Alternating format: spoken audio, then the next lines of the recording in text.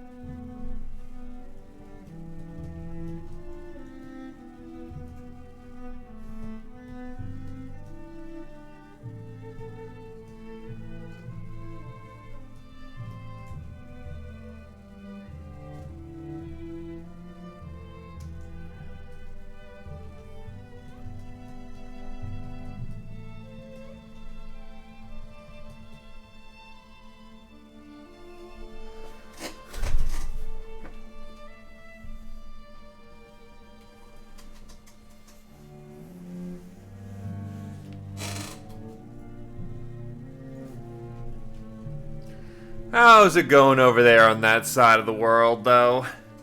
Everything doing alright?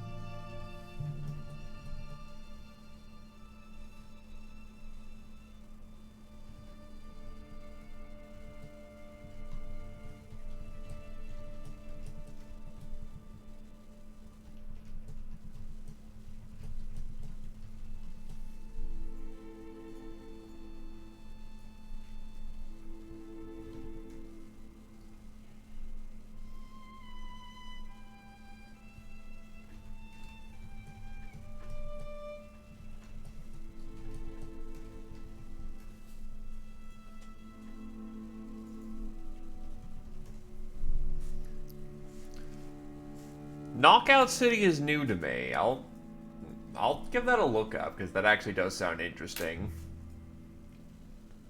Paradox is still having a sale? Oh, no, just apparently I was still on the store page for Paradox, despite the fact of, it not should be existing anymore. Actually, I thought I saw an advertisement for this a while back. Good to hear that it actually was, a substantial game. Thought they were trying to, put it on Twitch or something. Not Twitch, Switch. I'm stupid. Also, hello there, Z Opposer. How's it going with you?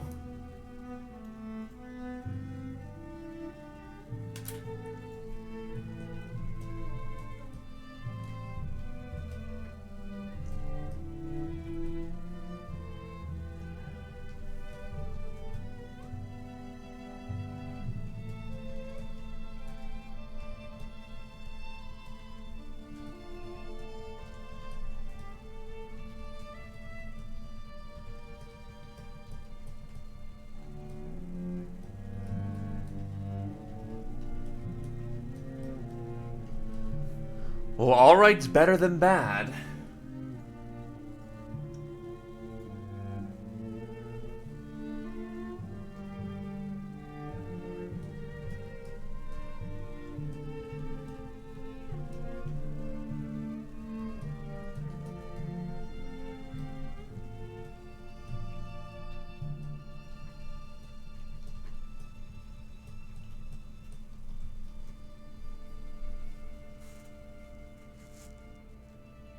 And I mean, what? It's 20 bucks? That's not bad for 20 bucks.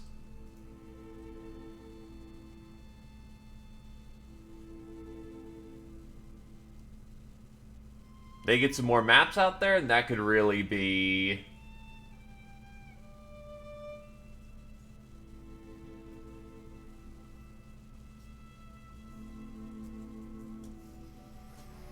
That could certainly be built upon, especially if they do, a whole bunch of free content. That'd also be good, too.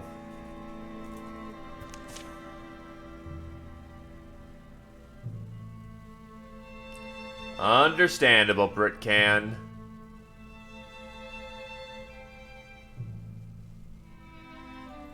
And letting people try their game before actually playing, that's smart of them. Because that's honestly how you get a lot of people biting onto the hook.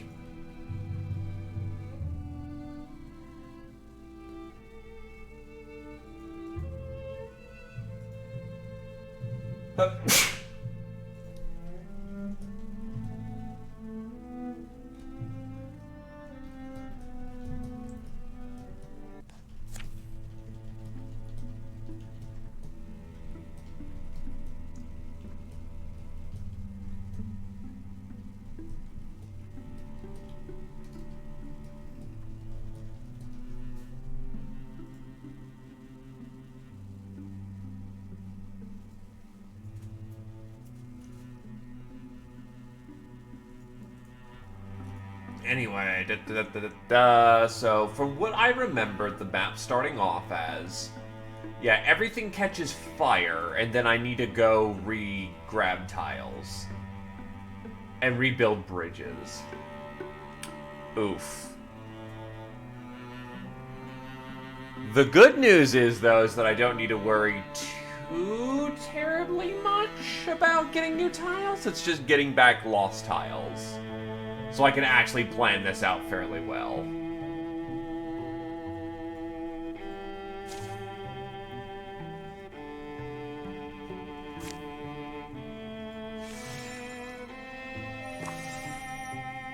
The Geometry of Magic.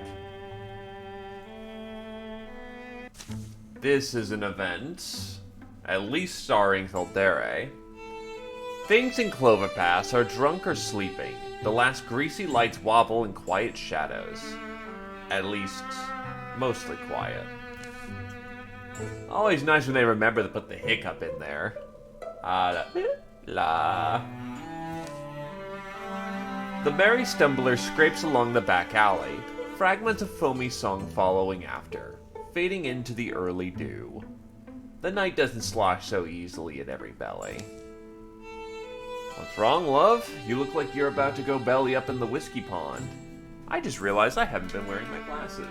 I'm gonna go find my glasses. Why is it so hard to read things?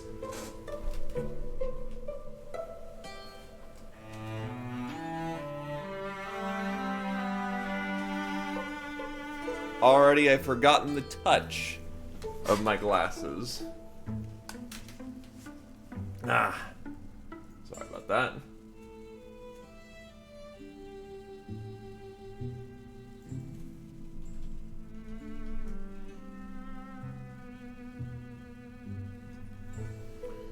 The bottom lad looking like Shaggy is because Britcan wanted to look like Shaggy.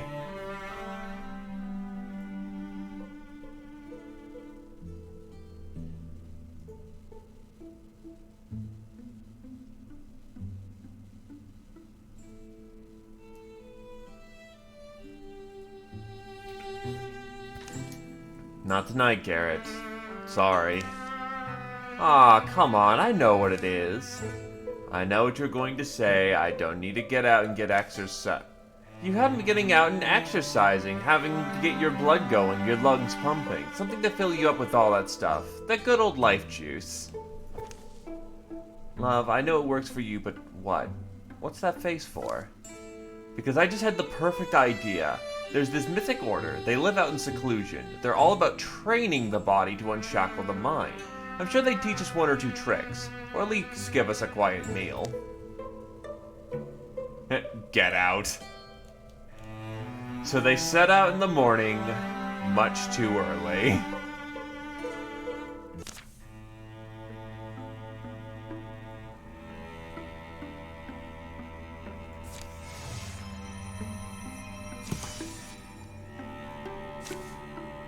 After a great deal of toil, Lowbindle is mostly standing again. The townsfolk have suffered, but they're used to rebuilding. So yeah, no, we just gotta fucking... Avadici. We just gotta rebuild towns for no intrinsic benefits.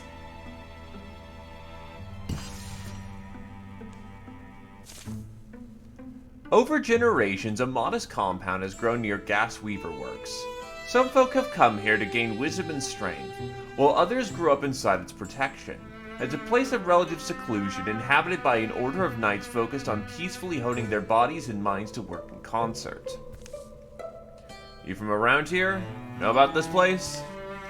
If you wish to speak to the dead, you'll find it easy enough. If you wish to listen to them, that's the real trick. Oh, alright. I could talk to a butterfly, a blade of grass, an angled shadow in the corner, but to hear these things, to really attend to what they say or sing, I must assemble a codex within my own body for interpreting all I sense. Want some nut bread? Yeah.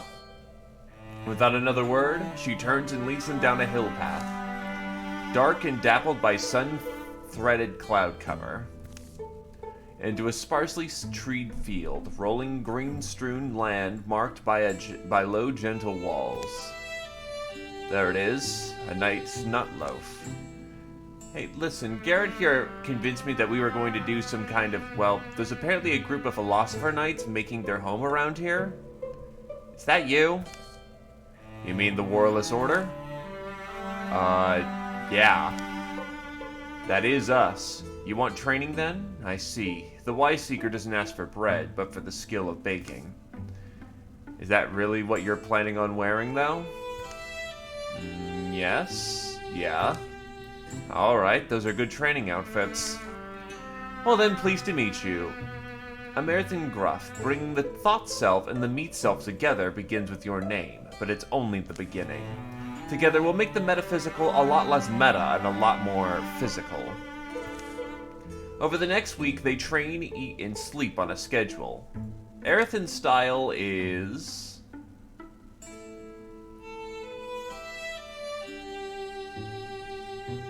honestly, the speed is probably the way to go.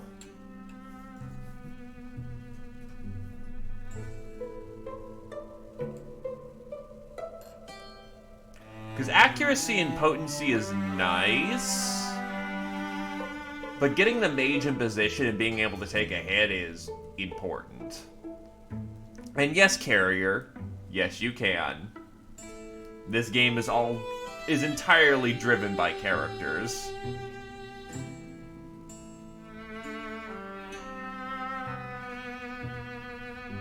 Grueling and relentless.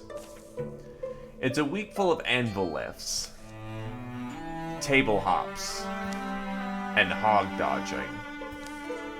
Sunset approaches on their final day of training. Aerothan leads them into the closeness of a nearby wood. The resinous air sparkles. She halts. You have to understand, a body is magical, and magic is limitless. Observing you, I see you restrained by your inability to access it. The geometry inside. Geometry? Is that what I've got all banging around in there? The shape you make, your muscles and bones. What folks think of as magic, an ethereal energy, is present within your own inner alignment. You can channel and enact it through your body. If you're conscious and practice enough, that is the meaning of uniting the thought self and the meat self. That makes you powerful. But shouldn't magic be from reading? You can't be magic and muscular. Uh-oh, random encounter. Out of the sudden shadowy knot of smoke comes an ambush. +1 health and slightly more speed. That actually matters.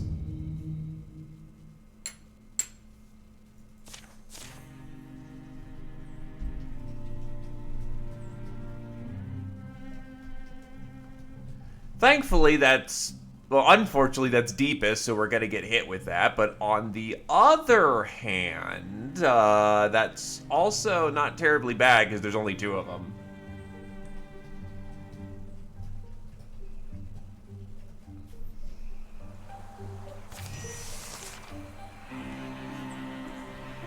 Anyway, first things first.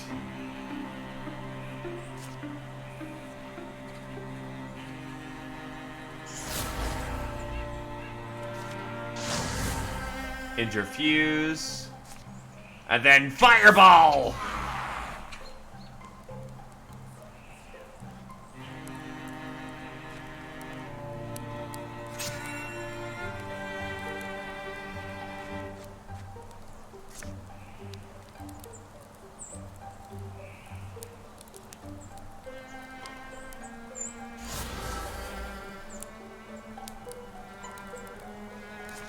Discus. Ooh, nice stunt.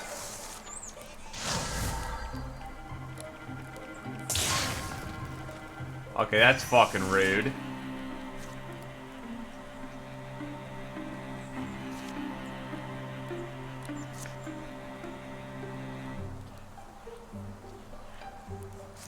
Okay, so instead of that,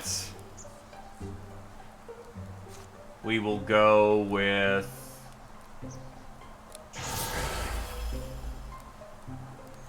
Splinter Blast.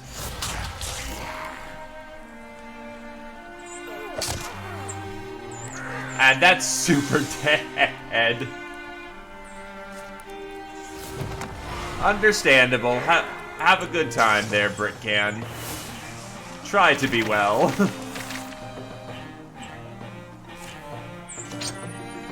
The Ember Days Keeper. A powerful dagger.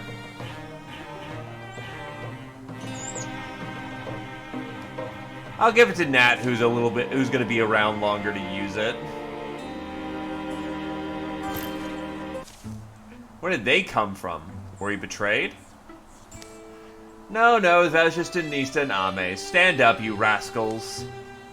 The ostensibly dead cultists rise sheepishly to their feet and tug off their disguises. Erethan, take it seriously. Hi there. This cool lady Sinista and that soggy, vindictive ogre is Ame's. Think of it as a final test. An easy one given your abilities, but one you've certainly passed. I guess we'll go back to our nightly philosophizing. I prefer to think of it as philosophical knighting. What's with the X's in the eyes? Like this is some wacky cartoon.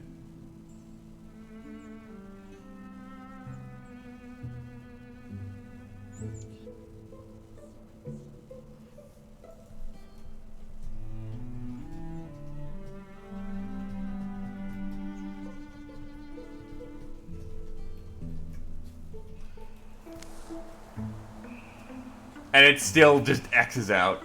Am I right? Glad they're gone. But anyway, what was I saying about enlightenment? Ah yes, surpassing our limits always takes a refiguring. We're redrawing the lines inside ourselves. If we do it with carefulness and wisdom, the new shapes inside of us grow more aligned. The geometries of magic, the geometry of all things. They leave the woods, a small silent procession. Bidding their instructor farewell, they embark on a journey across the night. They walk long enough that all the stars have sprouted. So which shape is best? Does triangle always win? And what am I? I like to say I've got some hard lines, but I'm definitely huggable. Anyway, we got some good exercise in. There's something in our movements. When I've mastered a skill or motion, that's when I've felt it. Some call it grace. Think it's that simple? Mist takes form. But they keep marching, to the verge of dawn. Thanks for dragging me out here, love. Off my drinking stool. So return the favor and drag me back to it. Hey! Plus 10 retirement age for Garrett. And he even gets arches, which he should have taken earlier in life, but we'll go with it now. And they still count as deepists for this. Damn. I make no promises of when I can slot you in, carrier, but I will do what I can.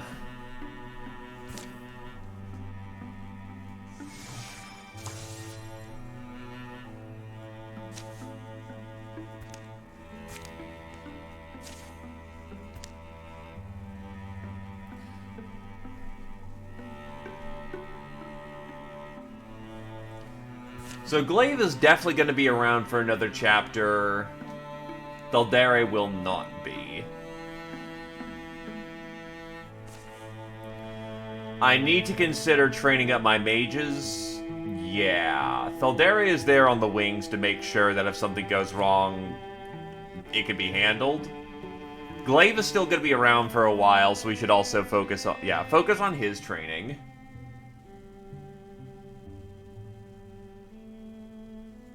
Caw-caw, Adderlion. Yeah, the mages and the rangers. Let's get this done.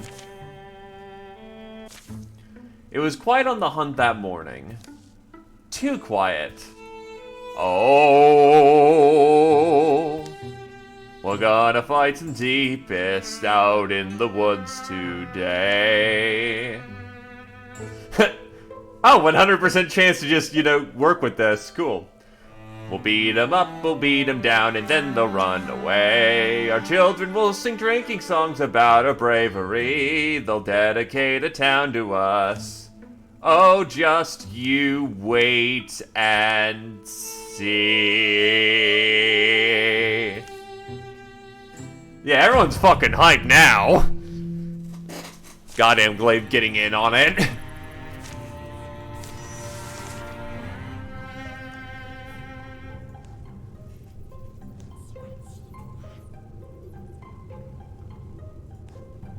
Is there anything I can interfuse with in there?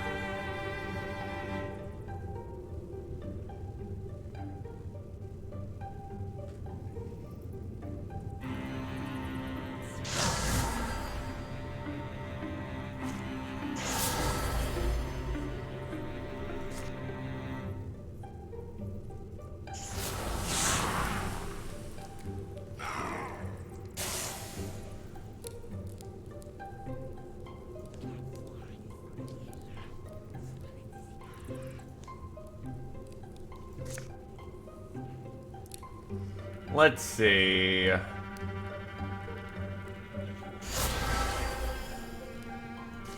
I can bind you. Glaive can just roll up on this neighborhood.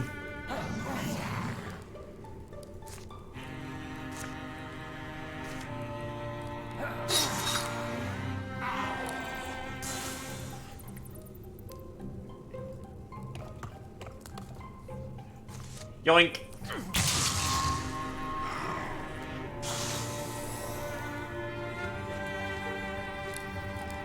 Oh, whoop. Whatever, Foxfly's still useful, and I missed the Silk Step. Damn. Alright. Assemble the electors.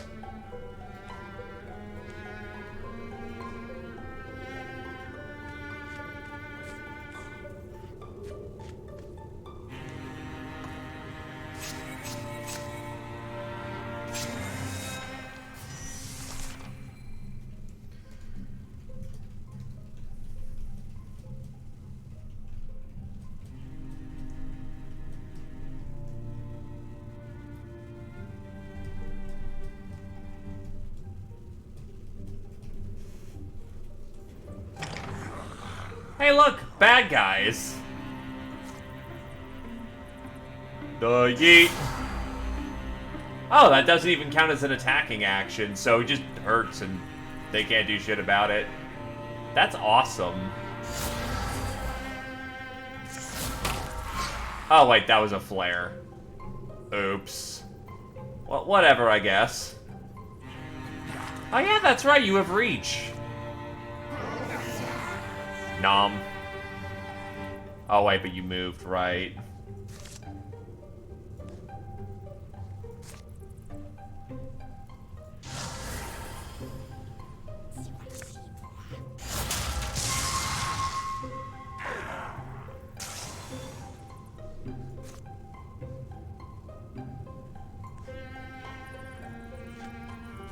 Blank. Oh god. So Nat just strolls on up and just murders the shit out of them. Vanguard.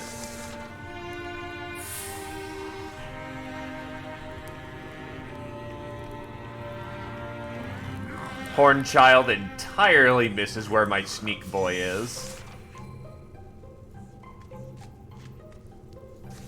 Chomp.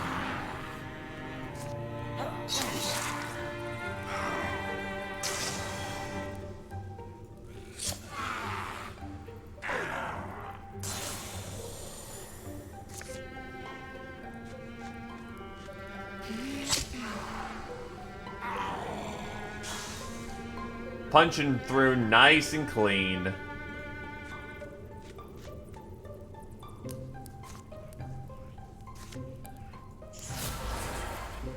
This isn't gonna do terribly much, but hey, might as well throw out the fire anyway. Gives me better vision. Father and son standing together.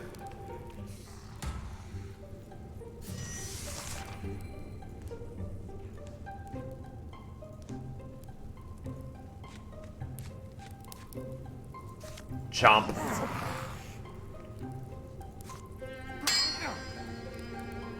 Oh, wow. Nice block, asshole. Unfortunately, I have several archers here who make that a non-win for you.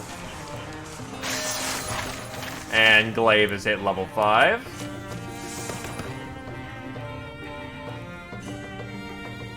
I'll go with Endurance. Shield Shear is nice, but not getting maimed is better. Decorated Thornbark.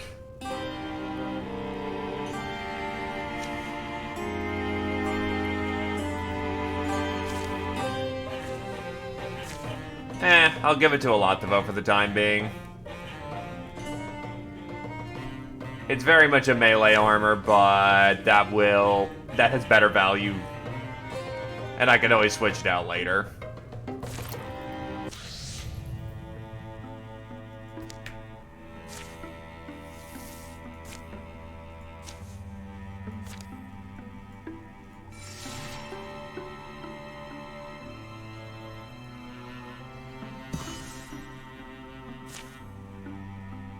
Oda Dungeon has been made habitable once again. And it's starting to question the investment. Not like we have a choice in the matter. Even though it's not the most glorious affair. Daldere, if you could lead that project, that'd be great.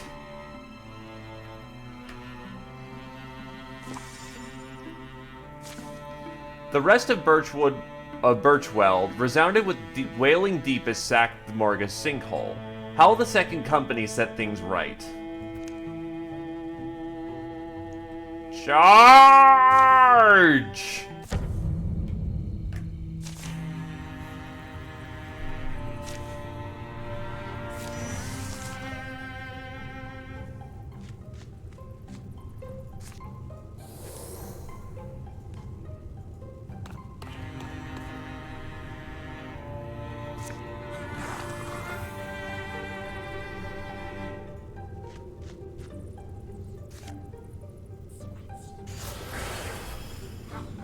Oh, never mind. Yeah, you can absolutely Bone Lance a fool. Yoink.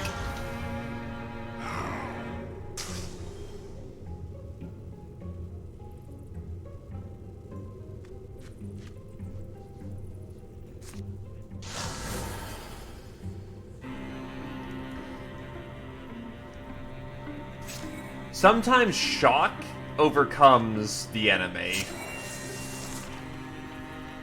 Hit them before they're prepared, and they can't respond properly. Yeah, that's quite a barrage.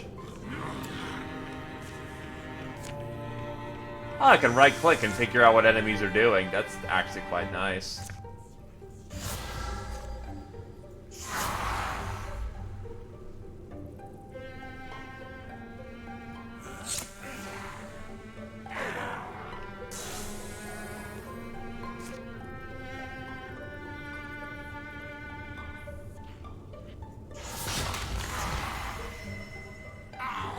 Wizard's just doing wizard things.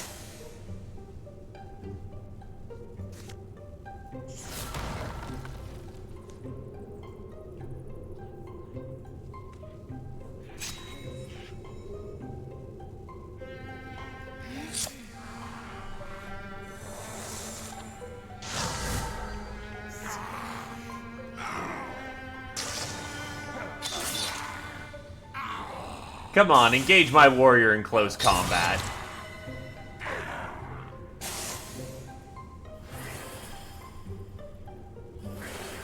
Ah, well, piss to you too.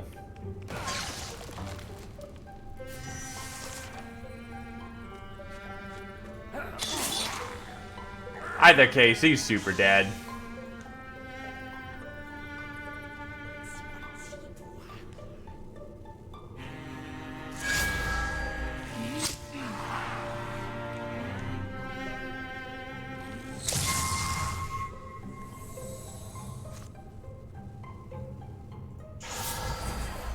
Just a point-blank flare should be fine.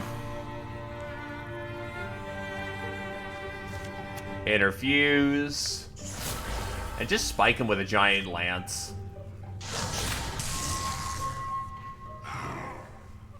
A soft reminder if, A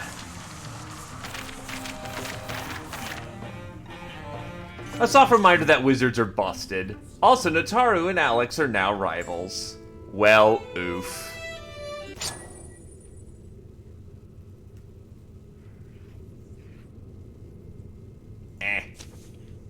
I guess you can take a shield to go with her dagger.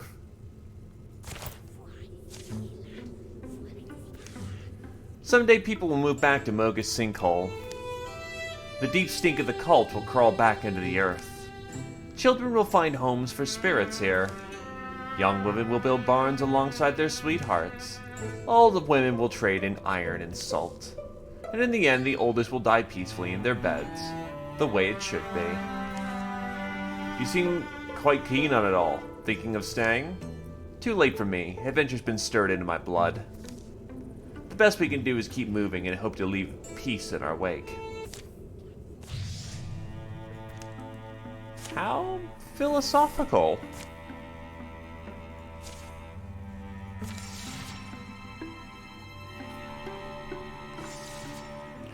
Under cover of darkness, Alantavo takes his leave.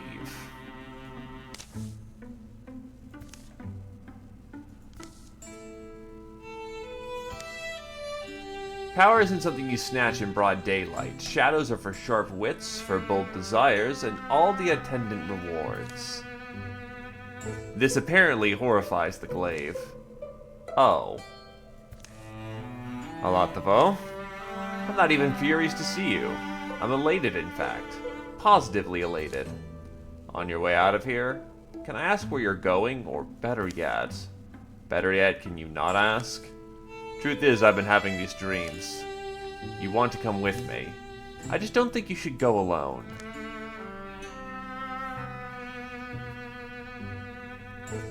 No, fine, come along. Bring a friend if you wish. I'm only warning you, this might get dark.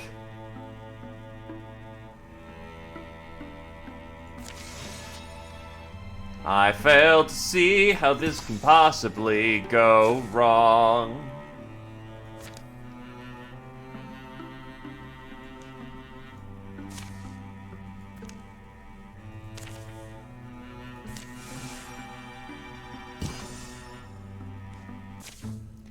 Often they traveled in the night. The moon was new, stars far away, and the darkness deep. What you don't realize when you're a kid is there's no such thing as evil. There's just the things people don't like you to do for one reason or another. Is that right? Now granted, it's often very good reasons, logical ones. I don't know, you really believe that? Yes. Good and evil are easy ideas, though, like with apples. Simple to sort into eat and don't eat. Alantavo finds a path in the dark, up the side of a weather-blasted hill, where an ancient altar awaits. Alantavo removes a small effigy from his pack. And okay, what's that hideous doll about? The effigy looks like an amalgamation of all the foes they've ever brought down. He slides it into the altar's higher compartment. Alantavo, what is that? Made it from monster parts, all kinds. Monster parts. Sure, some fine specimens too. The trick is to take pieces reminiscent of the original body, but obscure enough not to be reminded of who they were. So now the spell just needs blood. Well, Alantavo ain't no bitch. I know, we all know what he's like. And he just does this shit. Alantavo cuts his hand. Now, under the obsidian eye of night, let my blood flower and fruit, a lostling's bottom heart be fed. He squeezes blood under the small abomination.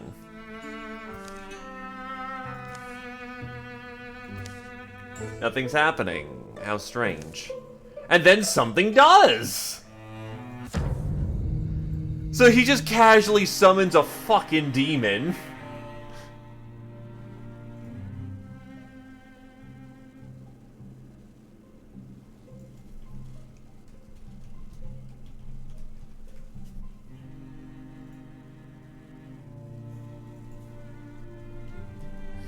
And of course, the title is, "You did the dark ritual, didn't you?"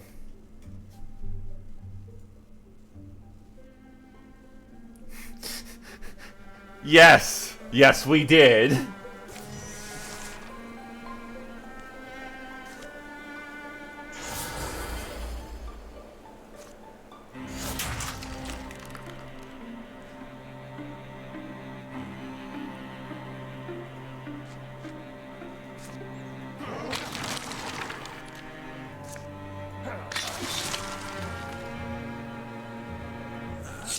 Unfortunately, this little demon's a bitch!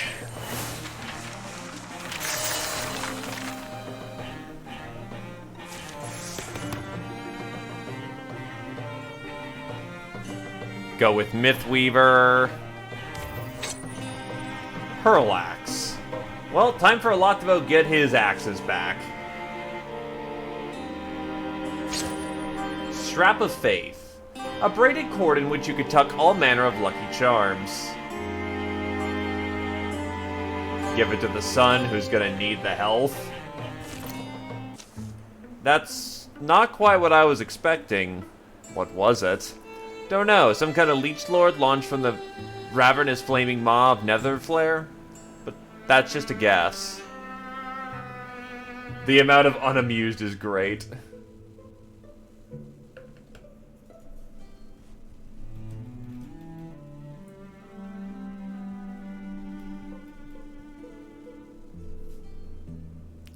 Just like, fucking really, dude?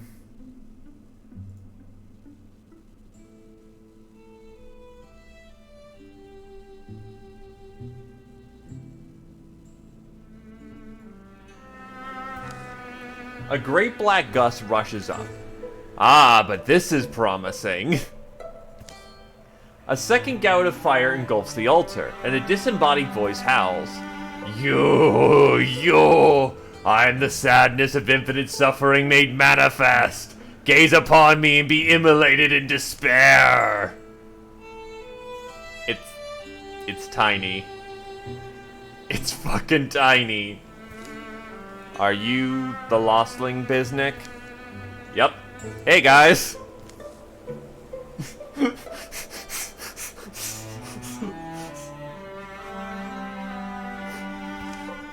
Ready to do some evil? The next day. Hey, Aloktevo. I don't care. Blood conjuring. What a bust. I'm the infinite suffering made manifest, but I don't see why that means I have to be alone. +7 retirement age.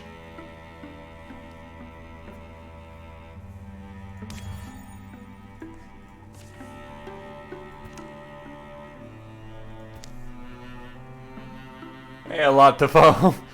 You did more main character things again. He once attempted to bind a Lostling from the darkness which they wander. Everyone was disappointed. Even the Lostling. Oh my god.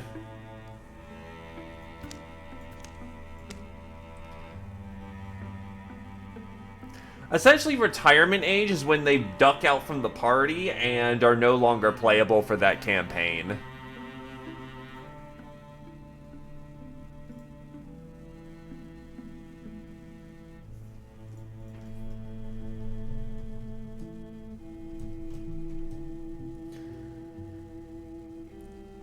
I mean, look at those bonuses. You have 2 hooks done.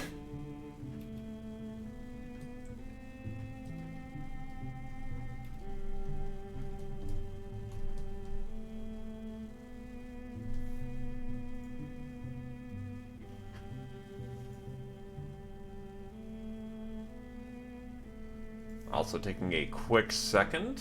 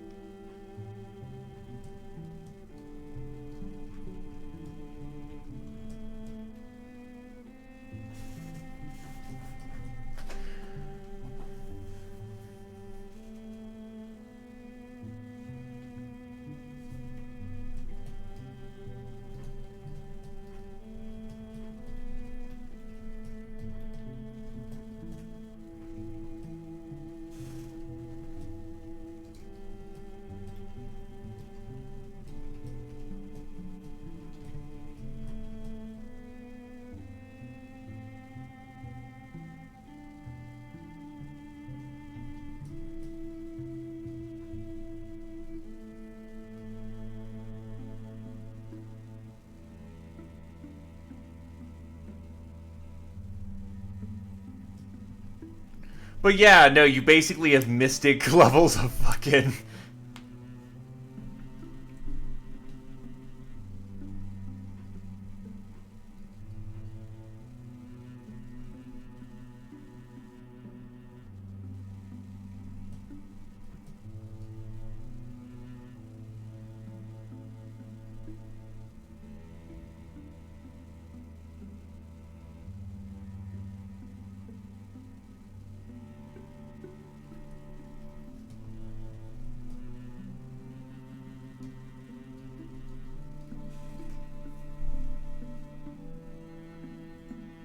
Anyway, sorry about that. So, passes. We need to get all these passes good to go.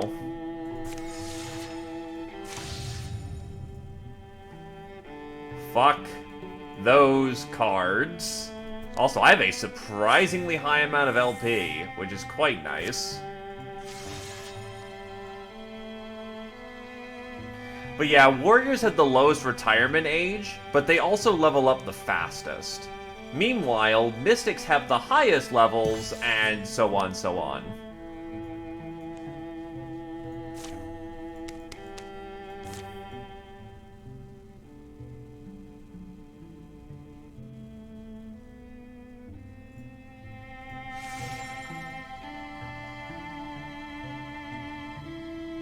There are warriors, mystics, and hunters. Hunters serve as a sort of intermediary, but well, hunters are basically either snipers or assassin to archetypes. Warriors are either berserkers or control, and mystics are wizards that interact with the environment.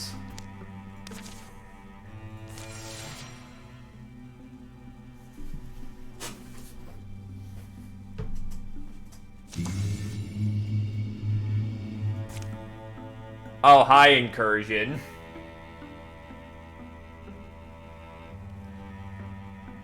But your defenses will hold them off. Nice, okay. We don't even have to do anything. The defense is already good to go. Jesus, 2 calamity sets already.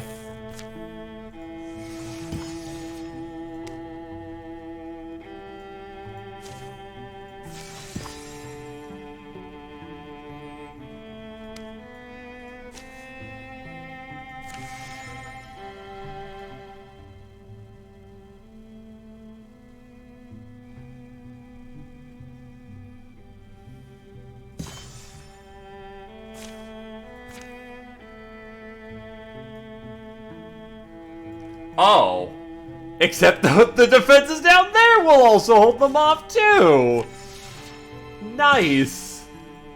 I totally did not intend that, but that ended up working really well.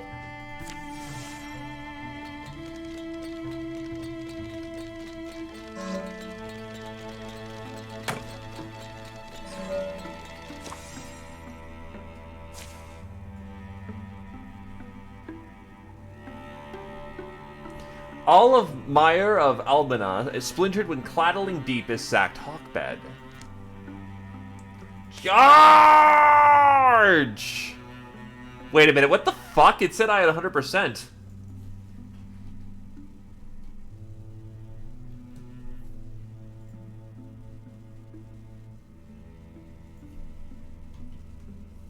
Because it said both tiles will stand up against the incursion when I moused over them.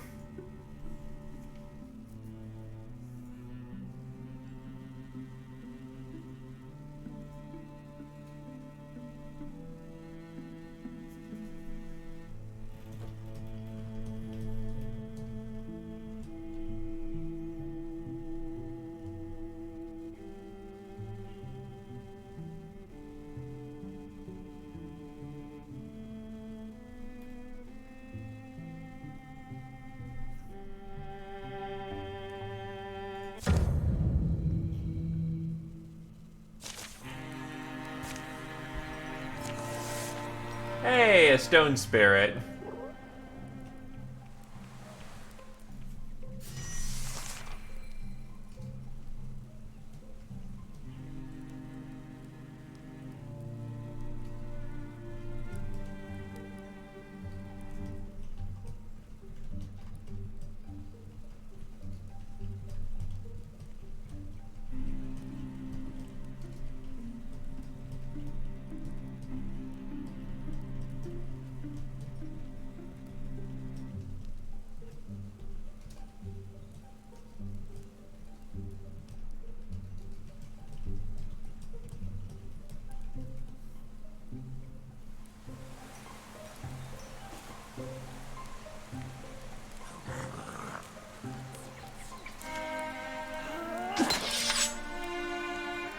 This is about to get really bad before it gets really good, isn't it?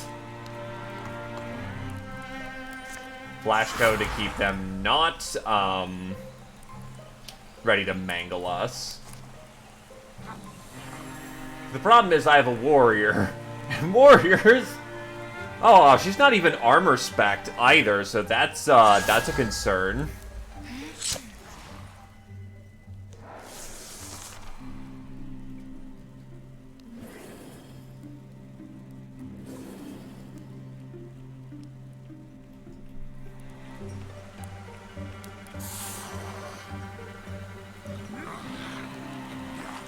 Oh, Jesus.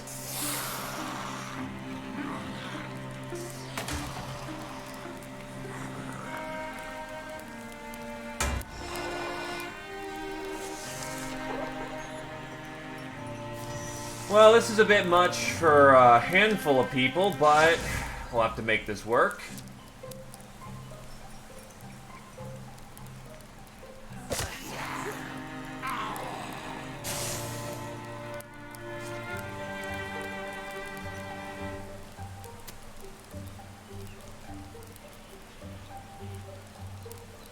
You know, you have an awful lot of these stories of a oops, I nearly killed the party situation. Oh, it doesn't actually count him as flanking because he was technically invisible. Good to know. That may have just put Nat in a very bad situation then.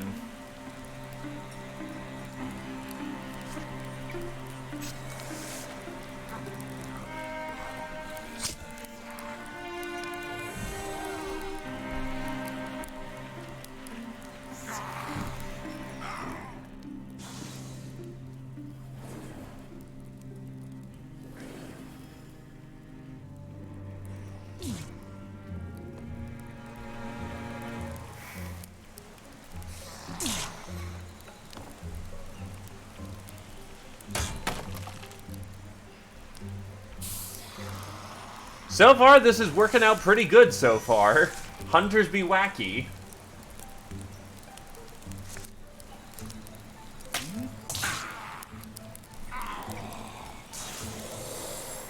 Thankfully, the wrist bolt... Oh, wait, no, but that also takes up movements.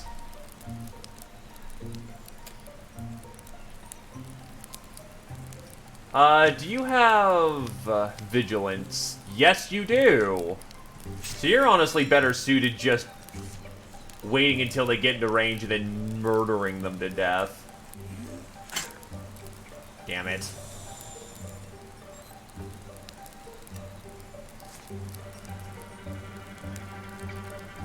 Silk Step is your best defense.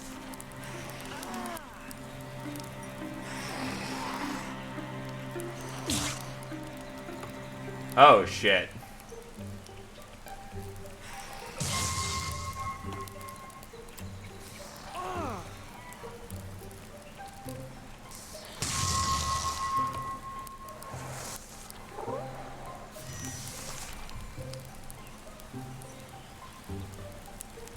It's being torn to pieces. Or rather, is torn to pieces.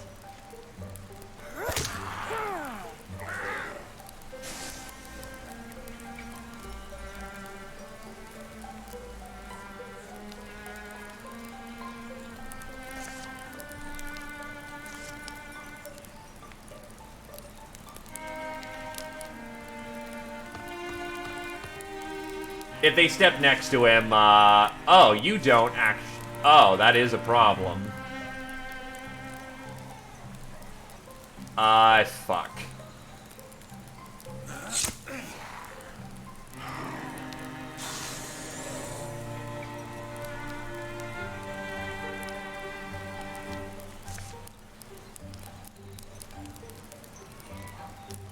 Weird, because I've had characters, step right next to another one.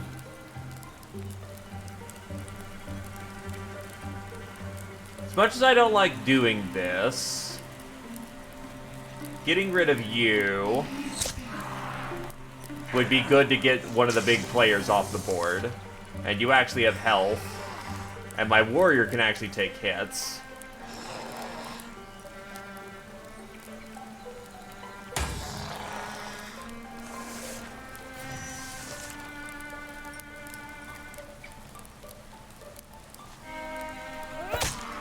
Blood Rage.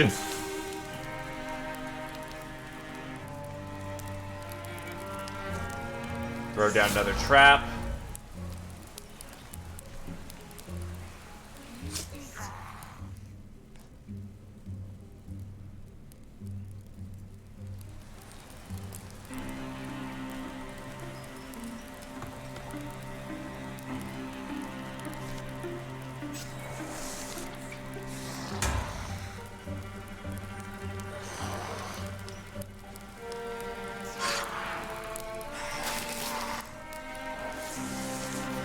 Hell was that attack?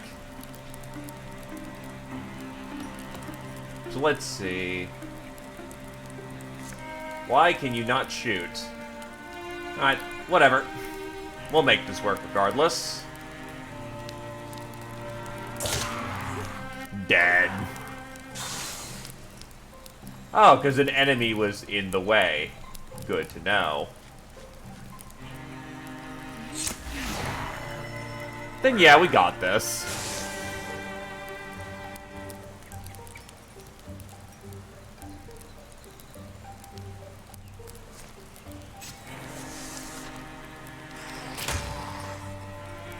Wait, that counts as a cover angle? Okay. Sure.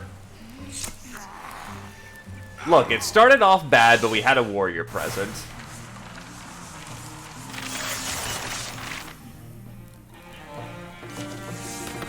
And not even leveled up.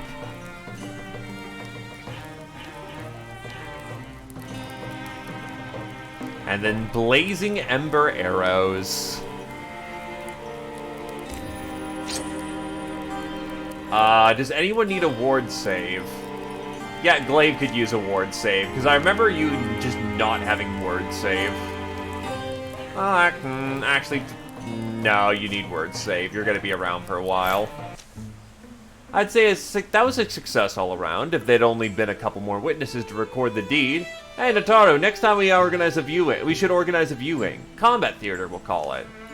You start to wonder if it's worth it, all this fighting. Oh, you do? I used to think I envisioned fighting for the people, the meek ones, the lost. It was supposed to be glorious. I'd be celebrated. The people would love, well... Okay, yeah. I'm not the one to offer sage advice, not for free anyway. All I can say is, look out for your own, yeah? That's all that matters. Heck, if anyone else is it's all anyone else is doing. It's survival. Real basics, so don't overthink it.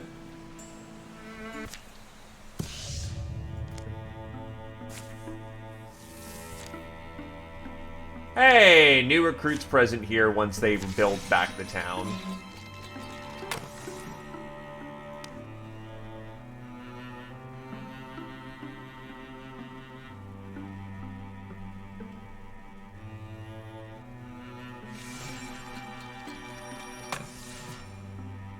So I guess it rolls for every time that it tries to attack the shields. And then if the shields succeed, so every time they roll, they lose a level of incursion. And then every time they fail to roll, they lose a defensive tier. But if it's just big enough, they cannot physically succeed. The defenses are sharp enough, they cannot physically succeed. But in theory, you could have one shield and just fucking invul save the shit out of it. So, yeah, I could see that working. It's not the optimal plan, but you also get 2 legacy points for just not defending.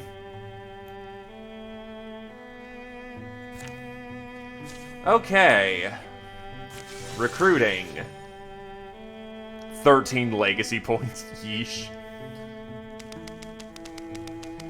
Okay, so you want on the team then, Mr. Carrier.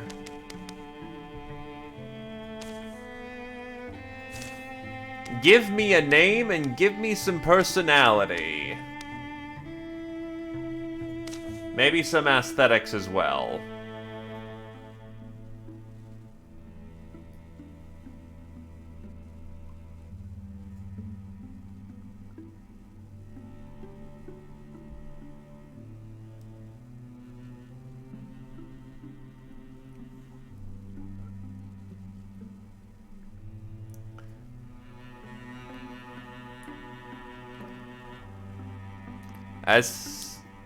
Well, let's see.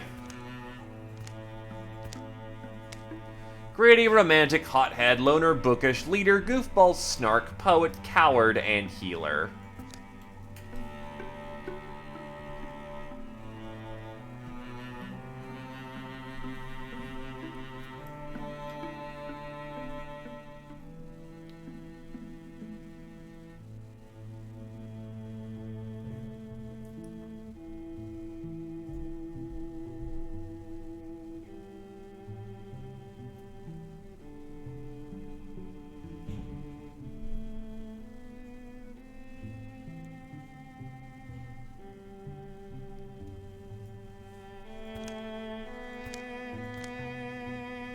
I mean, long hair is an option.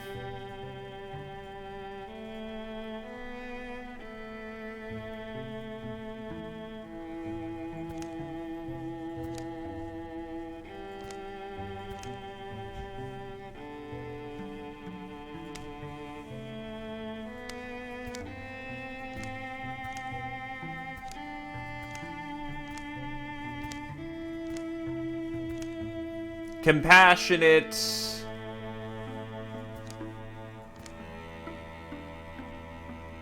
So, romantic, primary, healer, secondary.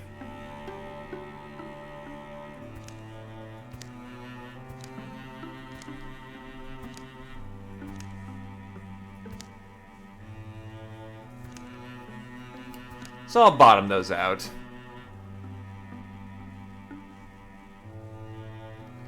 That should be good then. Well, to be fair, the top two personality traits are the ones that, you know, actually matter here. Alright, we're golden.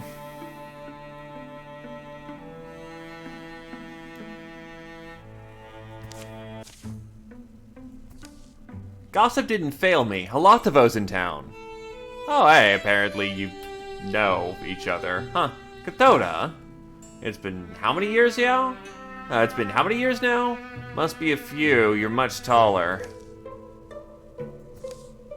So fill in those years for me, old friend. Later. Remember how I just used to build monsters out of sticks just to knock them down? Promised that I was going to grow up to save the world. Your heart was in the right place, even if your aim rarely was. Well, you know, life goes. How you drift away, forgetting what's important, then you look around one morning and wonder what happened. But I want to make good on that promise. It's heartbreaking work, I won't lie, but it's worth it.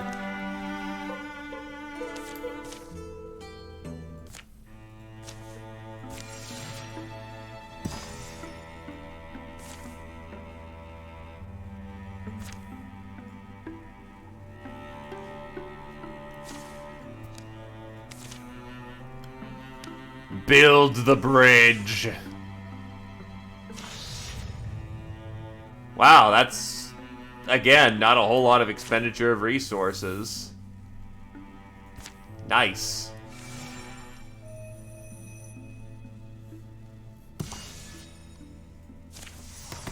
Go to Archery, Ambush, Thornfang.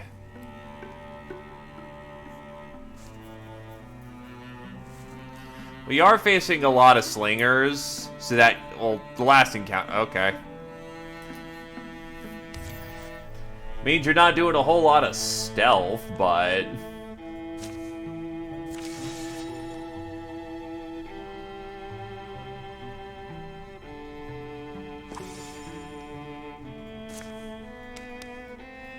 Get building, boys. Okay, so I ostensibly have 3 archers for task.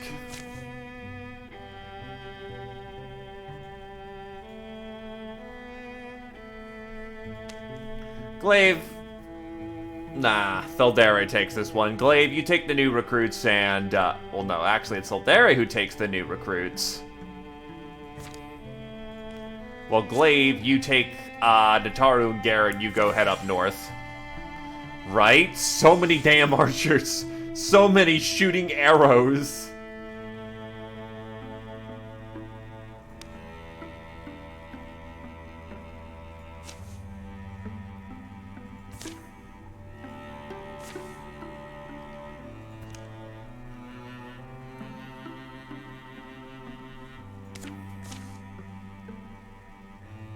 The charge is broken up by terrain, the misfortune of an ill-judged moment. Oof. Walling provides no armor. At least there's not too many of them here.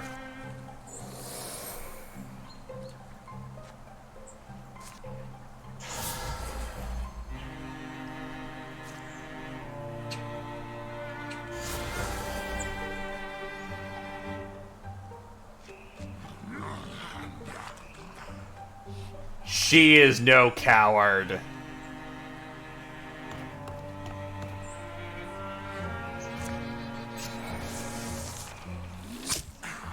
And he turns invisible.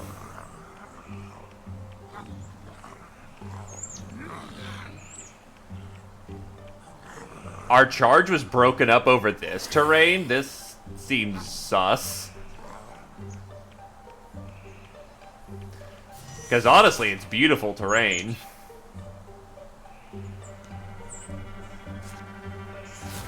Bonk.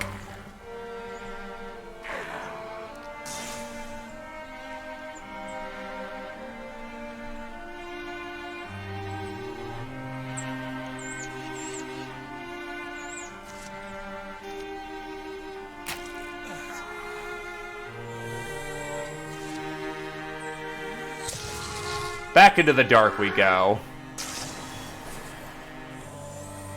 Wait, did a new one just spawn right on top of the old?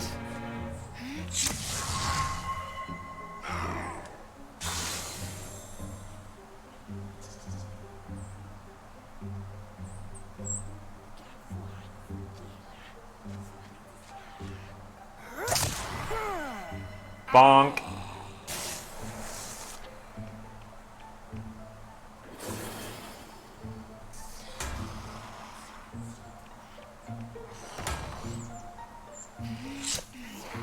Cover a good nick.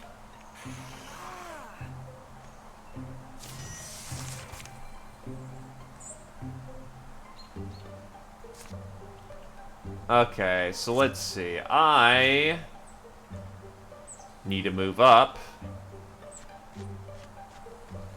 Interfuse with here. Fire the disc.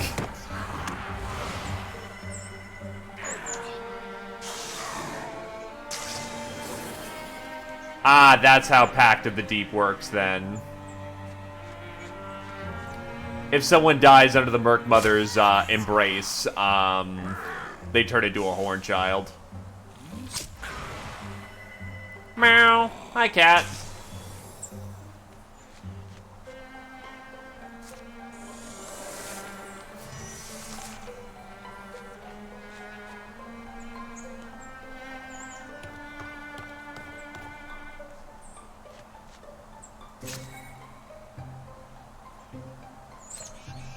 Withdraw from the wood.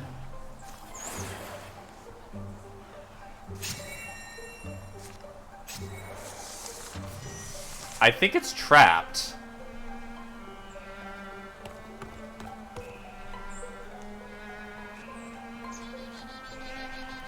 Puppers!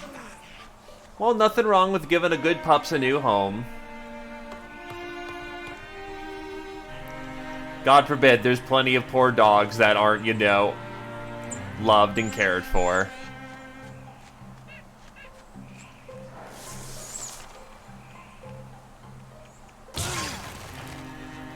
Jesus. He just plowed through all that cover.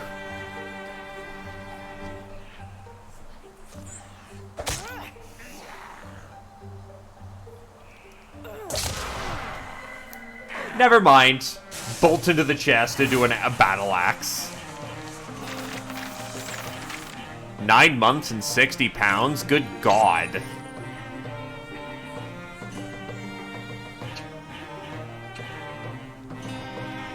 Give it to Garrett, who needs the speed because one of his legs got chopped off a long time ago.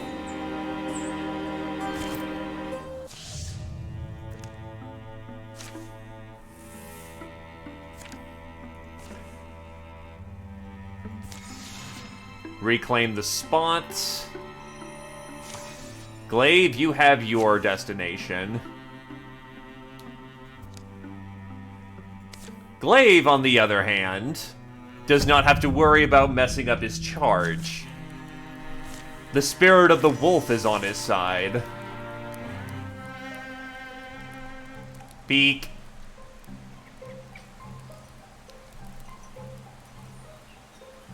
Also, Glaive is now incredibly tanky with 5 dots of fucking armor. And they don't have any rangers, really. Like, they got a few, but not a whole lot. And even then, he's got a word save. And, you know, other people who are here to help him out in that regard.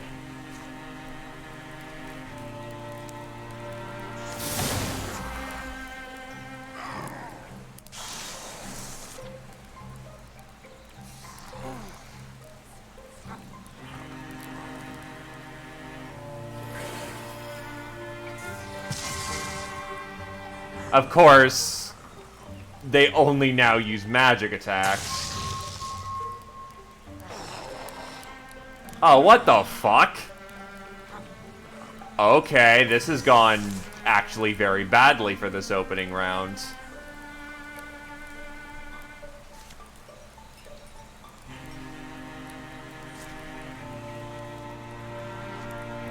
Back here, commence the reigns.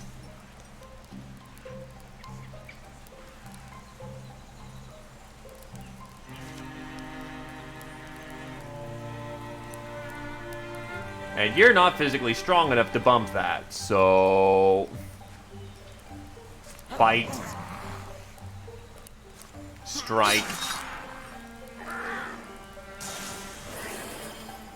Right, you are Pacted of the Deep.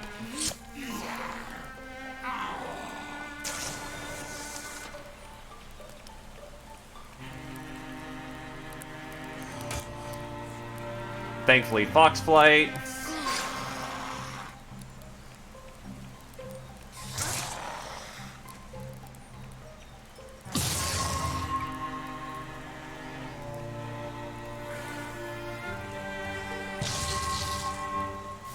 This is not working out as planned.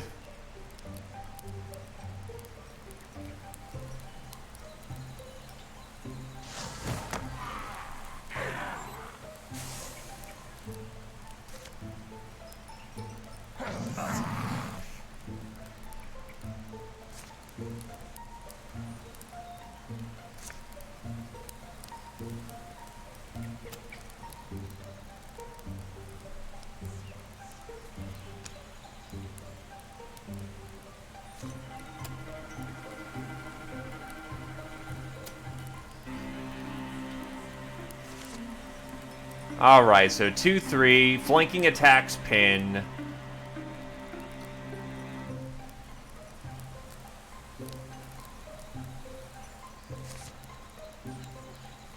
Here's what we do. Thundering Challenge, you get the fuck away.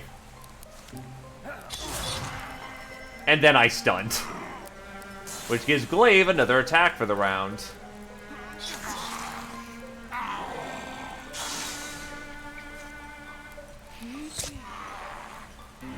Much more manageable. As he just jumps into the fire trying to get away from the scary wolf boy.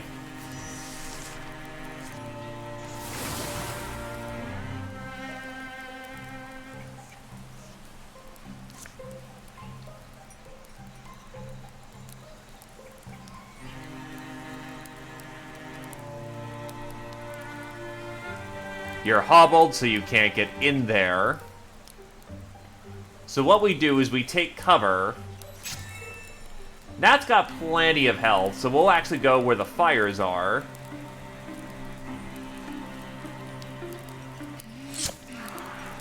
Yeah, you'll burn to death.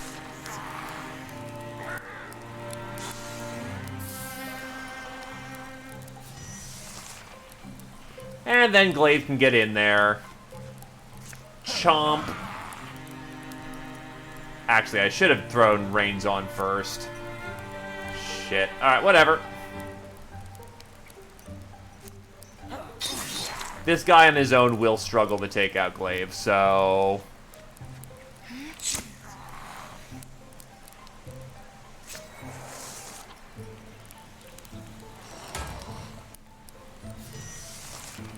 Puppy gonna murder. Puppy gonna chomp. And that's why you keep a warrior around.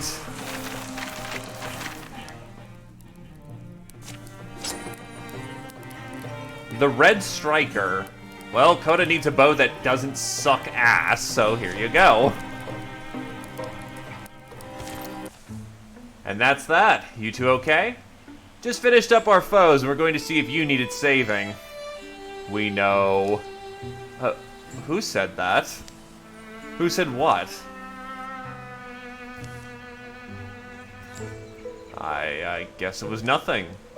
Thought I was skewered for sure, but you stepped in. We know what you did. No problem. You know I've got your back, bud. I'll catch up. You okay, Glaive? Oh, what? Yeah, I'm good. I'll be right back. We know what you did. You can't hide the truth forever. We know.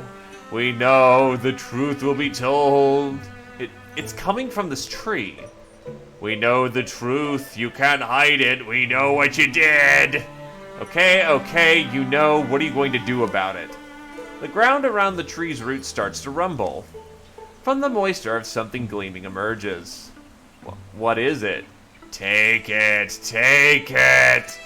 It's a secret. You like secrets? Hey, Glaive, do you want to take the shiny thing from below the tree? Or try to roll to not get the shiny thing from under the tree?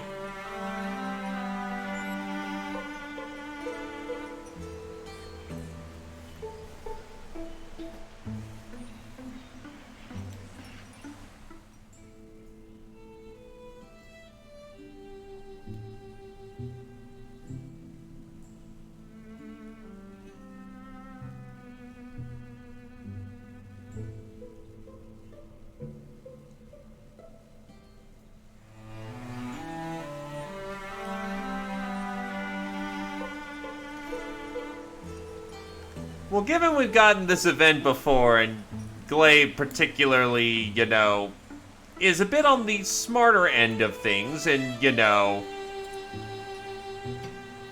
isn't going to fall for dumb tricks. No one tells me what to do. See ya, tree of lame threats. There you are. Where you been? I thought I heard something, but it was just a harmless breeze. We can go now. Well, we're done here. Let's move out. You can't hide it forever. The truth will come out. Maybe, but not today.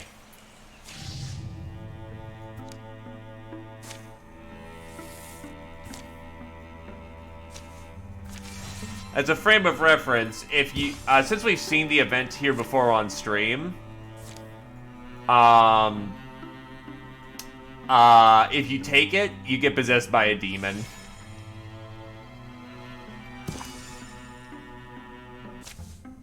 A couple of timber cutters haul their logs out in the market in Copperside, or the Keesey cow does most of the hauling. Feel free to ride for a bit. Old girl strong. Aren't you, Keesey? Murph. Don't talk to me. Oh, don't talk to the... She eats like she's strong anyway. Go on, hop up there. That's what I need is a resin strain in the worst possible place. That seems a little weird in wording. They rolled through the rest of the day, to the feet of the mountains. Bring her up here, hun. The clover's thick. Think she can smell it. Bro.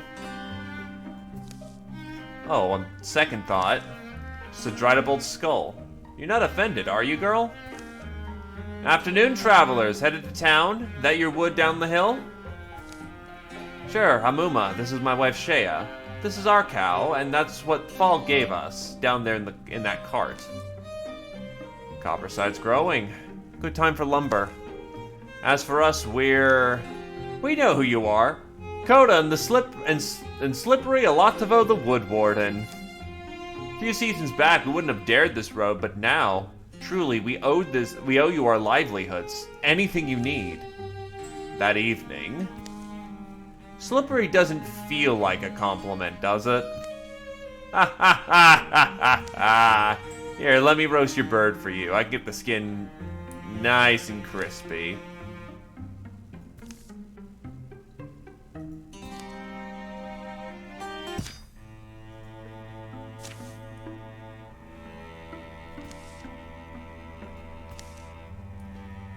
Seven heartwoods, 8 hides, 19 ingots, 8 fabrics, 11 spell threads, 13 years of peace.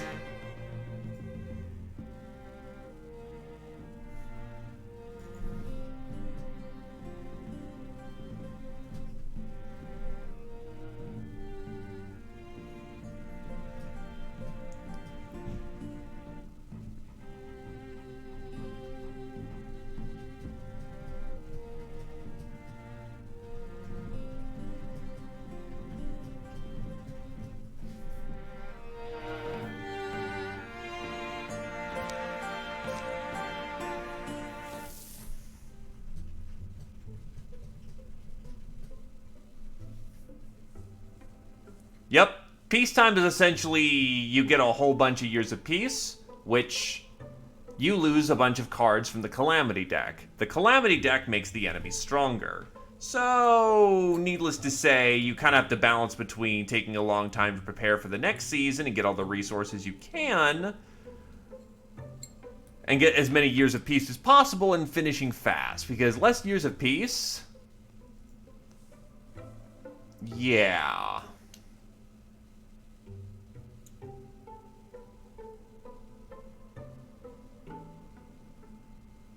because otherwise these decks get big and you can't control which cards get pulled out of which decks. During the Years of Peace, Glaive's secrets gnawed away at his insides. Hey, guess what I've just found out? What? The Parched Perch is going to have Brambleberry meets again this season. Isn't that great? Yeah, great. Also, I noticed that as Glaive gets older, his fur turns to white compared to the brown that he once had. Garrett spent a month tracking a golden stag. As he finally raised his weapon for the kill, the stag looked back at him straight in the eyes and laughed. Garrett smiled back and lowered his arm. Glaive finally translated Sloane the Haggard's secret notes on the aerodynamics of axe-headed shapes. Alatovo tried to take Theldere shopping at the local outfitters. Plus, they give Second Company a great discount. But I like the clothes that I have. How many days straight have you worn that thing? Hey, I wash it! Notaro had noticed that the theater in Copperside had fallen into disrepair during all the conflict, so she passed a summer helping to rebuild it. Alatovo took up with a soft-hearted lady who lived at the edge of Copperside. One would patch the roof, one would weed the garden, and Alatovo marveled how fulfilled he felt by her side. When her fighting days were over, Theldere traded in bashing skulls for bashing metal. The maces she forged were heavier than they looked, and any who could wield them suddenly remembered battles they had never fought. Theldere has retired. However, Garen Theldere's son, the second one might I add, has joined the group as a hunter.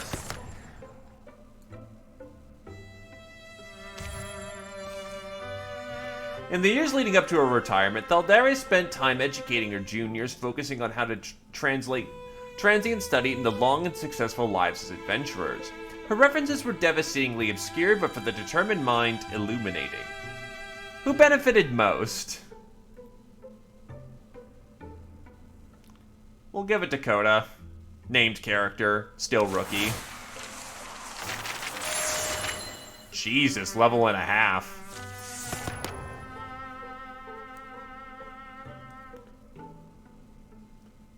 The flashbang is going to be your best call on this one. Tinker's not inherently super needed as a stealth archetype. And yeah, flashbangs.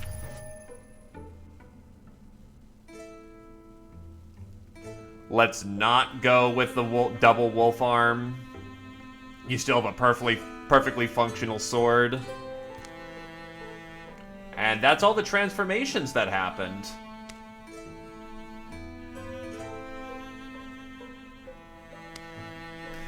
I mean, considering Glaive is the only warrior left in the party and will retire after this chapter.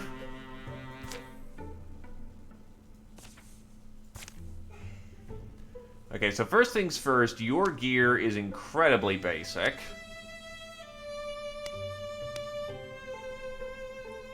Actually, first, let's figure out what I've got available to use.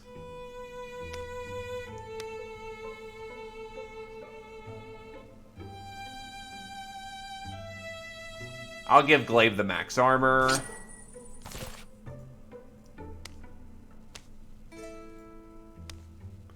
Mage Boy's in a tier 2, so that's fine. Alattavo should... Wait, didn't it say you were in tier... Whatever. I think you retire after... You do not retire after this chapter unless we take more than 3 years! So you know what? Fuck it. The right of veterancy.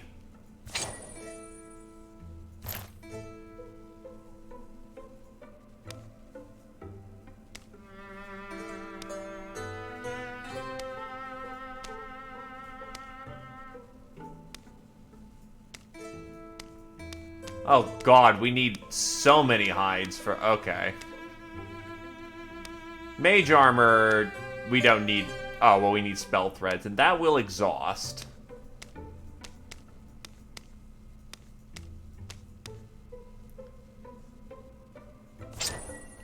Give him a T3 wand.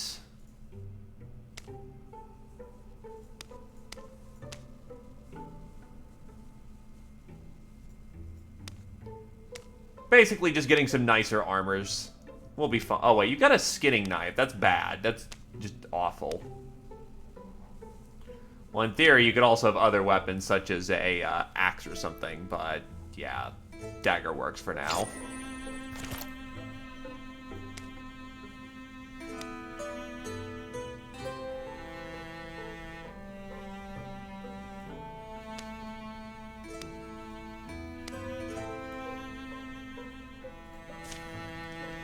Yeah, no. Oh, wait, no, yeah, that's right. You are retiring. Unless you get a hook done. If you can get a hook done this chapter, that'd be awesome. I mean, you can, but a weapon's better than no weapon.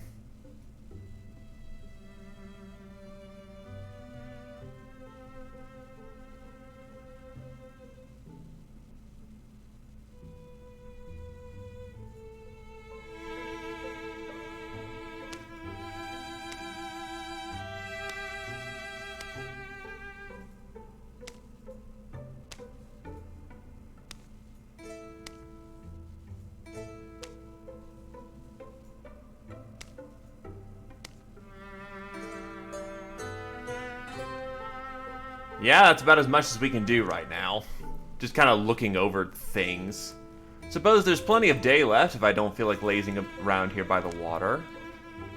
Bavadish dips his jug to fill in the rocky spring, and senses he's not alone. Oh, you're quiet. Please, this way. Must have a pan on the fire. The hillwoman follows a fern-dressed footpath that climbs the footside, up a humming forest overhead.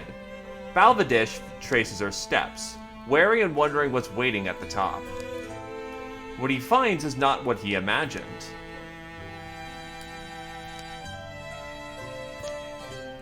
Many weeks later. Seems you're pretty fortunate to make it back. Fortunate? Maybe. I thought I was careful. At least I kept my composure. Oh. Don't be alarmed, son lover. Don't raise your weapon. It's a forceful way to deliver an invitation. Exactly, hard to begin negotiations under threat. An invitation to where? A parley in a neutral place of our choosing. Don't suppose we can arrange our own alternative? We don't even know how to ask. And what exactly do we get out of this? Know what I mean? What terms are we even discussing here? What she said to me. We are held back, giving you time, but peace you are so desperate to keep. It does not benefit us. We will shatter it. Spurn us and our ranks will rise to swallow every rain-softened township that's ever sheltered you. Sounds like a bluff. It's innocent lives in the balance, though. We will await your arrival. Just know that the peace will not last if you fail to honor our request. What peace? Sure, the deepest have been quiet, but there's always word of new things creeping around out there. The wilds aren't safe. I'll just say it, I don't think we have much choice. Not if we care what happens to the people who are relying on us. Please. My father didn't survive the last upheaval. I know I have no right to ask you, but please, don't let it happen again. Well, let's keep our eyes open. Focus on the immediate stuff. Build, defend, then we talk, when we're ready. Wonder what they'll offer us, and I wonder if we'll live to give an answer.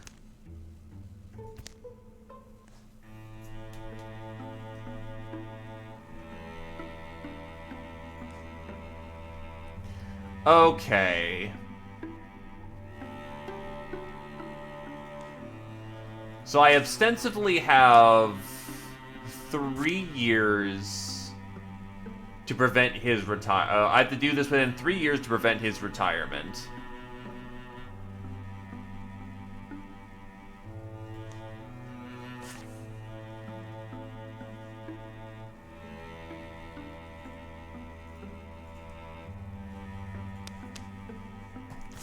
Gather the electors. I mean, yeah, that's always a possibility. So we have Garrett, Glaive, and Nataru. All are perfectly good in this endeavor to be able to handle taking out some territories. Gorgons? Okay, that's... the deck's not too big for them as far as I'm aware of.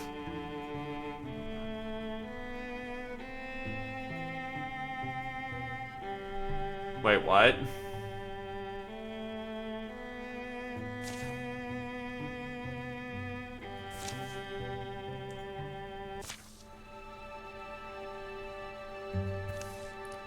Pouring out there, and lightning. You were right.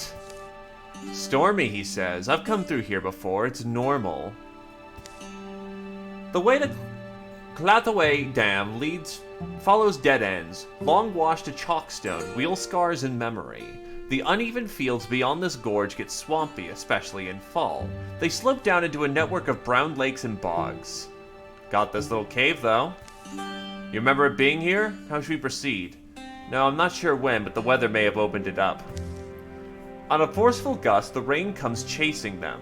The rocks slicken, fragrant and dark. Grunkle. You two rain lizards enjoy yourselves. I'm going in. It's only a little, or wait, how far back does it go? Wonder what we'll find. Probably rocks. As they stoop out of the rain. Crack. Crackle, rum, thrum, scrake. The world gives a tectonic shudder, and from outside, obliterating the rain noise, comes the clatter-smash of dropping rocks. Clish bang crickle. It's no time before they're buried in darkness, listening to the earth grumble and turn over. As things calm, gritty dust stings the eyes, snuffs the nose, the smelling of fresh split stone. You good, Glaive? Garrett? Yeah, I'm here. Me too, we're good. Luckily, the lantern's not dead or wet. We're taking a longer look, I guess. Let's not lose this exit entirely. Hey, is this worked stone? Yeah? Yeah, this way forks. We got stairs here. Oh, I get stairs everywhere. And this looks random, but some other passage. Cold draft from there. Very cold. Guess we stumbled onto something. I don't totally love either idea. Careful, look under enough rocks and you will find a snake. You still saying that snake thing? I don't know. So let's see, the chilly passage or the ancient stairs? Yeah, we could do for another warrior. We're working our way down there to get up there to get said warrior.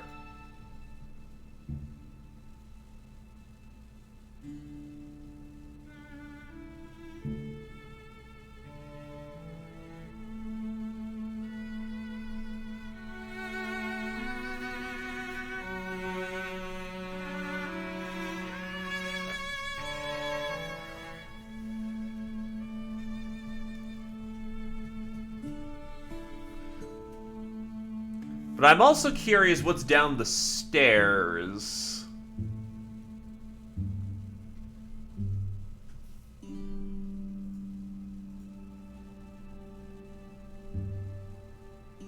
I mean, actually, Nataru uses an artifact shield.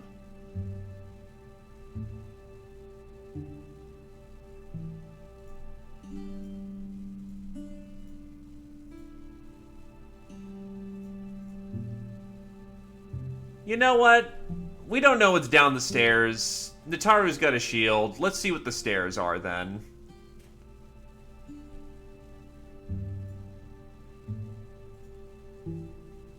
Just for a little bit of a difference. Yeah, I don't know. There's something in these old stairs that invites me down. Edges crumble, but the steps mostly hold their shape. Time is louder on a stairway than it seems anywhere else. Scruff by scrape, down they go, touch by touch by touch. Finally, their lantern's cast flies out across an echoing hall. This writing, it's a menu. Are we in an ancient restaurant? It's the Narek, it's religious. Almost ashamed to step here. We'll put our garish light on it. A stone behemoth guards the shadows. Damroot. They're a guard of rivers, words, and rhyme. Also justice? I think we just get general wisdom. Sounds like a decent god. Damroot also showed up to ruin doomed marriages before they could begin. She was the enemy of all betrayers. Looks like a god I get along with. She'd sit me on her lap and I'd tell her funny stories. How old do you suppose that book is? That what? That book? Place makes me uneasy. Maybe I should be hurrying you along? Nataru bends for the book. It's been leaned sacredly against the altar's foot, warping its spine. She opens it. One word on the first page. Guanad. Tharek.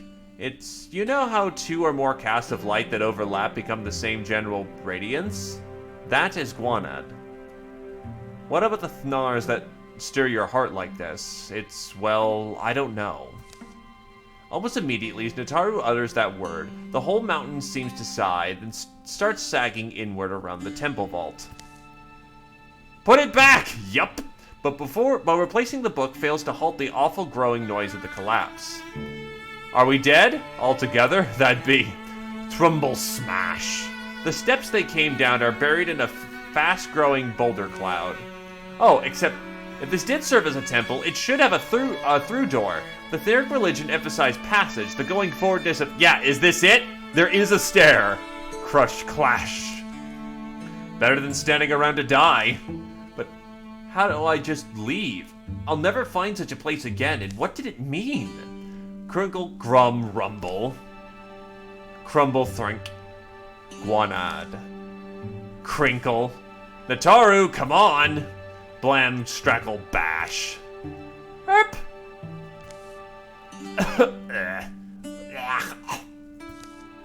Close call there at the end. I'll remember that, but we're alive. We're getting out against all odds. Yeah, but look, at least I grabbed what I could. Alright, well, there's daylight, they're saying, ahead. Seems we got lucky. Guess you really wanted that book, huh? Well, it's weird, Hey, you hear that? Water noise. Loosh blurble. They emerge from the buried crossroads inside of Cavaway Dam. Unseen above the roving things that wait. Nataru gains 0.5 potency for the campaign. Thar's Accordia. The looping words within this book help a speaker make connections among the self, things, and the spirits. In anyone's hands, it enables interfusion? Enables non-mystics to interfuse. Question is, can they still use magic? Because that... What's the point of interfusion if you can't make use of it? Well, I guess we'll test it out then. I guess Nataru is legitimately becoming a wizard, given it's her book. Because Garrett uses a full-on greatstaff, so yeah.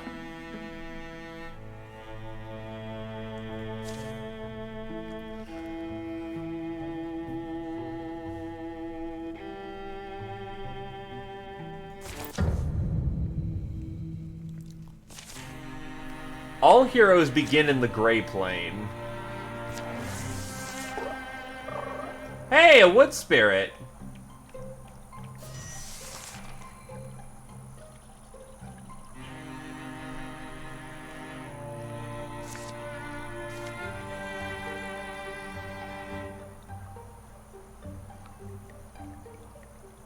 So it doesn't look like that Nataru actually can...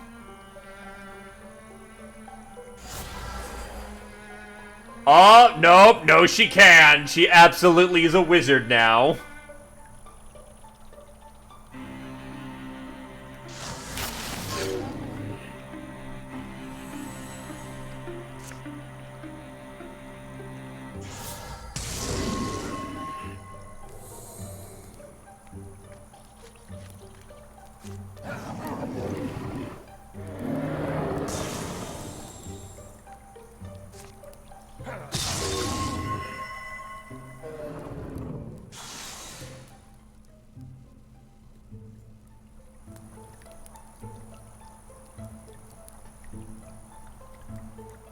I don't think we're realistically gonna... you know what? Hold the vigil.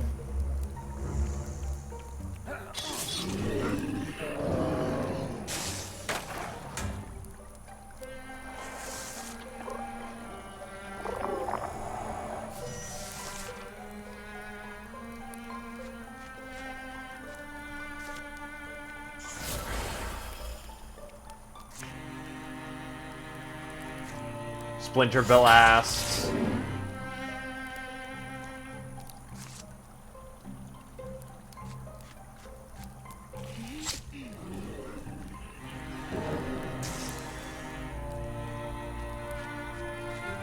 Glaive, you got plenty of armor.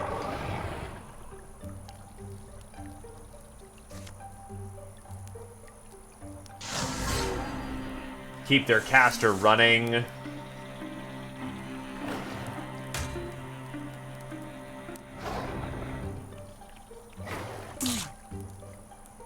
Fucking raccoons. Well, so much for that armor.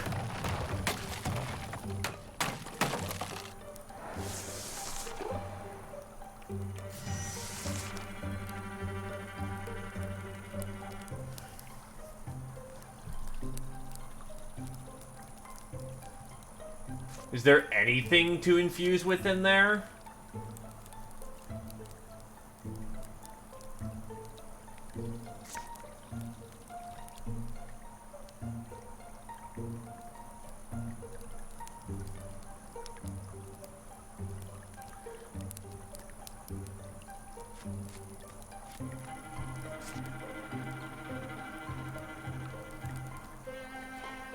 Oh yeah, fuck getting in there at this point. The fact that I just literally lost my entire armor pool is let's fucking not.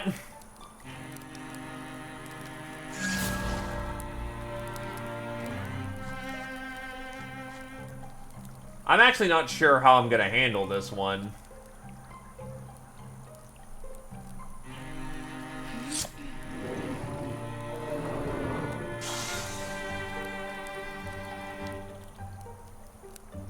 They're pinned.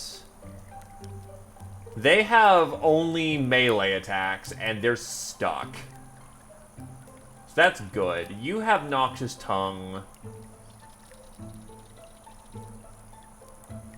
But you're pinned. If I go right here, I don't think diagonals count. Or I can just go right here and play it safe. You have magic as far as I'm aware of. 1 to 3 magic damage. You have ward save.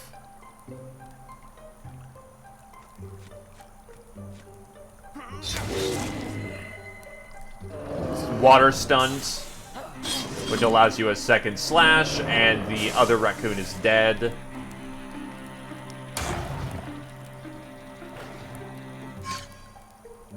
Oh, that's pinning Toxic. That is quite rude.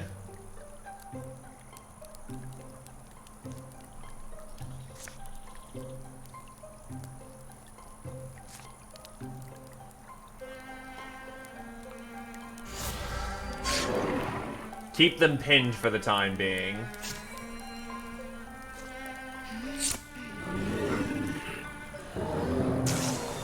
That also actually gives him 2 infusions.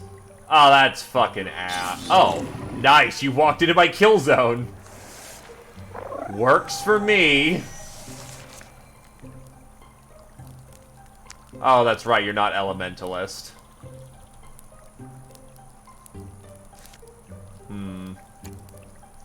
There is a smart way and a dumb way of doing this. I would say...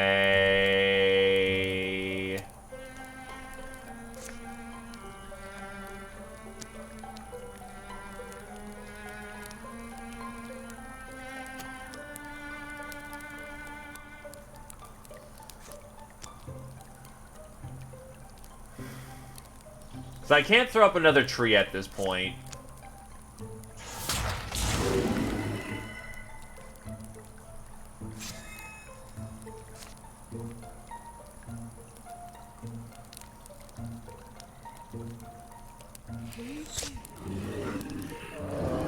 Just get damage off the board for the time being. Thank God for Fox Flight, soaking the other hit.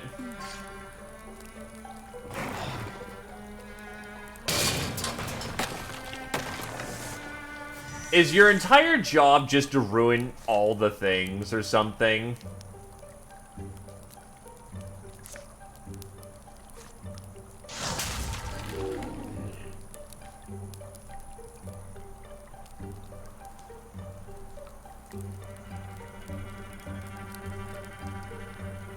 Nataru's best shot is to fall back. And that fire may just stop him from living. Yup, just enough to stop just the worst of it. Ow.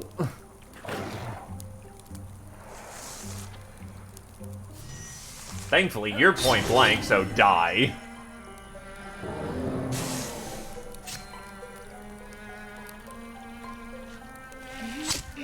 And that was close. Thankfully, having the ability to worship tree gods saved our ass.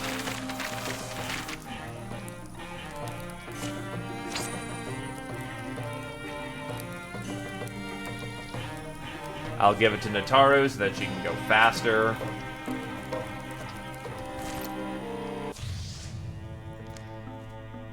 I do not appreciate the extra health. We'll secure the site, because we've got time.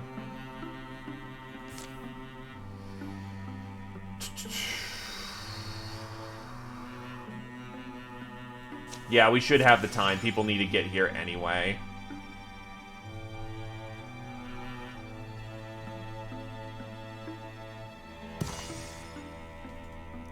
Give me the loot. The Brooch of Rhythm.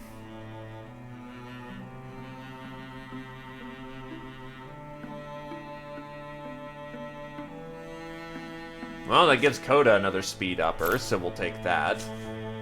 Quickly, we shall assemble the Elector Counts. Oh, we have a bard in the party, so it's actually cheaper. So, Dragon Tamer. Give me a name, give me aesthetics.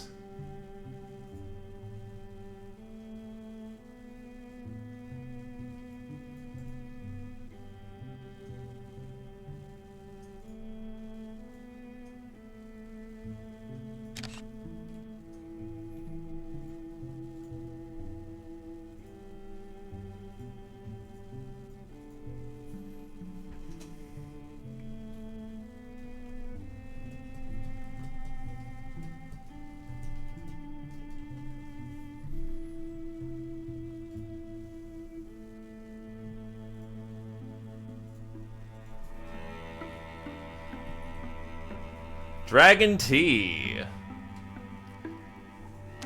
You can have a head shape, a face shape, hairstyles, and a beard.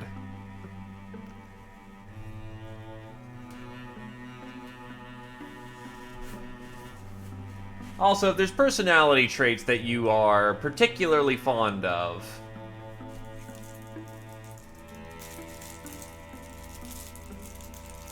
go ahead and describe them.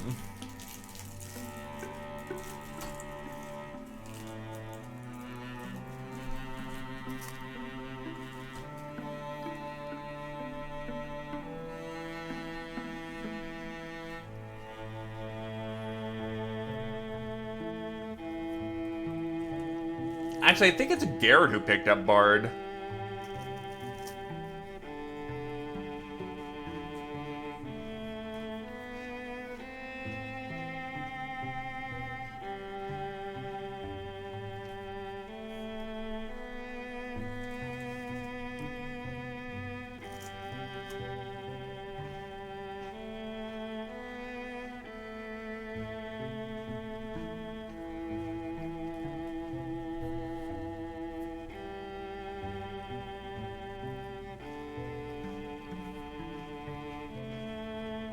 We're looking good.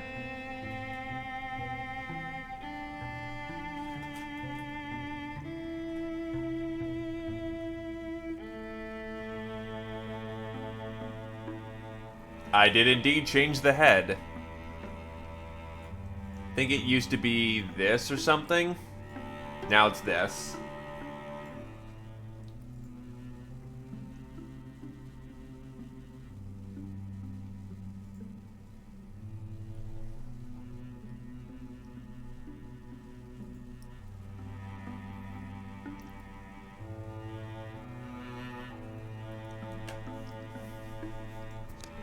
Clumsy but determined. I think we can swing that.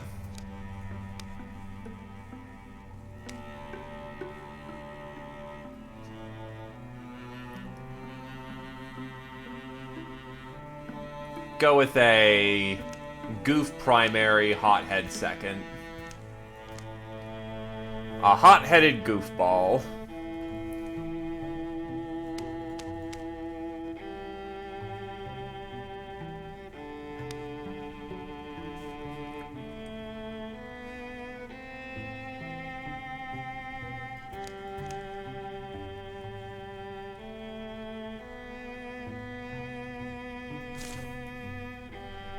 Then if all things are held to account, we should be good to go. Welcome, Mr. Warrior. Are you prepared to lose a limb?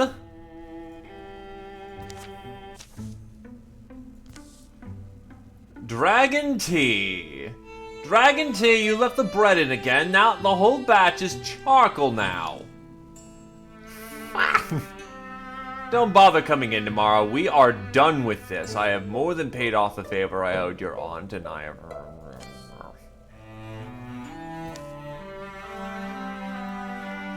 I wasn't excited about being a baker anyway. It's okay, I can't cook squat. Just sheesh, now I've burned through more jobs than I care to admit. Like what? Gardening was a bust. I could keep the rabbits away, but the plants didn't care. The smith said I was all spark and no bellows, whatever that means. And weaving, let's just say they had to cut me loose. So, not to sound rude, but what are you good at? I can fight, but nobody needs bodyguards in Lonesome Crone right now. And I'm not going to swagger out of town and go looking for trouble myself. Then how about swaggering out of company with out of town with the Second Thracian Company? We could use another set of hands. Warrior time!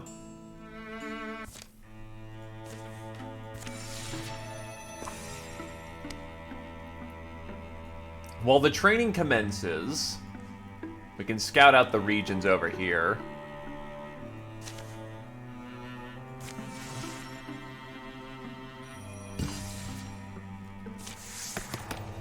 Battle Dance, Raider, or Blood Raid. Jesus, that's a good opening lineup. Looks like he decided to pick up a battle axe. Let's see. It's really between Battle Dance and Blood Rage, and I haven't really built Battle Dance at all. So let's try Battle Dance, going for multiple attacks. Because if you ever get into low health, you're already fucked.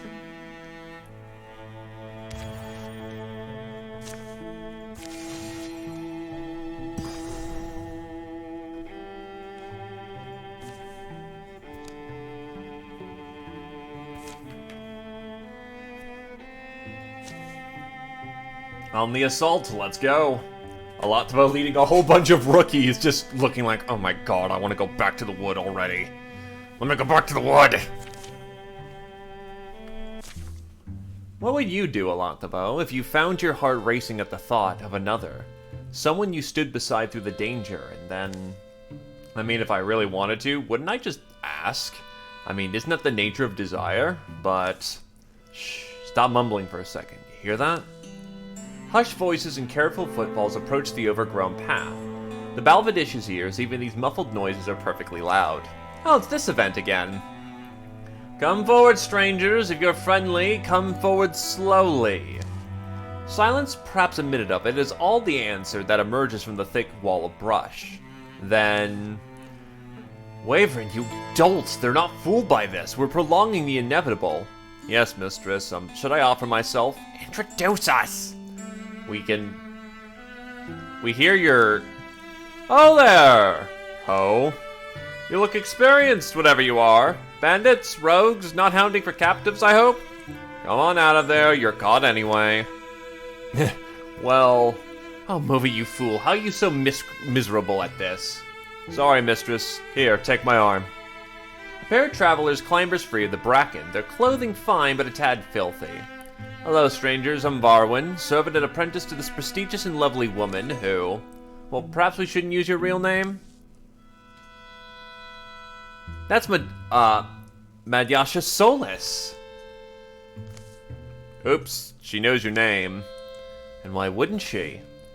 Madcha the Dream Chanter, poet and peerless singer. Impossible to turn away an ear when she's plucking strings, spinning yarns, deploying her famous vowels.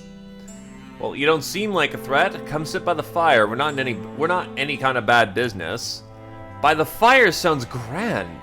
Alatovo, mistress. The small camp settles a little awkwardly. Introductions go around. Shortly thereafter, Coda can't help herself. She bends Madcha's ear. And I understand, I suppose. Not everyone will be able to appreciate artistry at its highest level. That's not their fault, but... You sang Queen of the Seas in Copperside. I wept. Heard about your rendition of Wanshin, spoken for an audience of craftspeople. Not a dry eye, they said. Yes, I remember those days. I try not to miss them. Oh, mistress, you don't need to say it. I do, though. It's just that nothing lasts forever. Bad fever took my lofty registers from me, my volume. Performance is such a physical thing. Most forget that. I'm weak nowadays. I lean on him, my student, Vardrin there. Mistress. I'd love to show that gift to you again, but it's gone now. Only the memory remains. Why not try a small song, even if it's quiet, even if it's just a shadow of you would like it? We'll go with the 71. I can see how this goes. Maybe we'll succeed this time. Matcha Solus, the Dreamcatcher, pulls her instrument from its case. A hum collects in her throat, then ebbs, then rises again, spilling between pitches, and stops. Don't strain yourself, mistress. It's a good night, I think. I may have a few verses in me. First she moves her finger over the strings of the mandolette. Great rings of sound chords and twining threads. The melody hangs and wobbles and winds around the ear. It curls in the heart like an old dog returning. My father wrote this for me. It was my first song. Next she begins to sing. I sit inside the wind, the moon looks down upon me. The places that I've been all linger distantly. I'm here for you whenever you need me. I'm here to see that someday you don't. You'll find me in a tree, if a tree is there to find. Stand taller on your knees, a tree will treat you kind. Though I'm here for you when you don't want me, I'm here for you in case you someday you do. Her voice is sheer as gauze. It yields to the slight sigh of a breeze, but it persists, trembling strong. It's beautiful. Suddenly an unpleasant streak closes her mouth. She swallows, appear to be fighting a cough. Unshed tears are star-bright in the firelight. Are you... mistress? But she shakes her head. Her fingers repair the halted tune. Now I live in smoke. The clouds and cliffs my bed. The weird and rippling water bends around your head. Night comes along like a stray with a song. Ask me to travel long, but I'll wait until you're sleeping.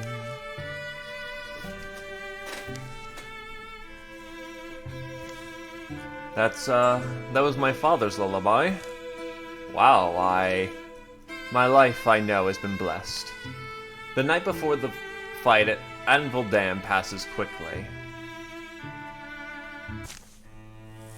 Oh, it takes out a calamity card to succeed?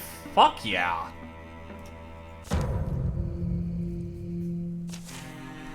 And you get courage. That's a very good setup. Oh god. Okay, this could be less than ideal, though.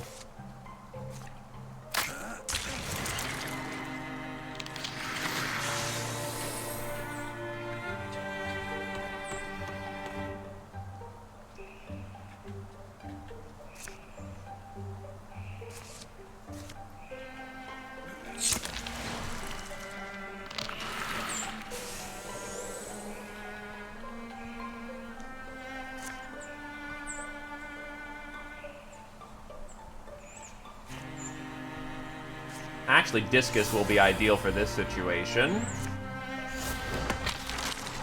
Just for raw damage.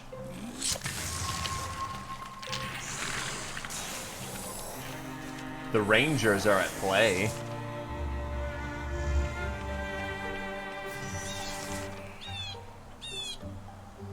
Hello, friend. May I greet you with an arrow? Yes. Yes, he is, actually. Okay, kids, here's how you not fuck up. I've been doing this for a very long time now, and will continue to do this until the end of days if I have my way about it.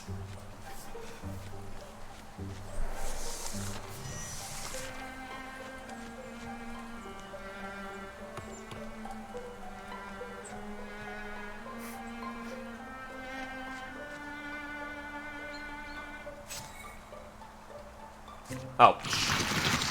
Why'd I hit open door? I am a fucking tard.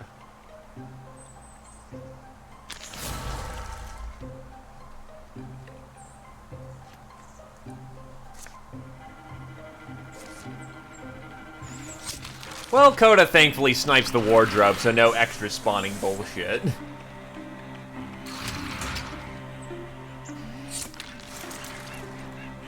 Counter snipe is triggered. Sommeliers are ranged units. Potentially quite dangerous ranged units if we let them have their way. Hello, hello, Heighton!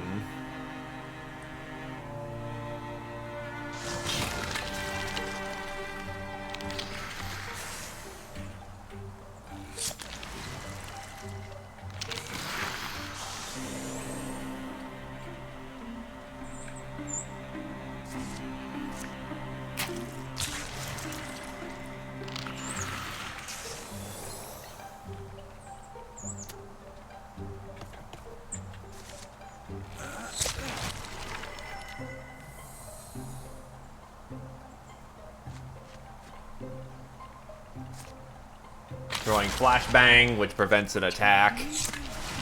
And stunned. Okay, so these archers just like styled their entire way across the field.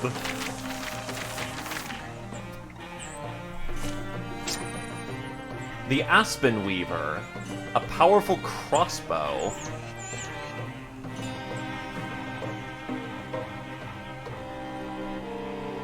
Well, I don't actually have anyone with weak weapons at this point for their tier, so I'll just give it to Dragon Tamer as an offhand weapon. So, he's got a gun at this point. Well, quote-unquote a gun. He's got a crossbow for offhanded shooting.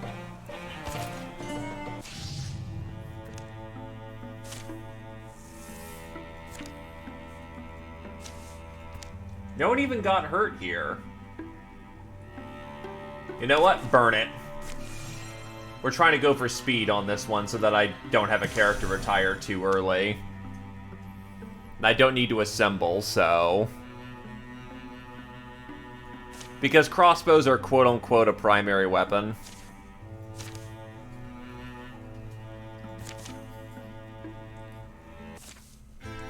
Fall Tide. Comes back and Fall Tide. Fall comes back and I'm heading down the mountain. You stay if you want. Nazari Lob. Sounds like something like a fire in your voice. Everything okay? Who's? Hey, that friendly face has changed, but isn't it Glaive? Hauling my gear up these switchbacks like an ox. Look at you, handsome snout you're wearing. Yeah, I'm a bit of a biter these days. What can I say? Hey, we're here for the drop-in. Heard they were under Hawk Mill in the valley? We've heard the same things. People in the lowlands are getting driven out. Yeah, well, Glaive, you remember my wife. Wife now, is it? The home smells like 6 kinds of sage. Nazari asked for my hand, if you believe that. Why wouldn't he believe it? Well, spruced up the place a bit since you were last this way. I was good at digging and sawing the building and all. Glaive's been talking you up as some apothecary. It runs in my family, you could say.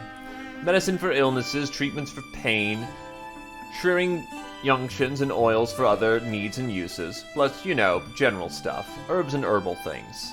He has healing skill, not just mixtures. You'll boast about it, see? And all I'm saying, it's worse than the landslides nowadays. Sorry for intruding. Can give you space if you need it. No, we lost her brother to a landslide this time last year. Was foraging down the hill and the wind was high. Rainy summer, you know. That's hard. I'm sorry. It's not about my brother. The low villages need healing hands, supplies, but Droven rule the slopes now. It's getting worse. We're not capable of fighting them off, so I'm saying, if they can, folks will climb up to us. We need to be stocked and ready. Can't fault you for good sense, but I guess Nazari disagrees, I'm guessing. Stop trying to be impartial. What good healer asks for the wounded to drag their gnawing bodies to his door? I've got to go down there and help them. Glaive, I'm seeing a couple ways we could go. We could do a little extra recon, I guess. Garrett, you know these people too? I'll be just a bit. I'm not sure what magical power you think you wield that'll keep you safe. You're softer than me, dear, and I wouldn't like my chances. I need you too. How long will we listen to this? It's been a strain on both of you, I can see, and I'm sorry it's got you fighting. Well, it's not really your business either way. It's just, we've come to rout these Droven, and we will. We will make the lowlands safe. You serious? Glaive's a warrior. I mean, we'll support you, but we're not even militia trained. Aside from water and bandaging, Iris stop. They're willing to do what's needed, no matter what it might cost them. We should follow their example.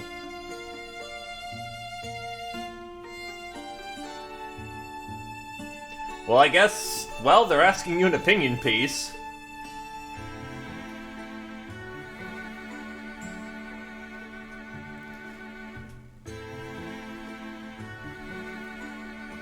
Though, yeah, like, we got this shit well in hand. I agree with the notion. Hold on, your wife's right, Nazari. We're fighters. You're apothecaries. Your hands will be needed. Don't waste them on our work. You think I'm a reckless fool, then? Yeah, kinda, but the way people talk about you, that's kind of what they find charming, right? Nazari, you're brave. So brave and so brilliant, and look, if I didn't love you so much, I wouldn't be so set on holding you out of this. It's fine, dear, I just hope... Well, the thing is now is to give you the aid we can, right? Glaive, Garrett, let's figure out what you need. The apothecary and his wife provide Glaive and Garrett with tonics and recipes to repeat the recipes to repeat them, along with several other spare supplies. For Glaive in particular, the medicine he learns of that day will have lasting effects, helping to keep his body fit and his mind sound. After the coming battle, Nazari and Iris Lob will bring relief to the Valley people. And that's what it'd be like if you and I were married. Except if it were us, I've been bashing you with a rock the whole time. Yeah, I do hope they end up happy. Extra tenacity!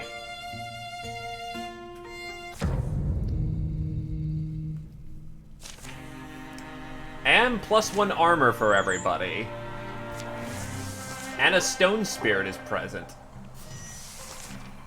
Yeah, Glaive happens to be a lycanthrope. So, oh, hello. Okay, so first things first, can I do... This will be risky, but if I can slip Garrett in there, I can get a stone. This is the best shot we're gonna get. It puts pressure on us, but I think we can rise up to the challenge. Let's get Garrett a stone staff. Tier 2 stone staff, please. A powerful staff imbued with deep, booming spirit of stone. Hope Doom.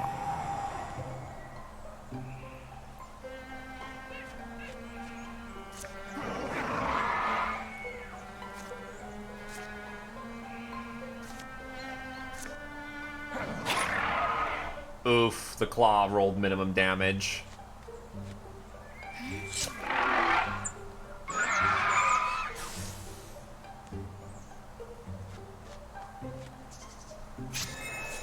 Oh, he gets off of the thing. Okay, that's good to know.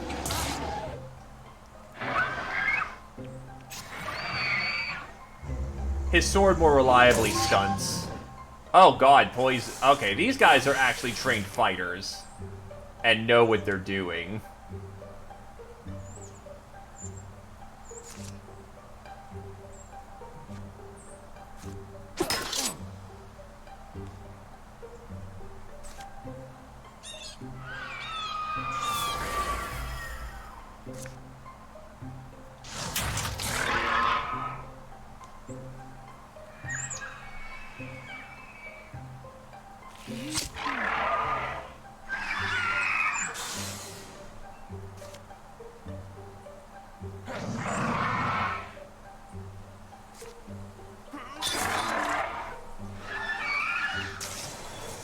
That's actually the dart who had ranged.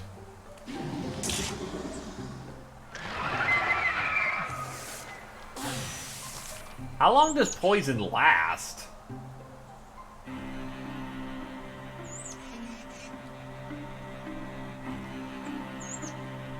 Oof. No, it has one more turn on it, but that's brutal.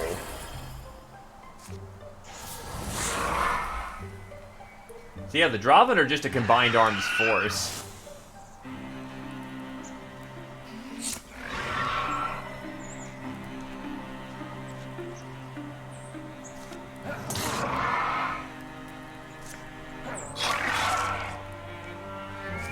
Tamer, pull out your crossbow, and that's your first kill.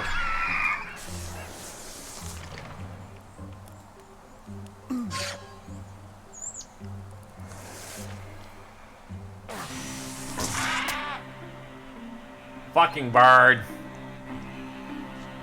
Oh, wait. Shit. Fuck it. Firebolt.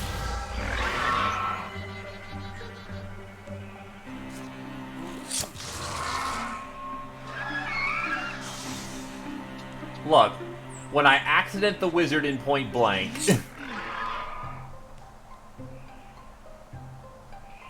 Fuck off, bird.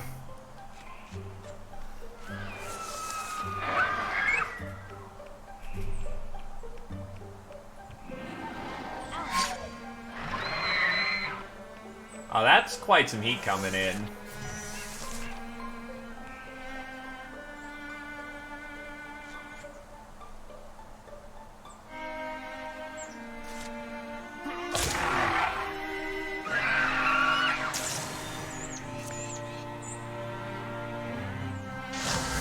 Stunning barrage in its face.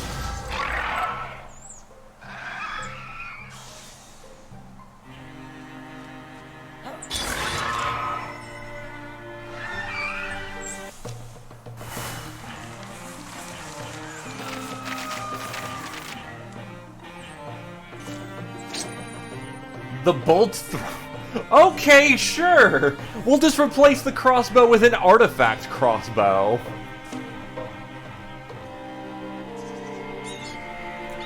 A mechanical wonder, the bow is outstandingly smooth to crank and fire. It survives from wars that lost their names, fought by fools whose brilliance must be all but buried.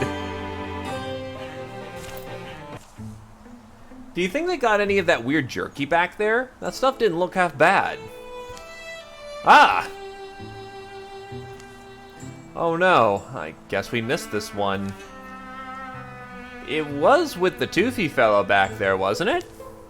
That wing doesn't look good. Good riddance, it'll take care of itself. The beak looks like it could take out a coyote's snout. I could fix it up. It might be a little while, but I've worked on birds before. You all could go ahead. I'd catch up. You just got done slaughtering its master. And that was necessary, but saving lives, even small ones, is the reason why I'm here in the first place. How long do you think it would take you? Nothing too bad, maybe 2 weeks. 2 weeks?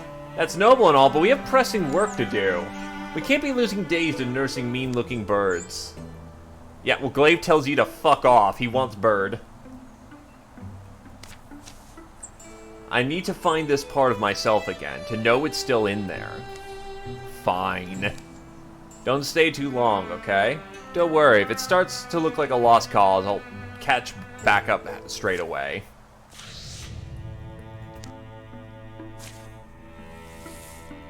Well, alternatively, they just torch the place. Site secure.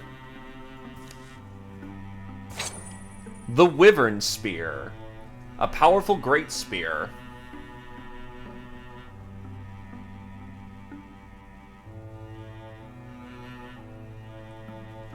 Who wants a spear? Well, actually, I could give it over to, again, Tamer. That'd give him some range and a two-handed weapon.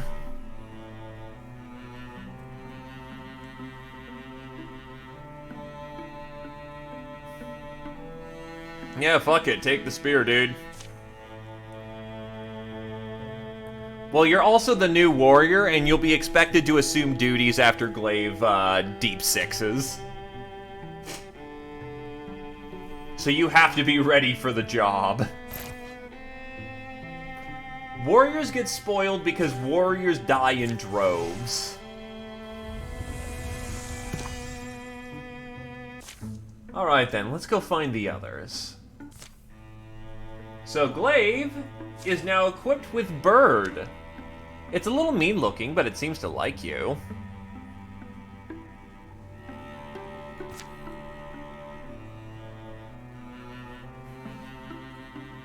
Well, don't worry, Badger.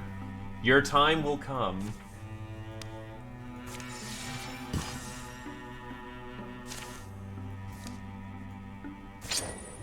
The Fang Axe.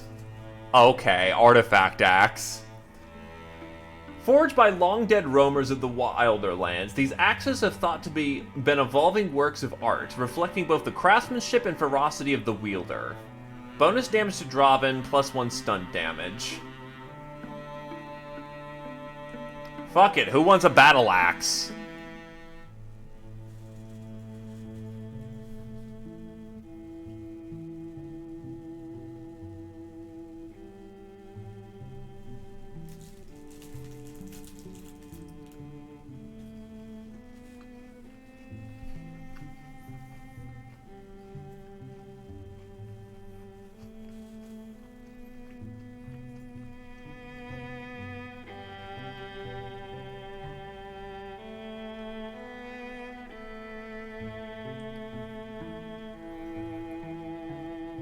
Fuck it, Alativo, you want a battle axe?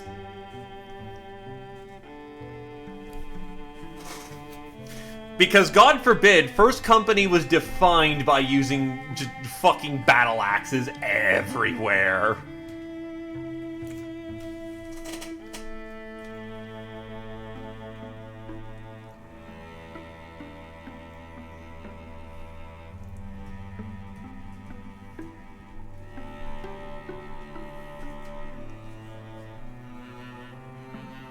Yup.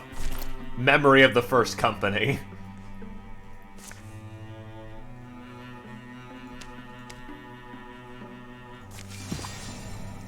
The Fawn Flats have been revealed. Let's go.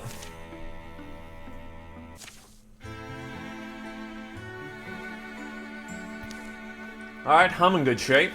If anyone else needs help with gear, let me know. I've got some decent tools. How do you think Balvadish is setting in? Pretty well, I'd say. Heroing seems to naturally fit some people. Why? What do you think?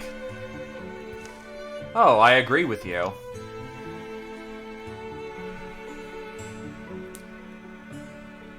Oh God!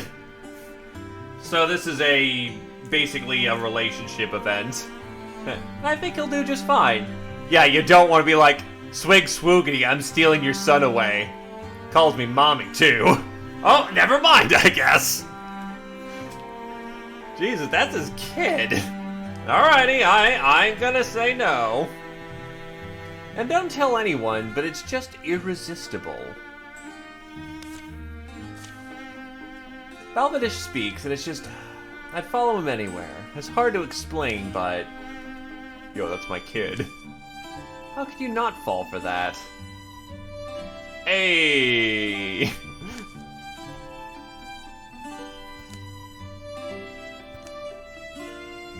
I'm just about to get some more firewood. I could use some company. Don't run off and start a new life together. We still got a job to do. Let me smash. Becky, I brought Grey Plane. I brought Bo. Let me smash. That's awful and you guys know it. Shark fin?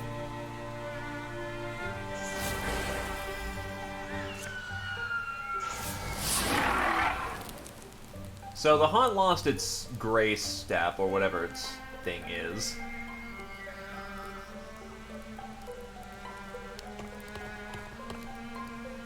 So, flashbang.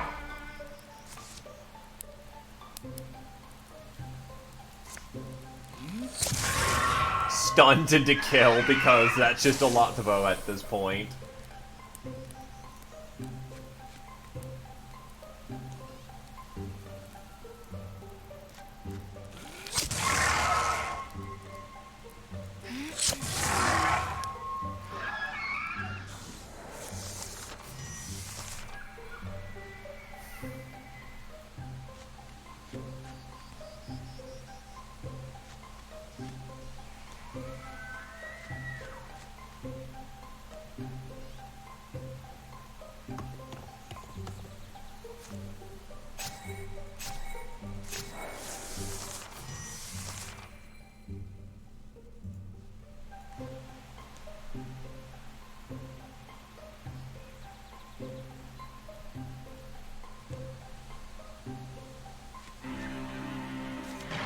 Look, he's old at this point, and he just goes off of badassery.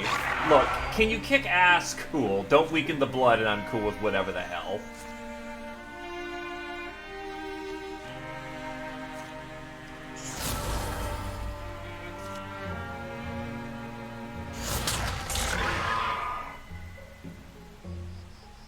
Oh, what the hell? Oh, right, water stunt. Unfortunately, the wizard's melee attack didn't end up working out so hot.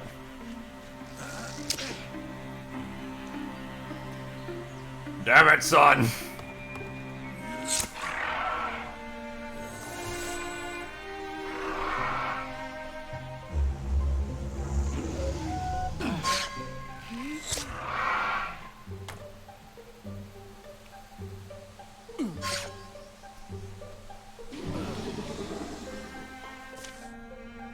And then he lost his arm because I guess using passives or like secondary effects that throw around buffs get around being blinded? Well, there goes his arm.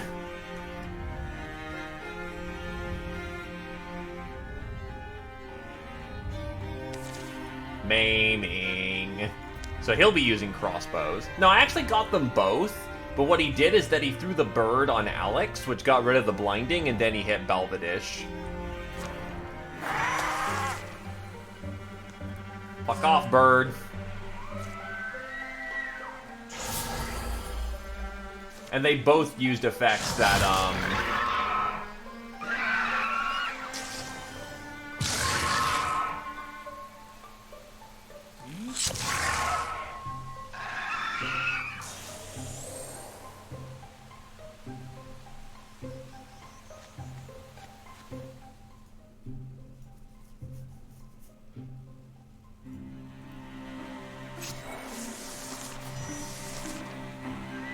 Well, to be fair, Alativos lost both his legs.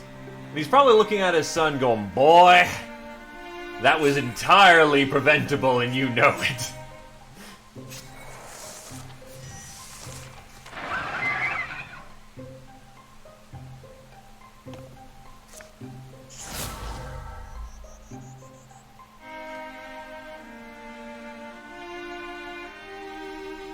Actually, the Raid Knight's fairly dangerous.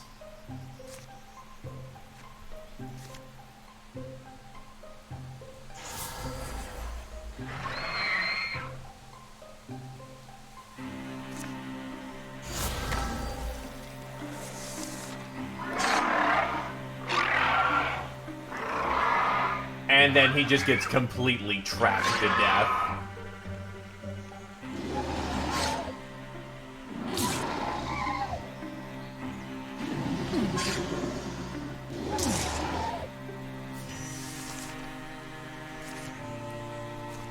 Why do I hear boss music?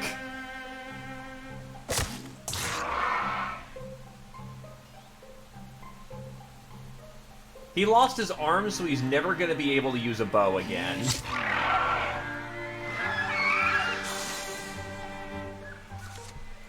Throwing axe.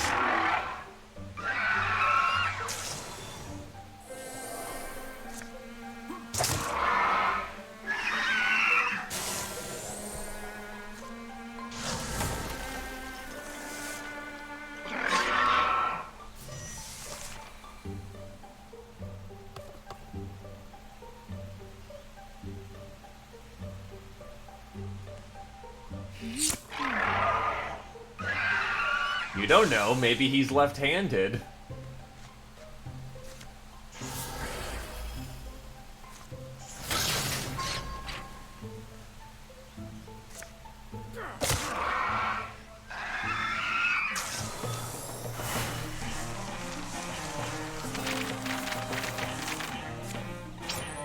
Torch, lights and fires.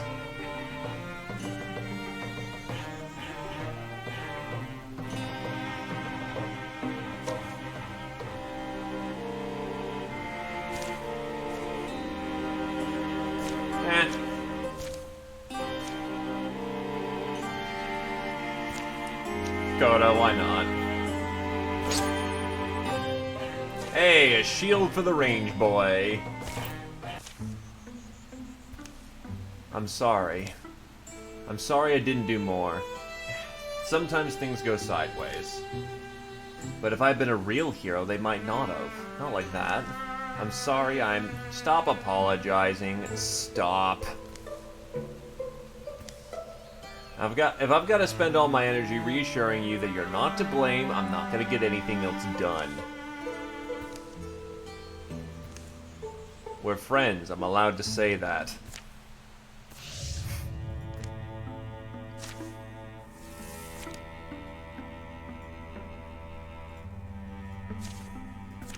Alright, we've got the time to fortify this place then.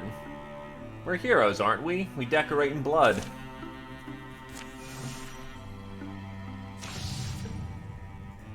Deepists. God, I've got 7. I had 20 legacy points walking into here.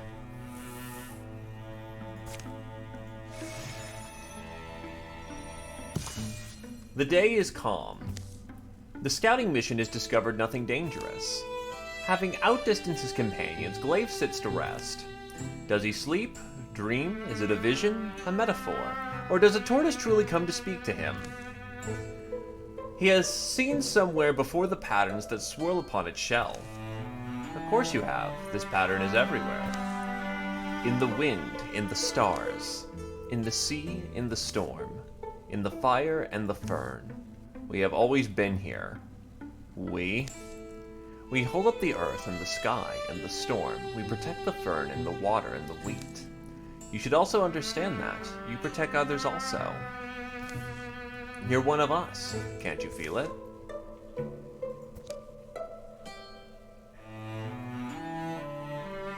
Well, shit. You have a turtle talking to you.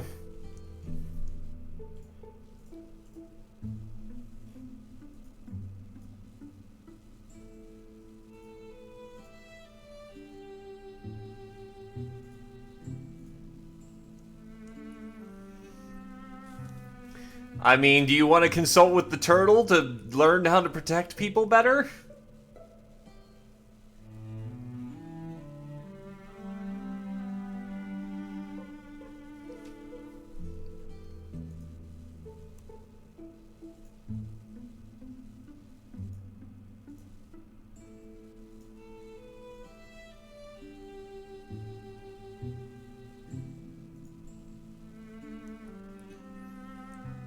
Well, I mean, on the other hand, if Glaive's not here and I have to kind of make the choice, Glaive is a protector boy. Always looked after others, so probably would go with the turtle.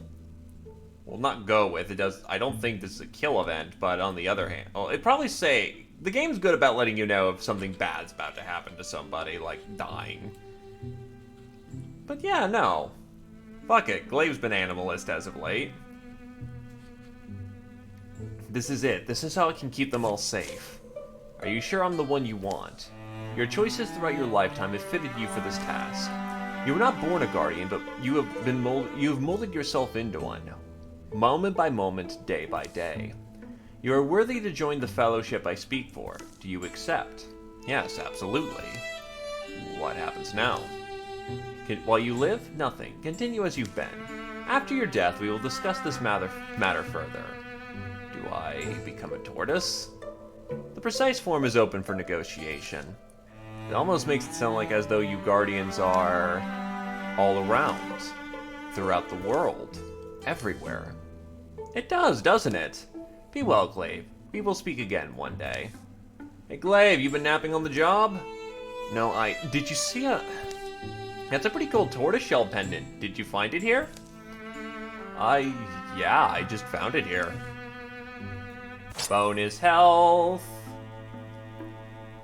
And this would make him really good at blocking if he wasn't retiring at the end of the chapter, unfortunately. Hides, hides, hides. We need hides.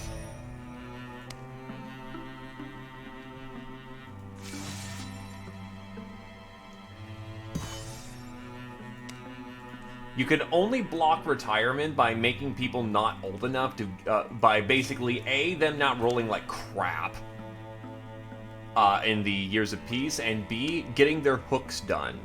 Unfortunately, Glaive is just too old. Warriors retire younger in the careers, but they make up for it by leveling up really fucking fast.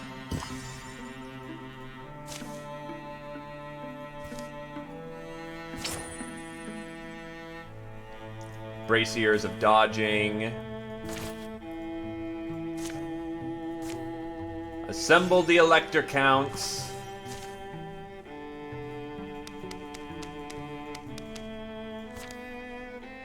Oh, it just stops it outright.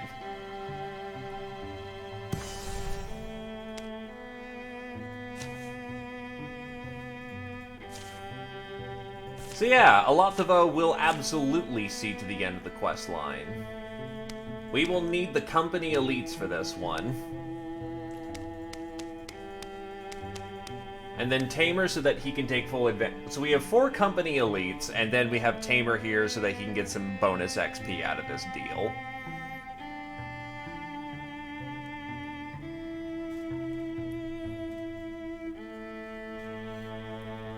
Let's go.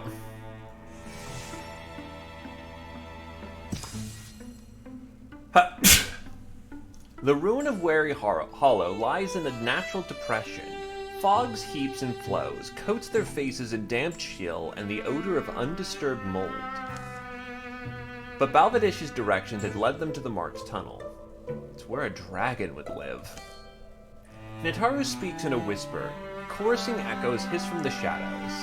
It's the kind of cave heroes enter, and only one comes out. Vague light slips in from somewhere, daubs the underground with faint hues. Though a prism of grays, it twists and stretches, a snaking, splitting cavern, cold and bone-quiet. Somewhere deep, the makeup of the tunnel changes. Earth-welded walls meet halls of hand-carved stone. There's a glow up ahead. Firelight. Let everyone know to tighten up. Grouping towards the blue light, they pause. It's just 5 of us. It's just 5 of us. Let's remember that. Whatever happens, be smart, take initiative. Their enemies gaze without feeling as they enter. Here we are. And welcome. Our patience is not everlasting.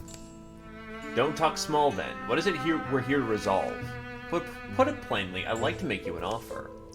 They call me the Prophet, my disciples. They call me the Prophet, my disciples. To others I am Deep King. To you, I have been an adversary, but they not need remain true. You speak for everyone, the deepists. You're it. I am the authority in my order, yes. So we want to cut the head off the snake. Besides me stands the Shadow Messiah, a being older than legend, almost as old as myself. The enormous figure at the Deep King's side narrows its eyes. The air it breathes is furnace-like and smells of wood smoke. And what's the offer is immortality. Immortality, you mean like in songs. I mean immortality, your lifetime made endless. That is the secret we found and we offer it. The offer is for us 5, us together and no one else. Should one of you be wise enough to grasp it, you will not be refused. What's the exchange? All you must do is come with us now. The stars don't love you. Below there is warmth, knowledge, eternity waiting. You will not be above me, inferior, but beside me, higher than only my queen. So randomly one can accept the offer, or they all say fuck you. I'm going to assume that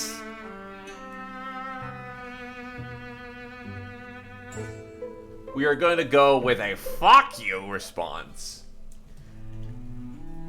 Because no one's going to turn traitor.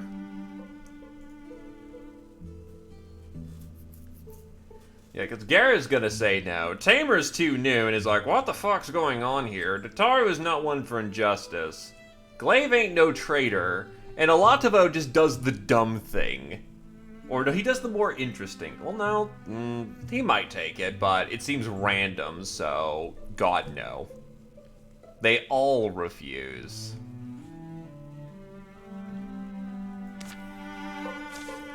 Heroes aren't heroes if they're not willing to die. All you want is to get out of the way so you can do what you please with the world above. Isn't that right? I wouldn't limit my ambitions quite so much, but removing you is obviously the next step. Should any of you escape this cavern, you can consider our truce at an end. Well, this was productive. The Deep King moves away into the shadows and his attendants step forward. Aluk. Forget chopping off snakeheads. I want to get out of here with my own. Agreed.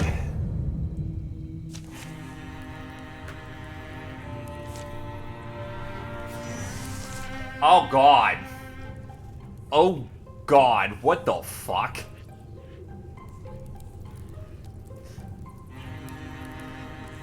Moving around at the speed of fuck this.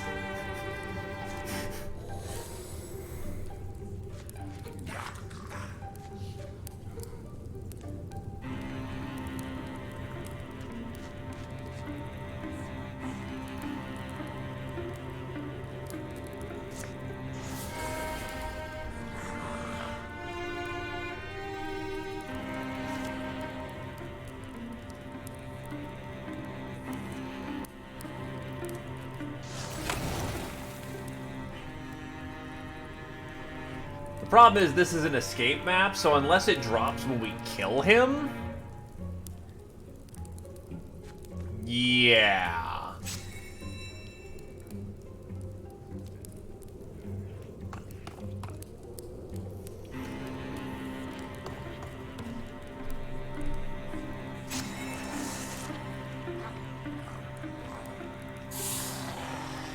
I mean, arguably, if I was spurred out enough, that would work. But I'm not.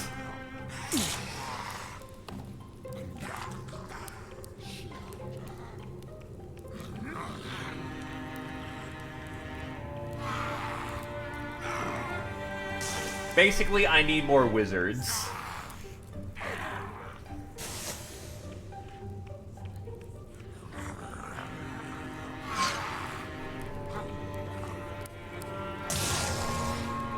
And that's a pinning effect.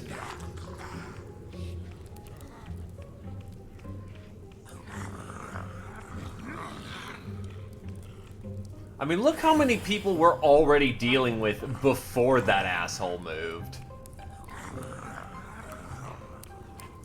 We simply just don't have the attacks.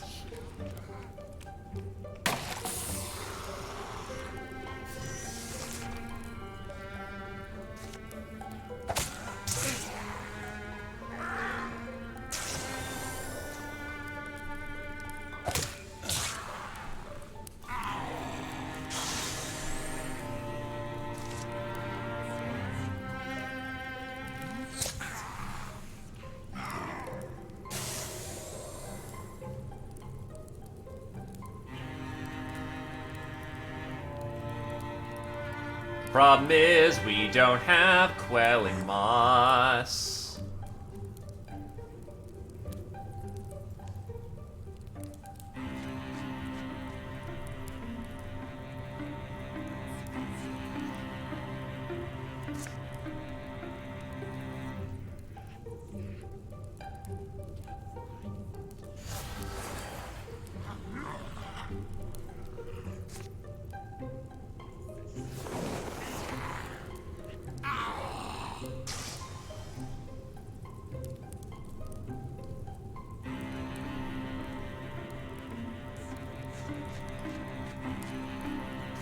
Bites.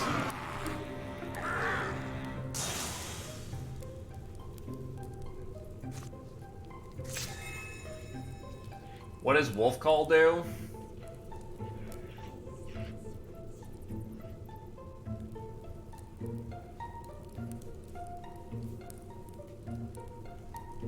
Ah. Yeah, that would have been nice.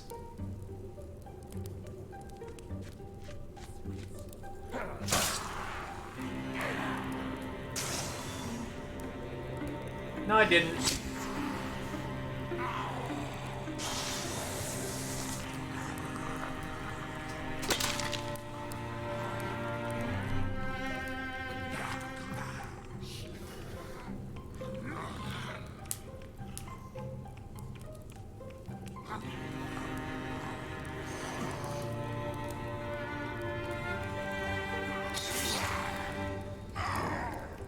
God, your attack range up is fucking coming in clutch right now.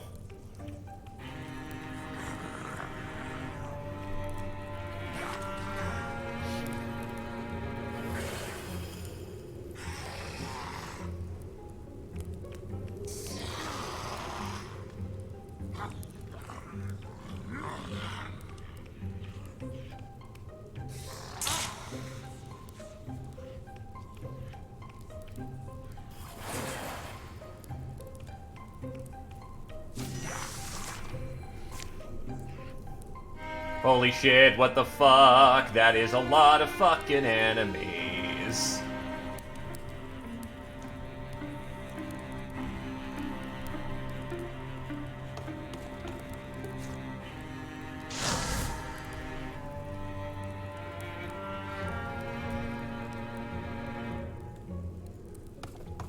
Still need to punch through to actually,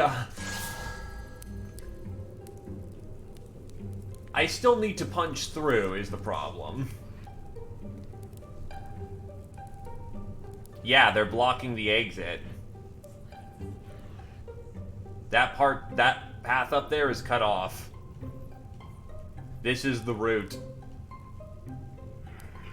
Like, hard corner up there? Nope. Trust me, if that was, I would be taking that instead.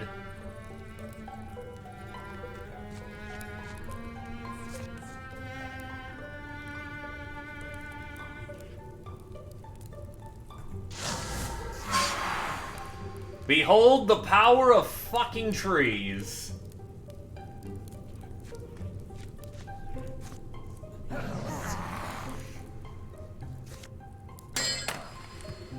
Fuck.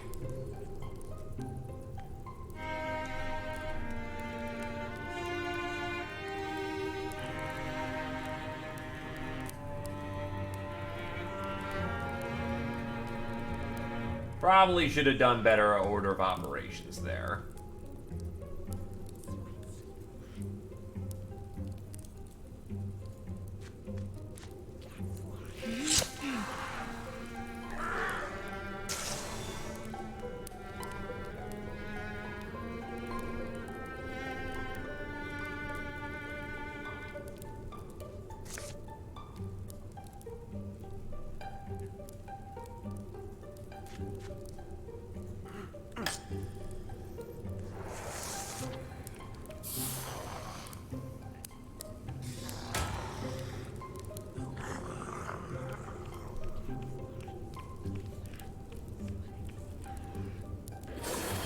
Too bad that's mostly the Mystics. Oh wait, but I do have Splint Burst. I can use that right here. It's probably gonna hurt some friendlies, but it's not like I've got the luxury of choosing where I want to go right now.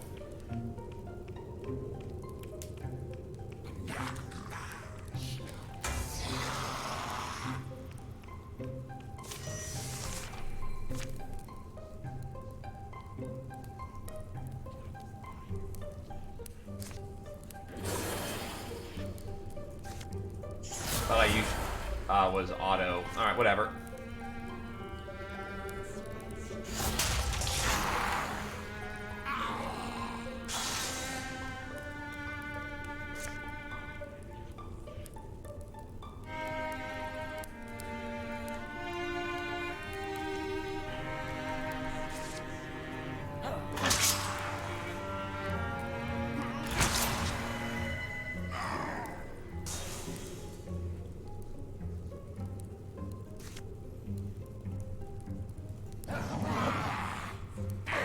That was a very good time for Bite to trigger. Thundering Challenge. Not a whole lot of good targets to use it on.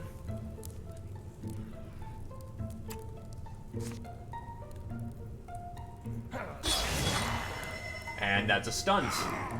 That's a free attack.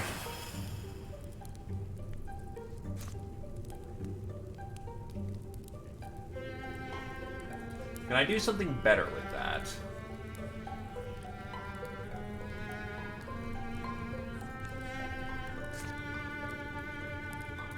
Hello, lots of murder.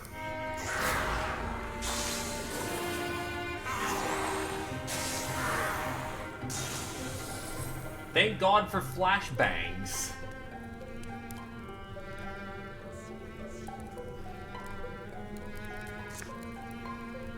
Throw a trap over there to try and stem the amount of ranged attackers we're eating in the face. Oh, never mind. That took my movement.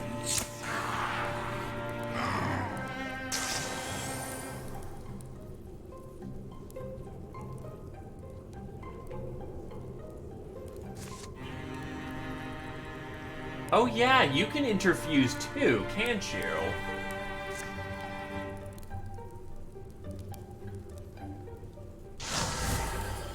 I think Nat's random wizardry may have just saved the party extensively. Because guess what? More traps from behind.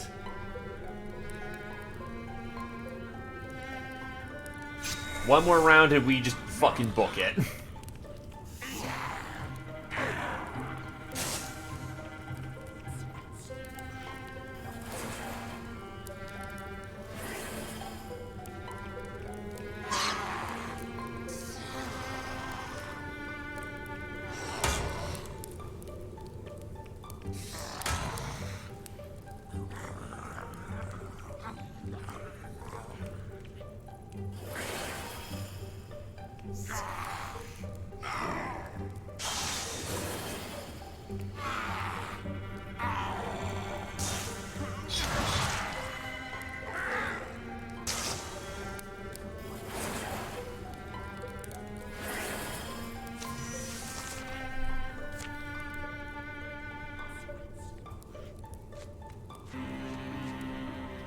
Yeah, looks like a clean shot. Time to go. Fucking run.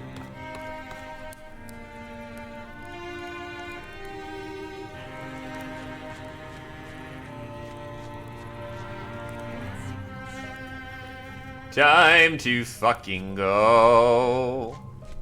Well, to be fair, I AP'd one and then did another AP with Glaive.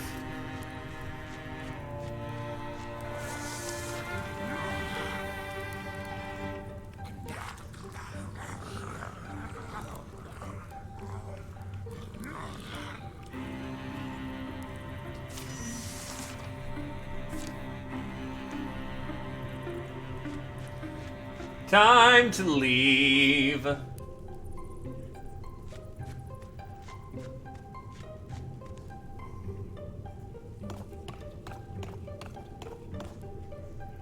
Hilariously enough, the slowest person in the party is the one for gems with legs, and he's in Grey Plane right now, so he's basically just fine.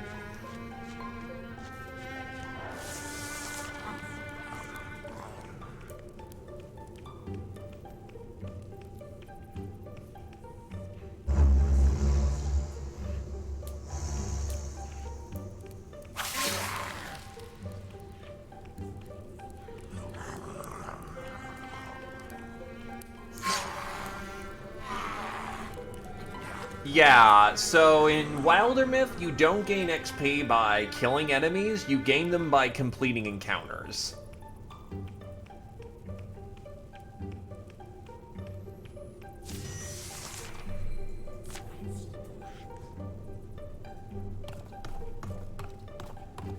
He's out. Out. Out. Out. Fewer 1 XP off of actually getting the next level. Throwing knives. I mean, sure. Take it, Coda. The Gloom Glass Scarf.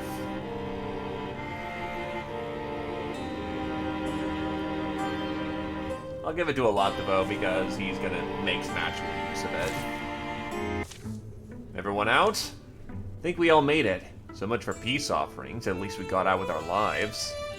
Mysteries like myths gather, grow and surge at their heels. A few weeks pass. The stars are clouded. More I think about it, less I believe it. Believe what? That sackload gave us all about eternal life and all. Oh, care to explain? Well, think about it. Is immortality just something they're doling out to folks from a kettle? I don't know, is it? I'm guessing not. But all their efforts seem aimed at swelling their ranks. But why? What's ultimately in it for any of them? Whomever that Deep King really is, he had to start somewhere. He had to have some means of becoming what he became. I wonder what that story is. I wonder if all or a few of his fellows share that same potential. There's still so many things we can't explain. I worry the answers will be worse than the questions. But they're the answers we need. The passing of the night will tell them nothing. But truth is like a star. No cloud may cover it forever. Oof, that's rough. Because we can't clean up the last tile, it counted as infested plus lurking threat. 11 years of peace.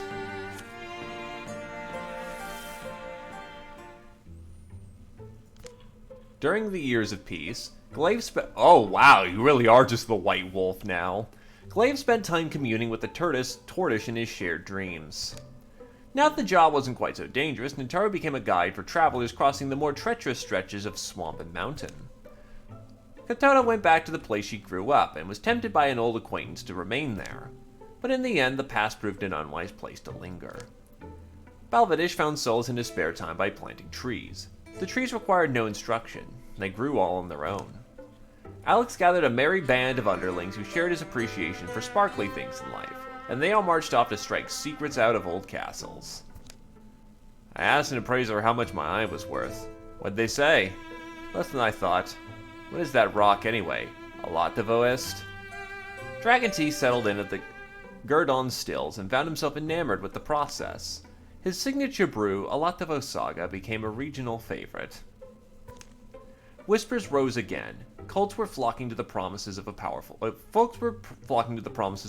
cult. Without a troubled world around them, impressionable minds can still be swayed by subtle tongues given time. The young tend to be the most idealistic, easiest to enamor, easiest to ensnare. Glaive's life ran its course in peace and honor. And after his death, folks wondered whether the gleaming cliff across the lake had always been there. It must have been. Cliffs don't just rise out of nowhere.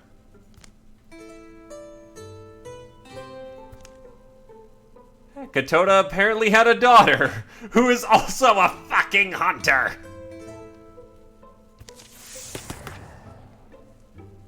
Sure, I'll take crippling strikes. I've never seen that before, actually.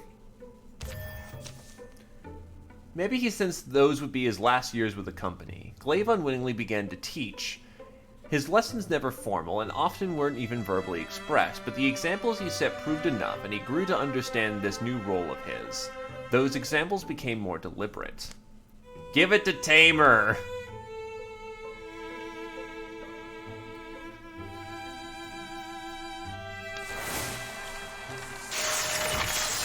Boom, 2 levels. That might just give him the skills he needs to survive. We will go with Paladin.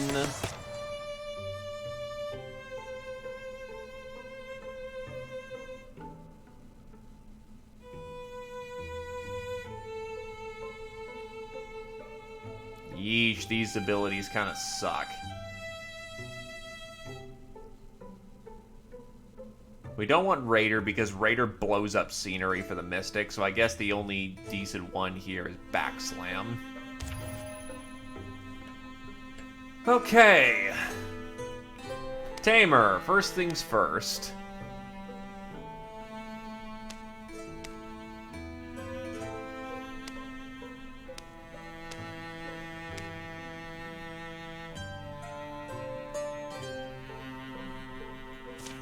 Quellum is apparently 25. Somehow. When you had 11 years of peace. Alternatively, it could just be an adoption thing.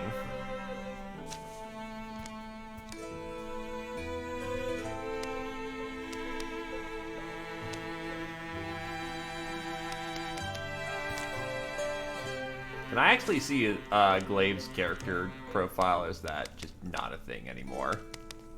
I guess not for the run.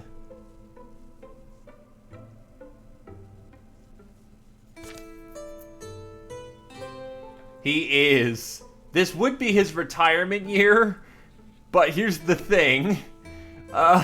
This is the last chapter, so he's here to stay.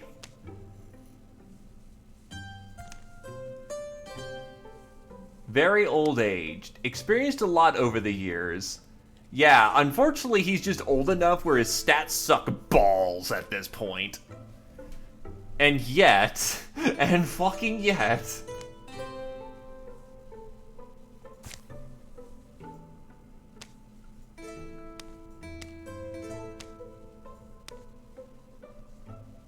just give you hard soaks.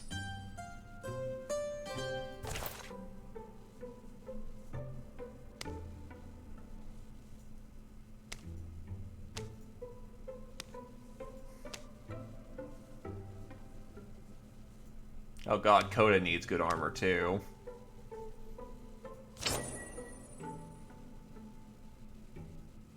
Final chapter of this campaign. They're either in 3 or 5 segment blocks. Well, Garrett's still kicking, so that's good. Pulls the string back with the hook. It's more awkward to reload, but there is a way of doing it.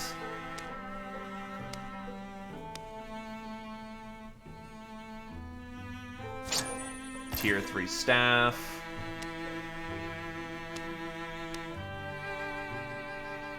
Tier 3 spear.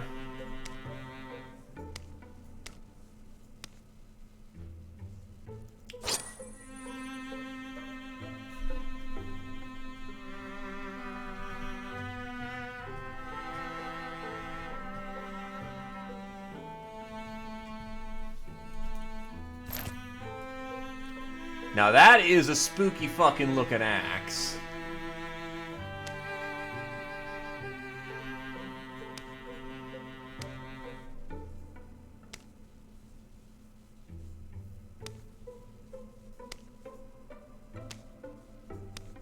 I think everyone important has their kit upgraded at this point.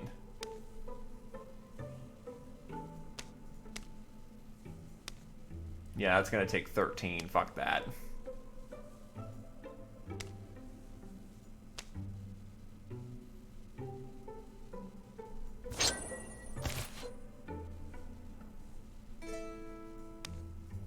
But you'll see here in a minute. Alright, so all resources have been essentially cooked.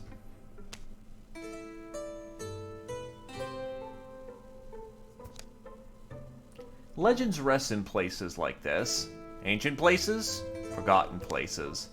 I don't expect there's much worth finding in an old crypt like this. What are we looking for, Garrett? Also not sure. Garrett located this tomb after a rare, seemingly inconsequential find. A segment of long-lost epic had turned up one night as he was cleaning out his chambers. The feet of the story's main figures felt familiar once he studied them. Digging through old books, he deduced where the heroes of the verse were interred. Call it a hunch, maybe. They fought monsters underneath mountains, bullmen, diminutive horned things out of darkness, and beasts made of living fungus. They saved their world, so could be a lesson buried here, don't you think? Watch your step. The lantern illuminates webs in wrought stone. Shadows shrink, hardening into cracks and hollows around the walls. Heroes were buried here. Surprised those things still light. I've got the touch of fire. Don't I usually? You think about where you'll be buried? Doubt any of us gets a crypt. I'll be buried with my true love. Anywhere we're together. What about being cast into the sea? I can imagine sinking down and becoming something else. A whale. This is interesting. Here evermore lie Elias and Lestrand. Their love, which protected so many, shall cradle their eternal sleep. The statue of two lovers wears a satin layer of dust. Aside from that, it's pristine. This is worth seeing, no matter what else we find. Well, Garrett moves to the other tomb, set apart against the far wall. It looks like the others, but something seems off. As he lays a hand upon it, he knows. Hey, this one's been touched. Touched? The dust is disturbed.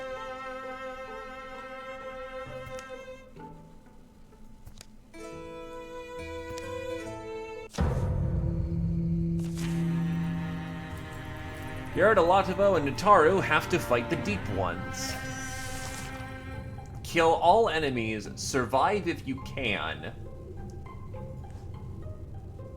You do realize I have what is quite literally our living legend right here.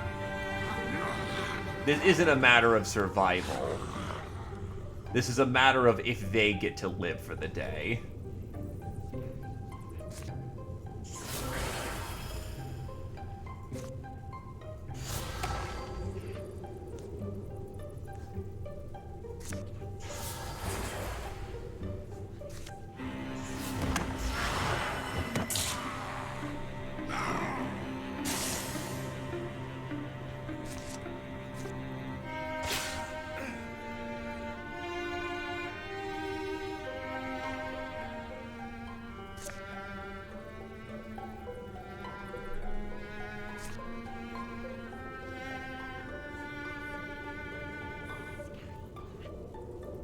Huh, wonder why he's not doing as much damage with the cone this time.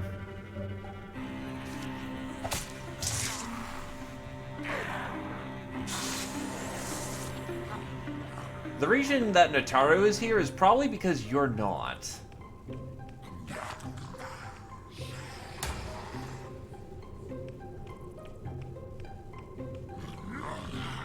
Oh god, what the fuck?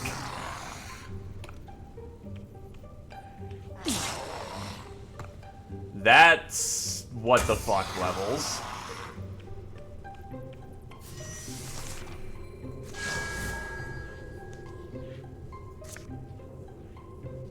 Yeah, fireball now.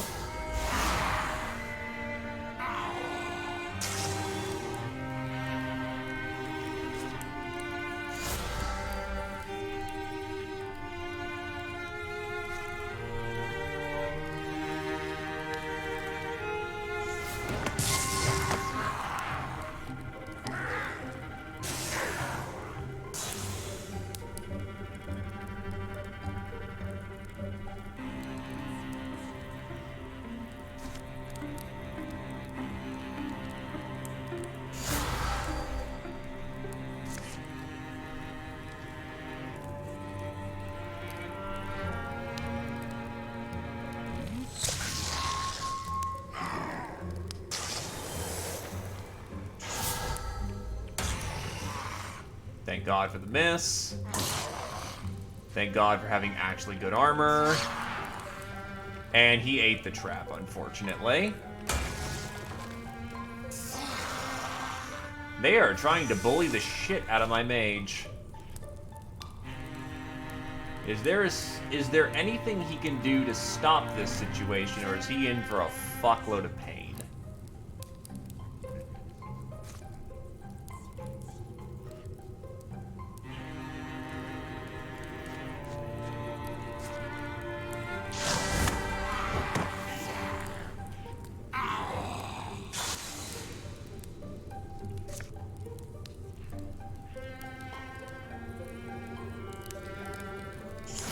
Trap.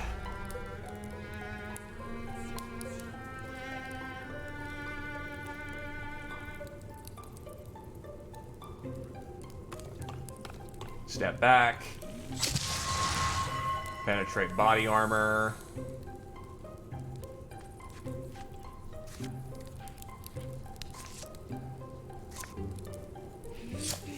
Try to get him with the stun trap right there. There we go. Thank God for armor bypass.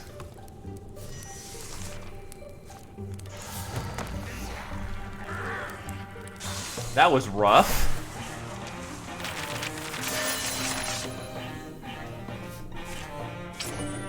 The Talisman of Faith. Tamer's got good armor and health, so we'll give it to Coda. Garrett is now a Silverhorn Mystic.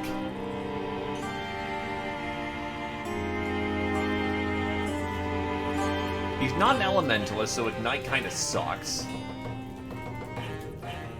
Well, we don't have anyone who can Inspire, so Inspiration for Garrett. So that could have been really bad.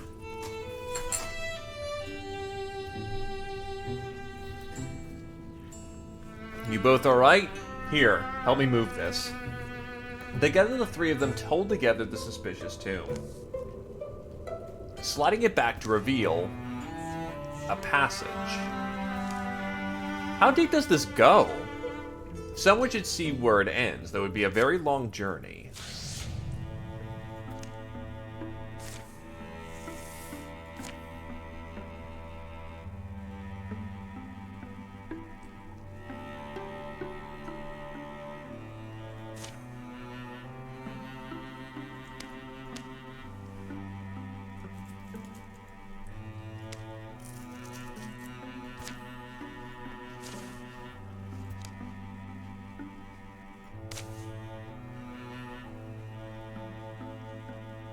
Need to hold fast with what we have.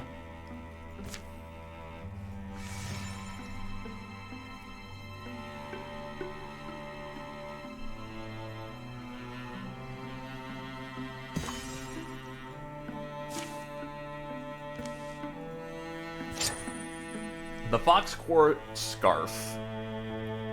Garrett might need the armor because apparently they went after his ass hard.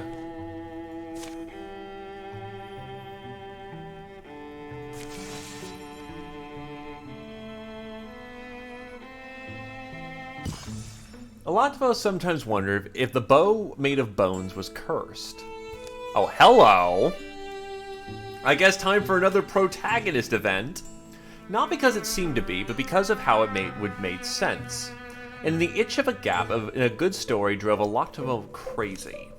But the weapon behaved in the usual quiet way that inanimate objects do. Until Lotavo found himself deep within Gamal Fields. Is that buzzing tension you get when you visit the site of a childhood memory. Huh, you get that a lot? You don't? The strange bit is, though, they're not my memories. Whose are they, then? As the nights passed, the answer became clearer. And after a number of mornings into their trek, there's nothing here. No monster sign, no recent ruin, lots of shrugs from the locals. Good to know they're still peaceful places. Wait. There is something. I think I know where, too. What do you mean? It'll be a quick out of the way. Let me put my mind at ease. Alatva led them past a tiny field town, along a road traveled by mostly grasshoppers. As he gripped the bow, its pull ever grew more insistent. Oh no, for the sake of all that is buried, where did you get that? The bow. I thought I left all that Armored Storm baggage behind. The Armored Storm rings a bell? Did you actually have these powers from the stories, or was that just flourish? I make a point to never listen to the stories. But you could become... Towns feared you. You murdered. Executed. And I didn't execute anyone who didn't deserve it. That's not the way I heard it. That's why you never listen to the stories people tell you. No one's going to get it right, and if you try to argue with them. So why am I holding this bow? Because sometimes you execute the brood of a sorcerer, and sometimes sorcerers are willing to go to extra lengths to give that brood a chance to avenge themselves. The weave the bones into weapons approach is melodramatic in my opinion. At least it's not more thoggy. And now they've led you here to the most out of the way brush pile in Gamal Fields. The bow went cold in Alatavo's hands. Ages of old grief and rage blew across his memories. If you think killing me will accomplish anything, it won't. I don't want to fight you. I've done nothing but tend to my patch of field for years now, and I'd like to continue as long as I have left. Well, what does the weapon wielder say?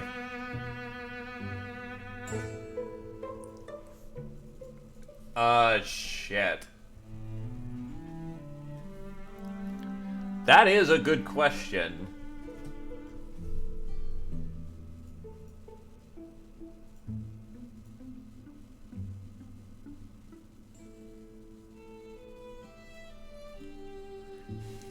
Okay, I guess blood for blood.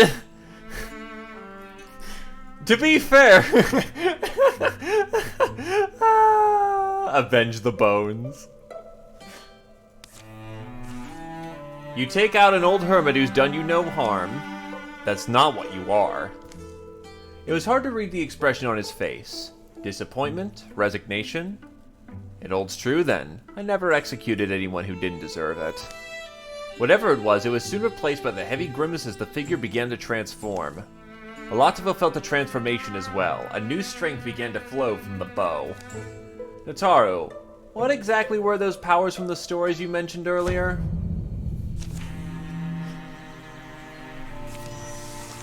Oh, he's a big fucking boy.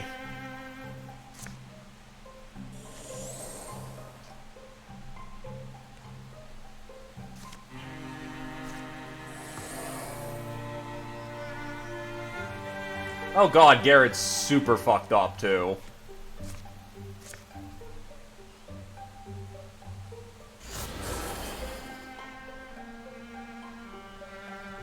At least he does magic damage with that shit.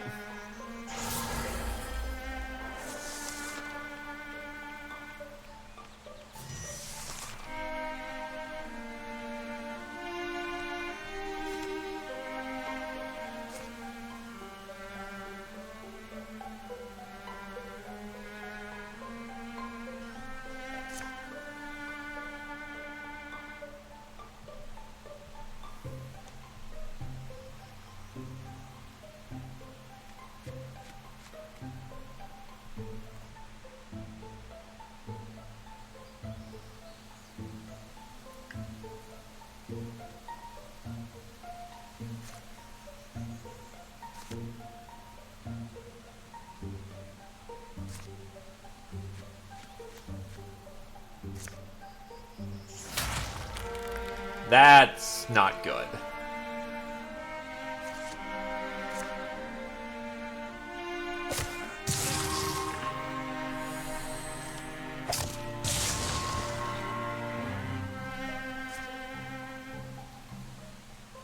Get him with a trap.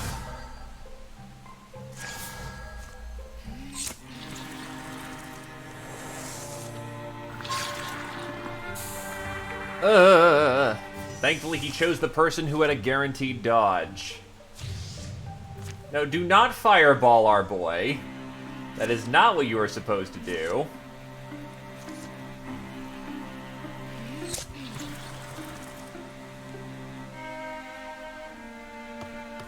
Let the bow taste blood.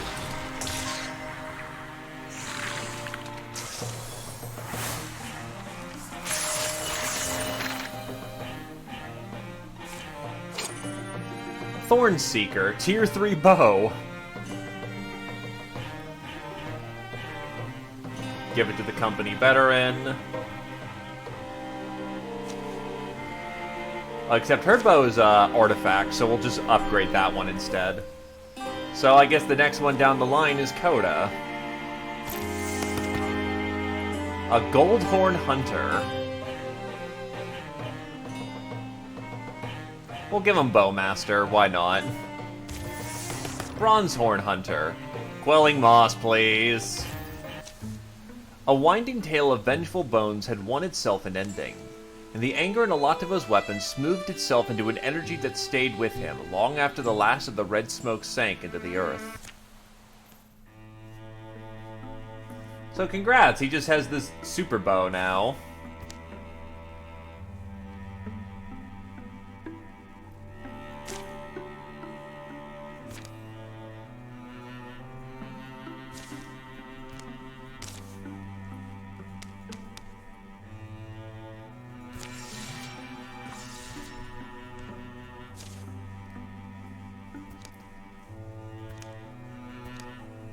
So it's an artifact, and it's a stone.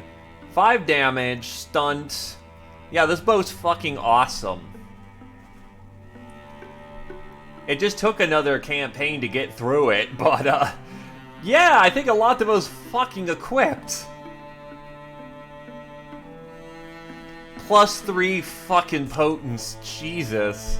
And he has the voice of the wood, so, not like he's hurting for charisma either.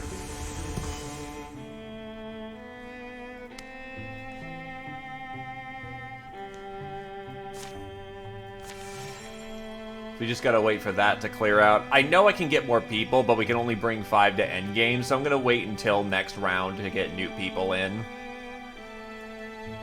Which means they get in at the first leg of the journey. Fuck you, Deepists. That's all my legacy points right there. That's rude.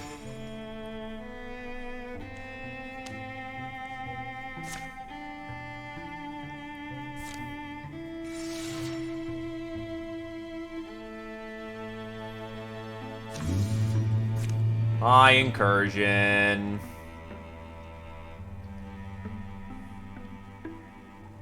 Do I want to deal with that? That will be done in 23 days. If I gather everybody... Let's see. They're only going to Lonesome Crow. So if I gather here with everyone...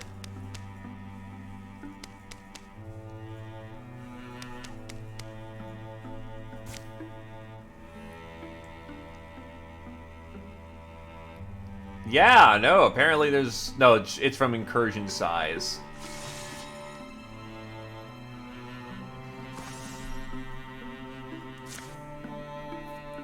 Quelm is not important. That's an infested tile anyway, so, like, get the fuck out of there, Quelm. That's dangerous.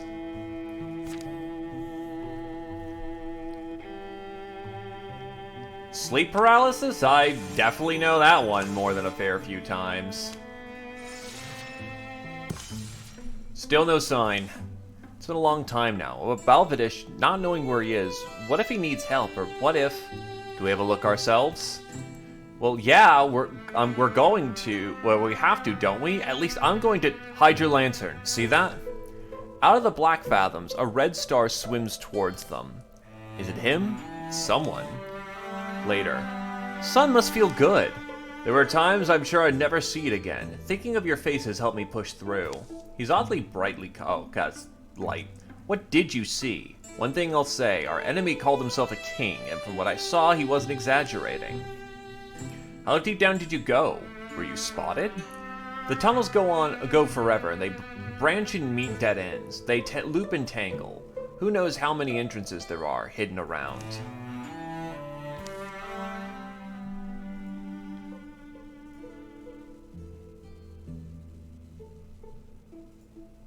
At the end of all that darkness, I did come upon, what was it, a kind of castle? Within a huge cavern, a thing of spires and stone, a whole civilization almost, and the Deep King. I saw him. Their home? Their home, their fortress, really. I'll tell you, it almost seems unreal now. A nightmare world, a land of lost links, windless and cold. And so much I'm not anxious to leave the and as much as I'm not anxious to leave the surface again, we're looking for a way to stop them, to quench the deepest leaders and collapse their order. I think we found it.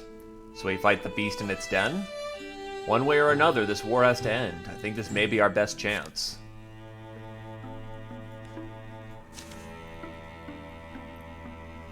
Well, this is the chapter win.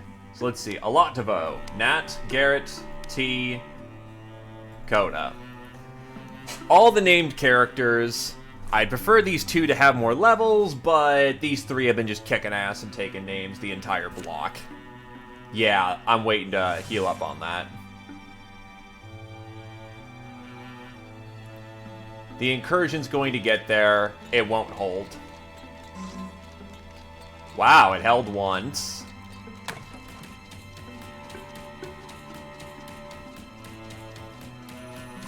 Good enough.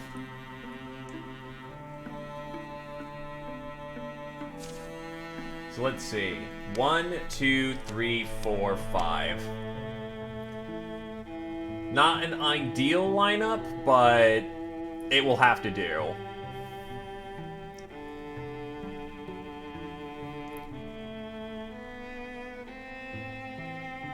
Oh, it costs 36 days to get in there. Yeesh. Alright, let's go then.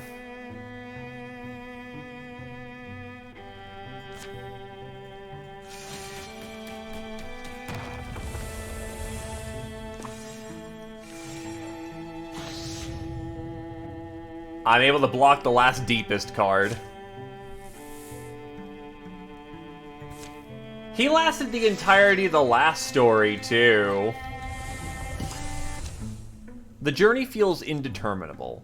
Tunnels curve in long natural arcs, the rolling of buried hills, the long carton of rations and equipment they bring is the loudest thing down there.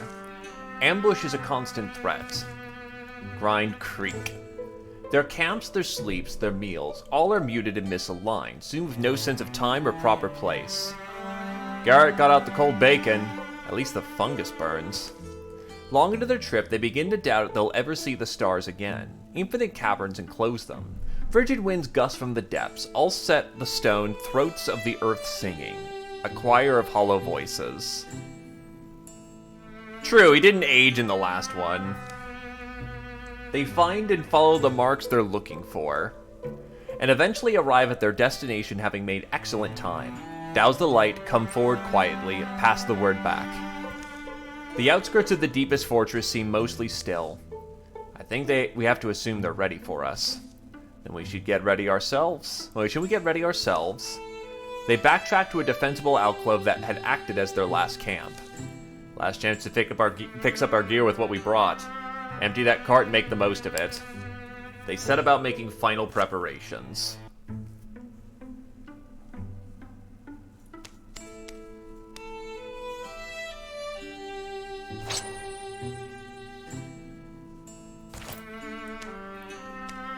Fuck.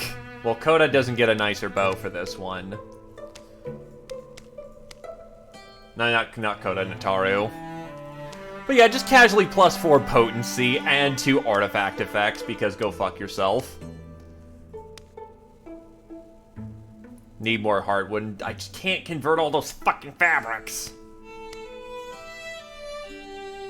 Is there any armor I can upgrade? No. No. No. No. No.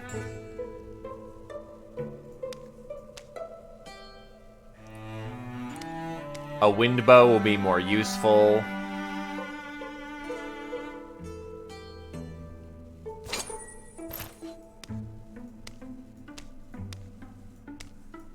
Give you a nice dagger.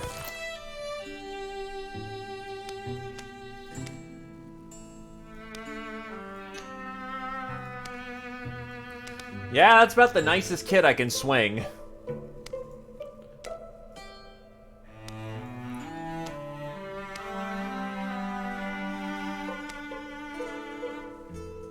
I mean, I could give him a net just to have it.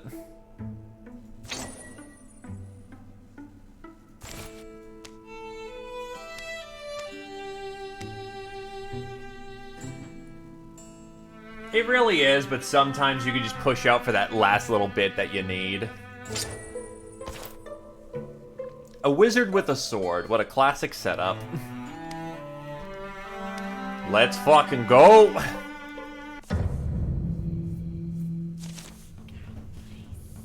Ooh, unique music.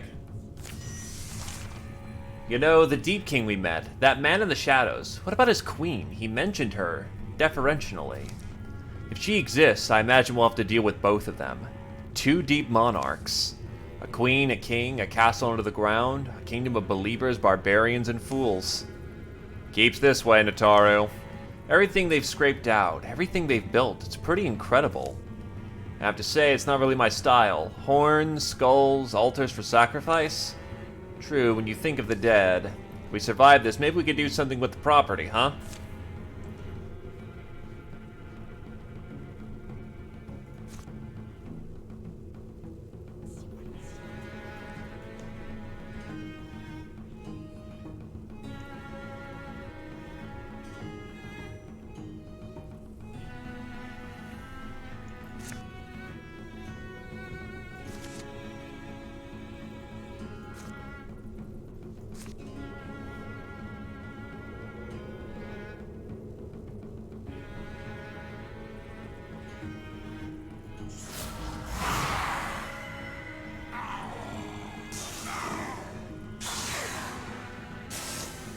Honestly, it's a little more deceptive than it looks.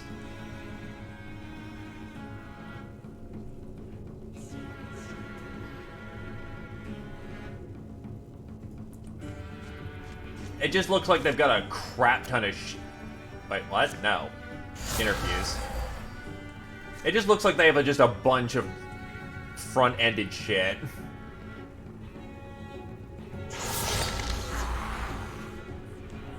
Fair enough.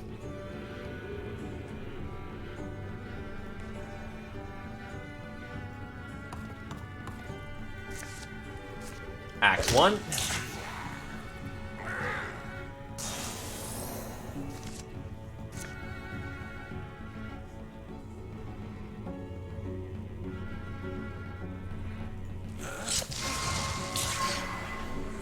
Oh, right, Stone Bow. He actually can do more effects, and he pinned them too. That's awesome.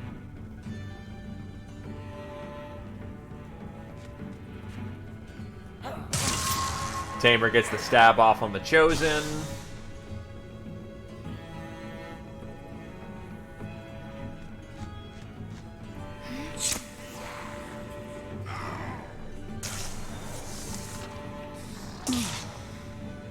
Ow.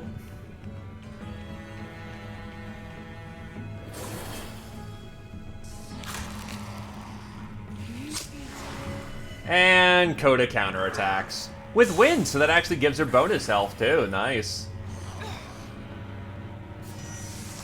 Oh geez, Nataru's so old that her HP pool is actually really bad. 293s failed in a row. That's some spicy shit.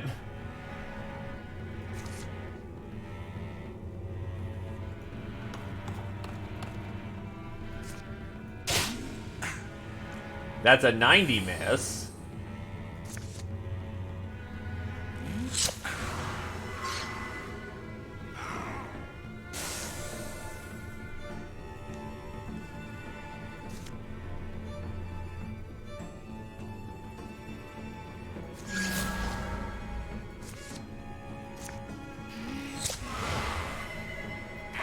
Thankfully, the stunt kills him very well.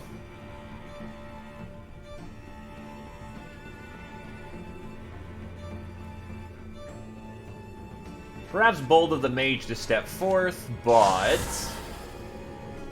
Steel Fire. Give him a shot, Coda.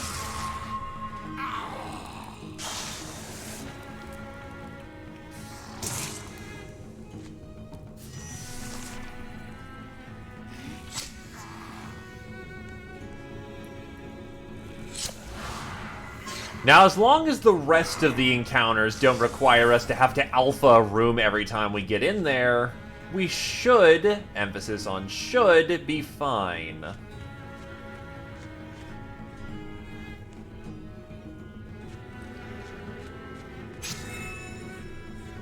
Alright, he has Paladin, doesn't he?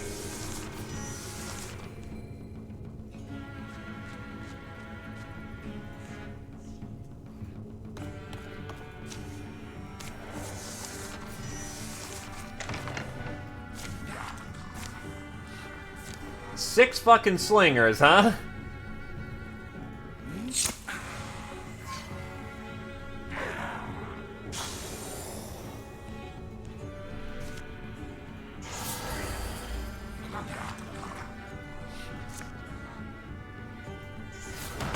Bop. Bop. Nice! Garrett takes out 2 of the slingers with a single disc.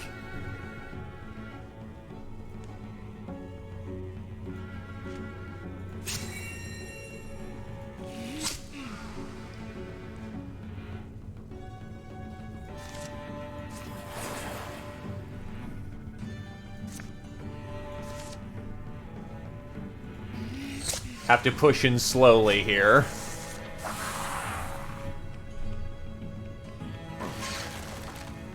And that ate up one of my fox flights, unfortunately.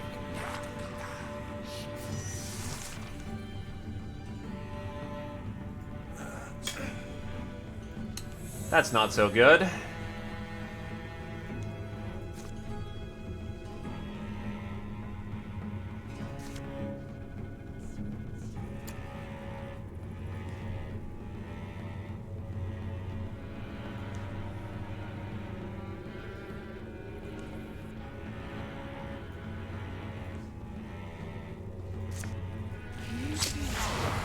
I'll take the stunt.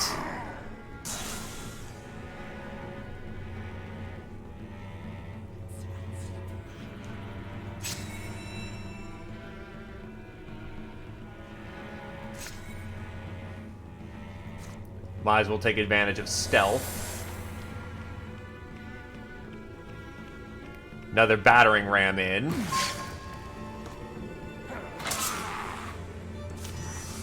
Oh god! More deepest are so we have to push in at this point.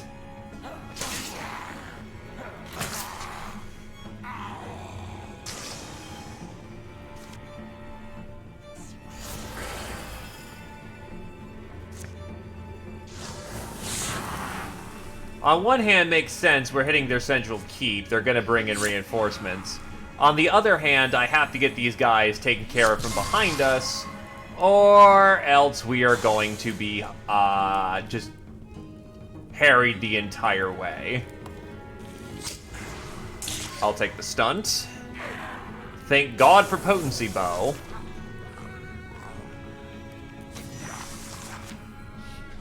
Another fucking cow.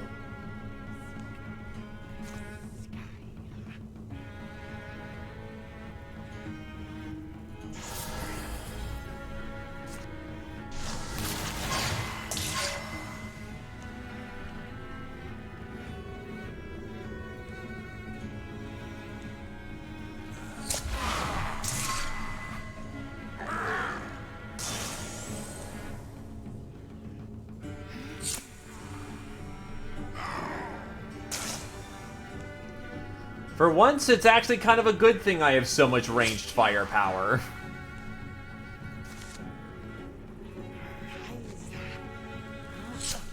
Means a lot more people are able to participate in it. Is there just gonna be a fucking bull every round? Jesus.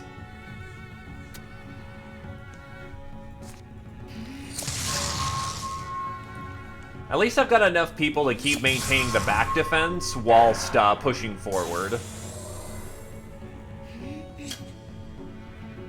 Oh, fuck you and your cover.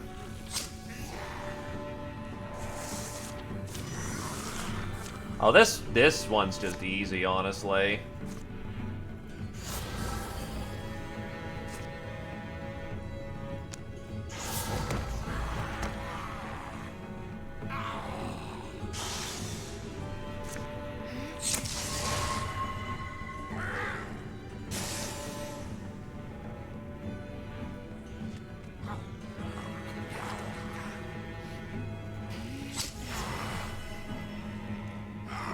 And Coda just keeps piling up the bonus HP.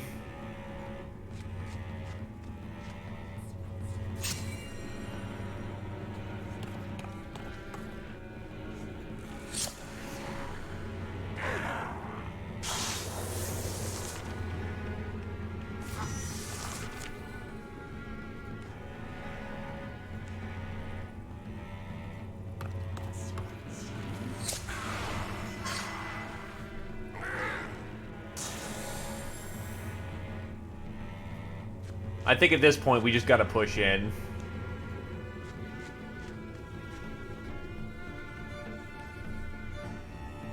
Run like hell and push in.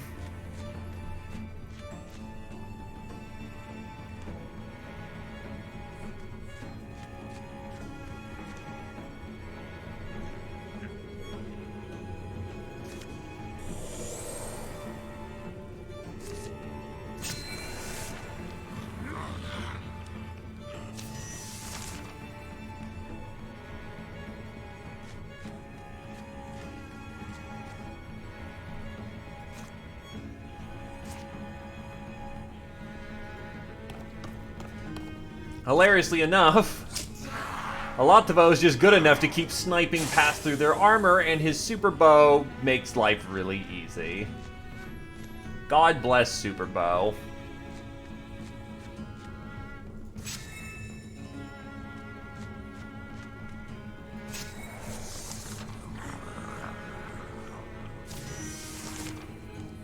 Door. Are there 3 shadow... What the fuck? That is a lot of heat. Okay.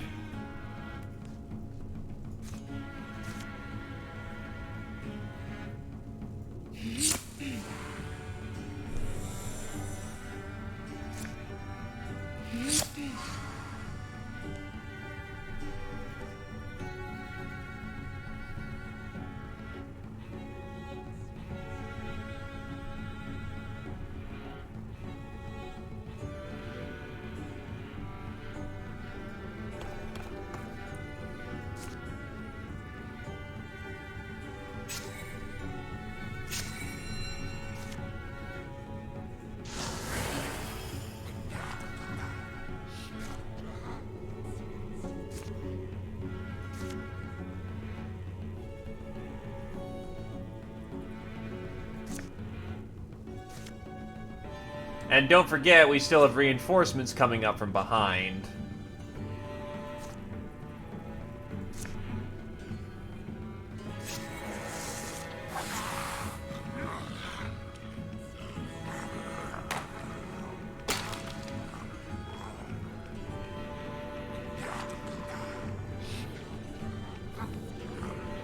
As they don't walk over my Okay, that one did, thankfully.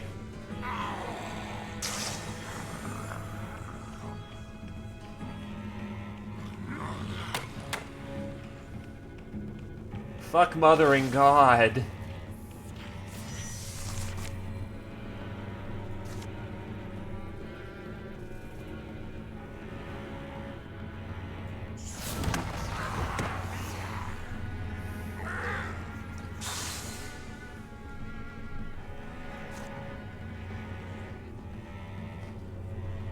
Yeah, I'm aware it's gonna be a problem, and now I need solutions. Quickly.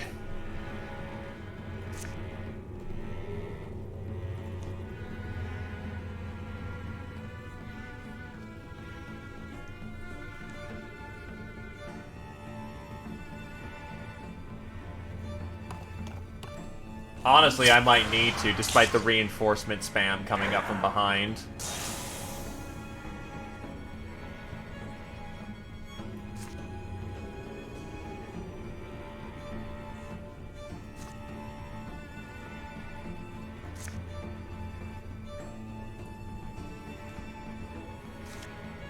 Problem is, I need to keep my wizard protected, so yeah.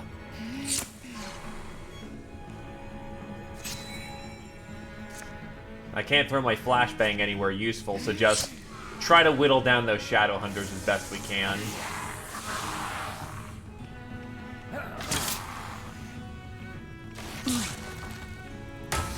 Fucking hell, that armor shred.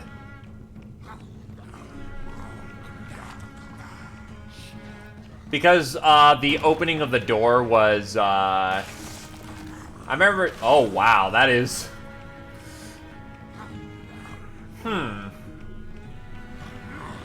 You know, thought occurs, actually. If they're stuck in a formation like this... Yeah, I'm trying to think of what's the best way to exploit the opportunity.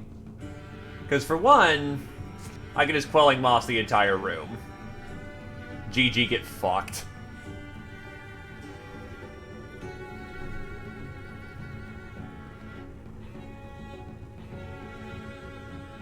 Yeah, so Quelling Moss here.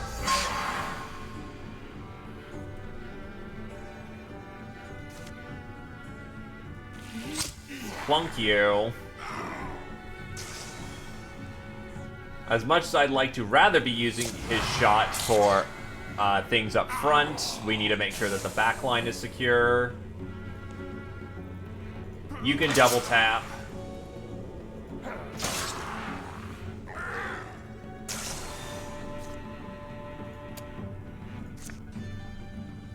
Why can't I arch the area in front of me? Oh, is it because people are in the way and he needs to be up front to use it?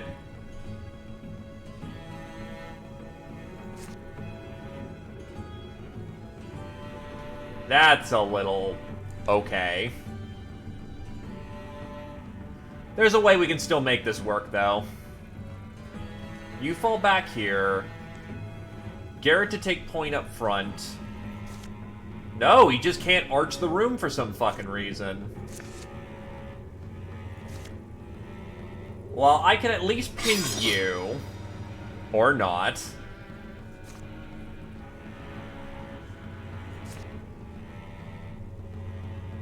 It might actually be the door, yeah. Yeah, this is where we throw in the fucking flashbang on the big one. Not an optimal use of the flashbang, but,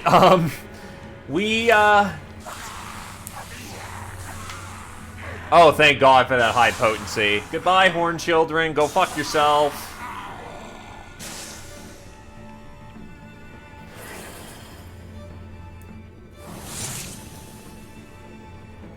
Goodbye, all my armor.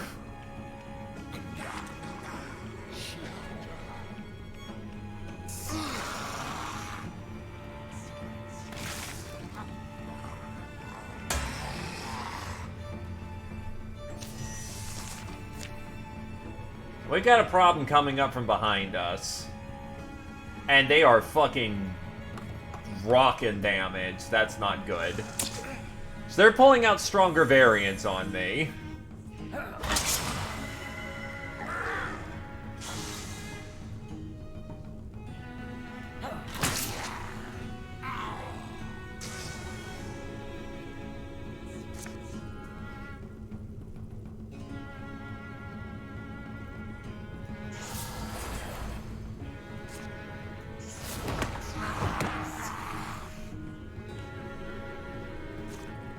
I'd like to deal with the problem in front of me, but that's not happening.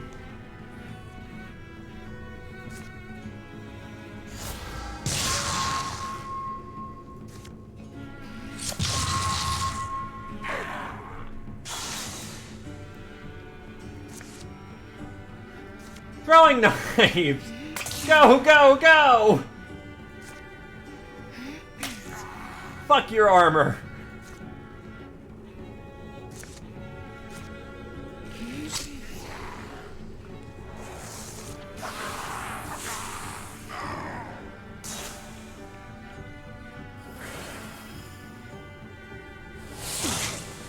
Goodbye, all my armor again.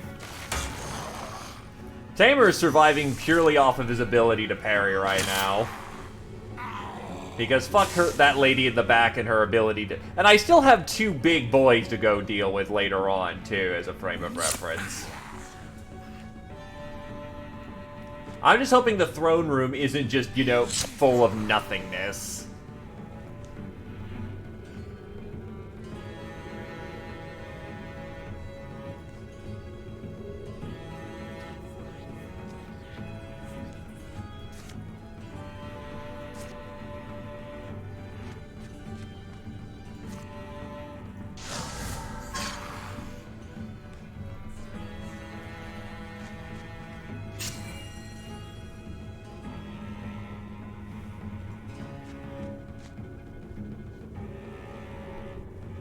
That might be just enough range for a Bone Lance.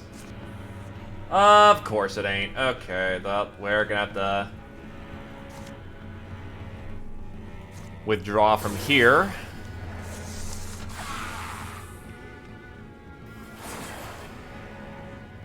Fuck off!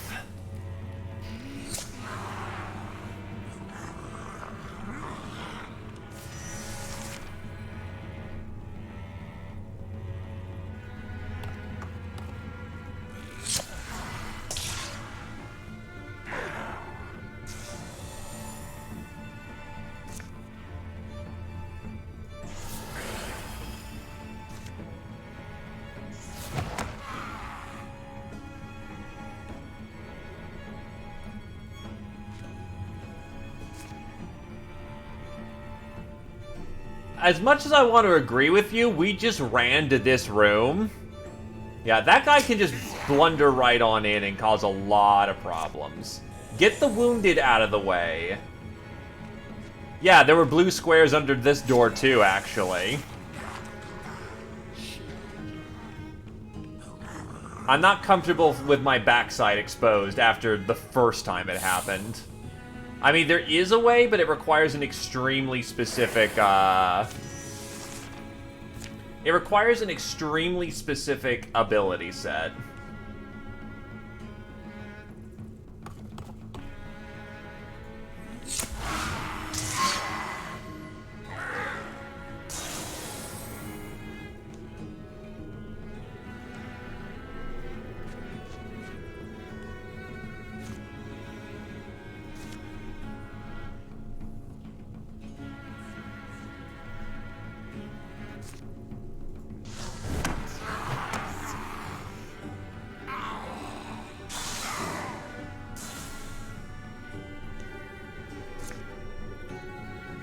I think this is a revealing action, unfortunately. Hell with it. Go hard. Thank God for stunt.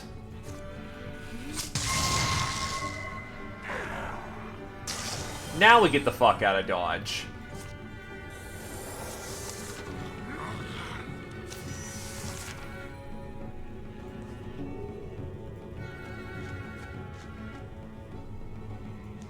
Yeah, I get that we were supposed to fight in the big room, but you front-ended everything, you assholes.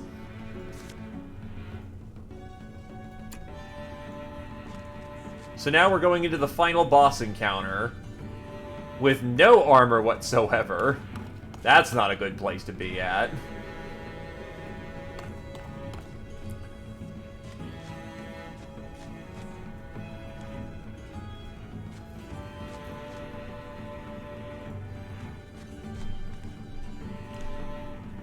That does look sufficient. Oh my god. There's still more rooms. A lot more rooms.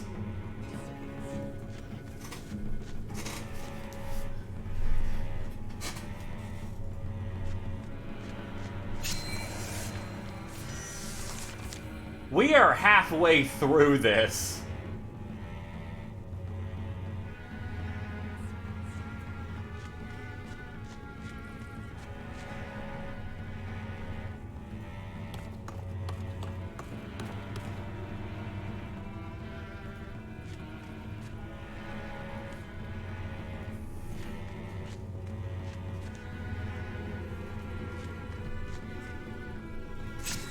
I mean, considering that this quote-unquote small room was 6 slingers, 4 fungus, 2 bulls.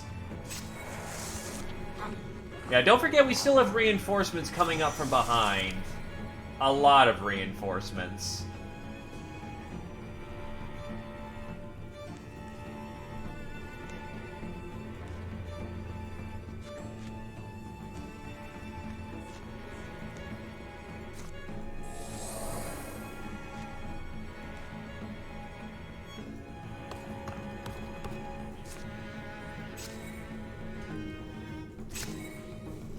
I know that gives them an extra turn to catch up, but I want to make sure that all my actions are available. Kick open the door. This it? Leave the rest to tussle with their own. The warm keep smells sweetly smoky. All the articles in here, old as though as they may be, wouldn't be out of place in Garrett's room or Nataru's. Not all what I was expecting. Where's the skulls and bull statues? Where's the tortured people hanging on spikes? And who drew this map? Someone dead long ago, from a dead world. They enter the inner chamber where a huge hearth glows. You've come. Can't say I'm unimpressed. The Deep King draws himself up, then turns, proceeding to a deeper chamber. If you must slay us to be satisfied, then first hear our story. Come. The great fire burns steady and strong. It chews on a mat of wooden fungi, producing a pleasant aroma that hangs in the air here. The Deep King leads them to a vast library, rich in texts that haven't seen light in centuries.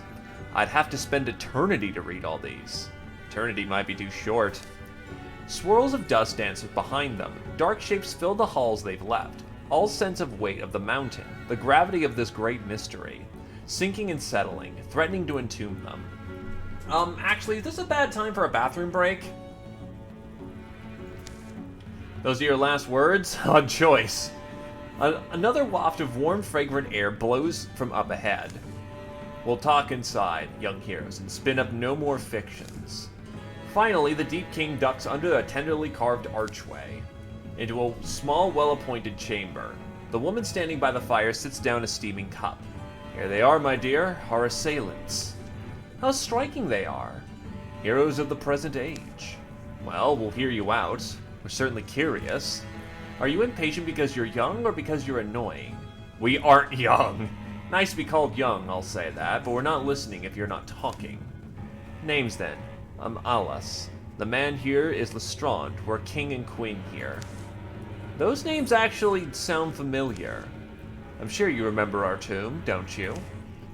Here evermore lie Elias and Lestrand. Their love which protected so many shall cradle their eternal sleep. You're saying we are them, those heroes from long ago. 2 of them, anyway. The lovers, they called us. In a sense, we were once you. Adventuring, fighting to defend the helpless, building what we could. We lost friends, buried them, did it all the right way. You were heroes? You served people? But there was no end to it, you see. We tried, but there was only more death. There's only ever death waiting. Despite all we did for so many, we found no exemption. Doom swallows the meek and the strong together. Perfect, isn't it? It's the punchline to all this. I've come to think the foundation of all humor is mortality. Shh, let her talk. The older we got, we realized no matter how much we ever might accomplish, even the story of us, seldom crossing ungrateful lips, would cease to be spoken one day.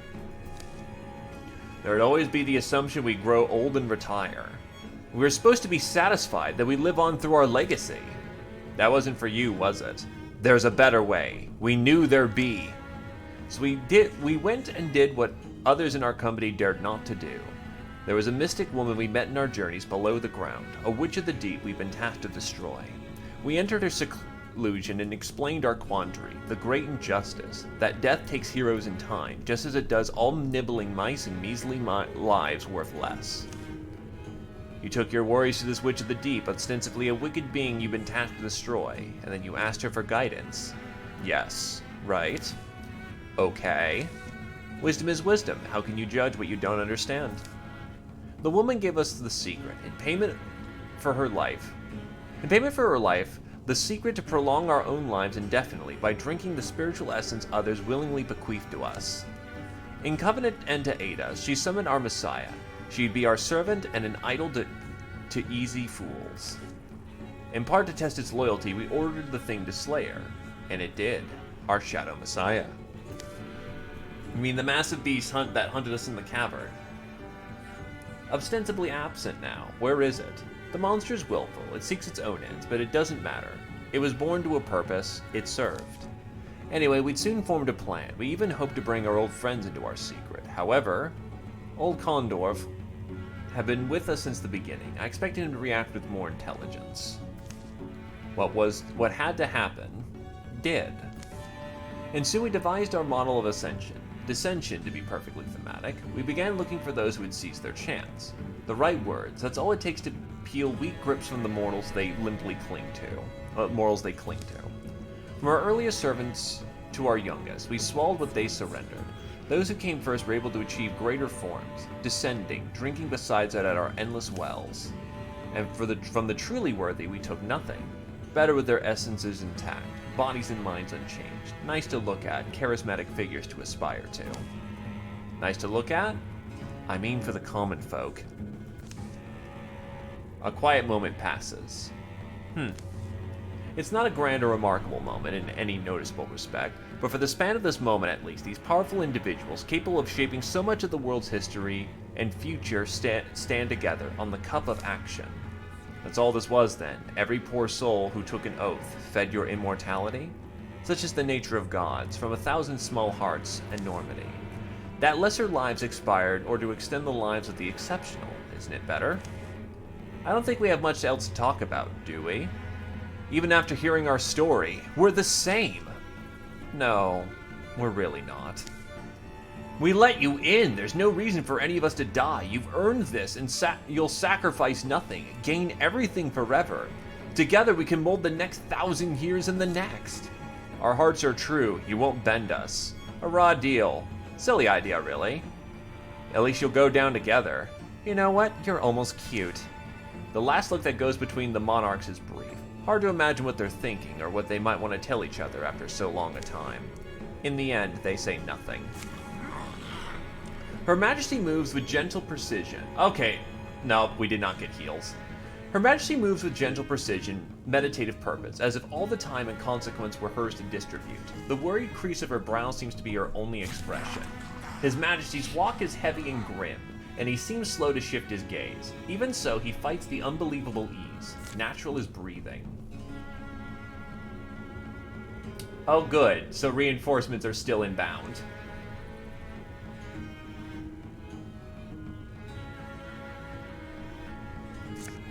I get one turn to do this right.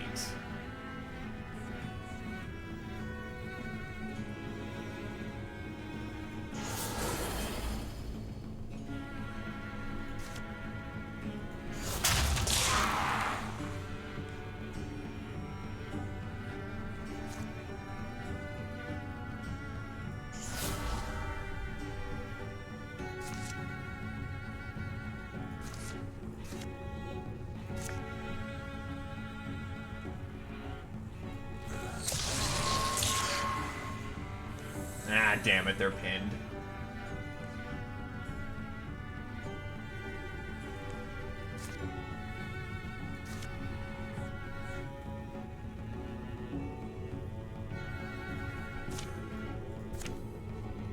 You know, question, do they have a ranged attack?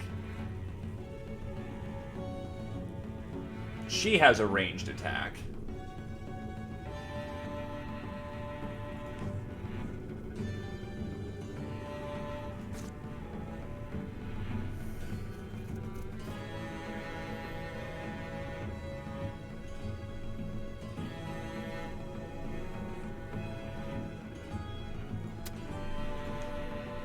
Pull back the wounded.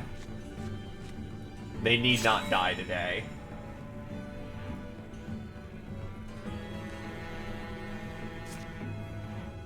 She can't throw it that far, unfortunately.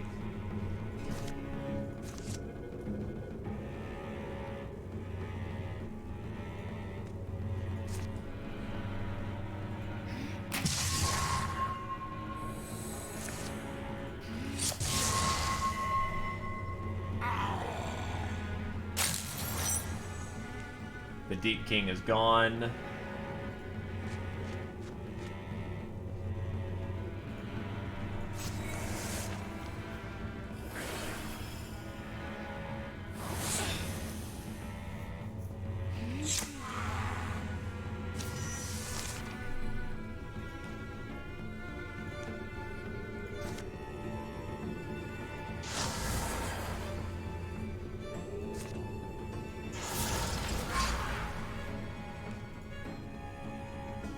A lot to vote to sink the last shot, and it's done.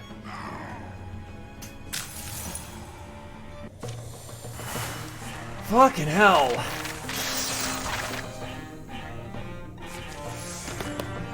I mean, congrats. In the end, it takes very little for their breath to still. Once immortal, the monarchs are dead. As the two regal corpses are brought out, the crowding deepest melt from sight. They slump amid pillars into shadows, and deep and down dark holes, despair and confusion congeal on their mute faces. The Deep Queen and her king will never leave this place. They're laid in state in front of the citadel, a wind-barren wonder of their underworld. Their ancient perfect flesh takes flame. Garrett and Notaro, Dragon T, Koda and Alantavo take what they can to be salvaged in their small cart and they go. The journey back is strange and dreamlike. The quiet caverns take on a different character, no longer as threatening as they are cold and empty. Now you rest. Maybe you deserve more suffering than we brought you, but you were heroes once. A gentle net of daylight dips past the entrance of the tomb, and pulls them up into the sun-struck woods. The seasons that have gone under by under the ground feel splotched onto their arms and faces, crusted like mud or clay. Forest air washes them, fragrant, clean, and stupefying. Wait, we have to go back. I left my keys down there. Who will ever know but us? Who will ever dream what could have been? Another 1,000 years, another, and another. What's buried is buried, lost is lost, gone is gone. Heroes grow old and their myths expire. Even the mighty constellations die. We're lucky enough to breathe the cold air. Watch the stars burn bright and smile as they leave the sky. We're lucky to wake and sleep in our own power, each contained in one unique span of time. Lucky to run, fall, and crack and crumble. On our first morning, storyless, but on our last night, welcome in legendary company. The end.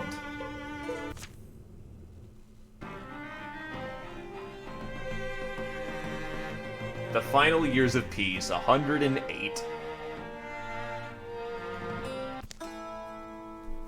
Yeah, I don't think anyone's gonna argue a lot about being brought up to tier 3. Because Jesus Christ. Mataru gathered as many of the company's stories as she could and enlisted Coda to illustrate them. I guess they did have those weird mushroom things, didn't they? We get 2 because it's a 5-chapter. Anyone who was recruited in the campaign automatically gets up to 1 star.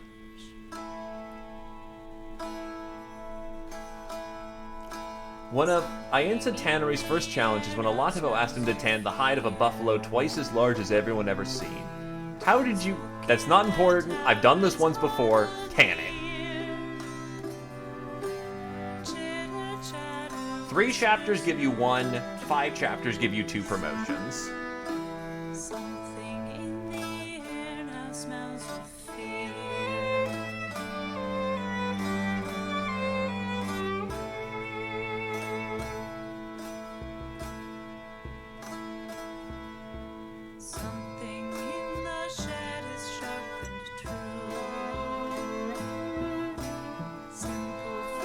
Bavadish became a fixture in Lonesome Crow. He can be found in the square most days, dispensing life lessons to any young people who look like they needed them. Coda built a lodge that attracted like-minded hunting enthusiasts. Days were spent tracking in the woods and nights were spent exaggerating what they attract in the wood.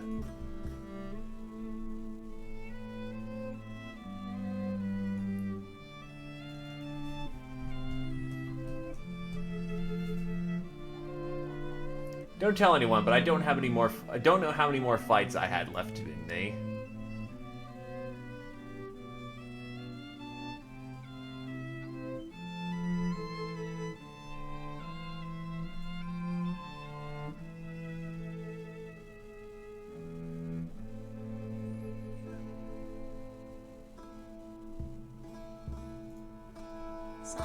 Garrett's dreams of his own personal research tower had finally been fulfilled. He kept it well stocked with monster parts floating in colored liquid, to impress any other mystics, of course.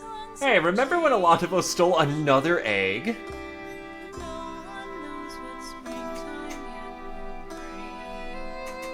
Alex developed a passion for restoring ruined sites. He rented out the finished sites to Traveler at a decent nightly rate. Quillen got up to see the sunrise every morning. Wouldn't you rather sleep in and take a single one of these for granted?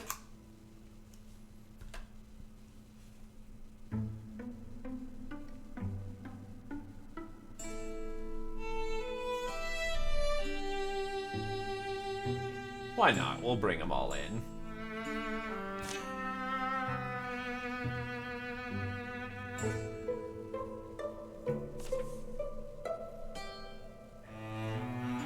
Oh, interesting.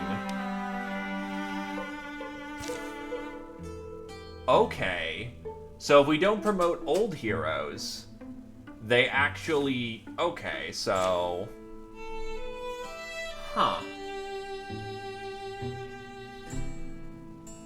So, yeah, not promoting Alativo means he doesn't get to keep all of his nice kit.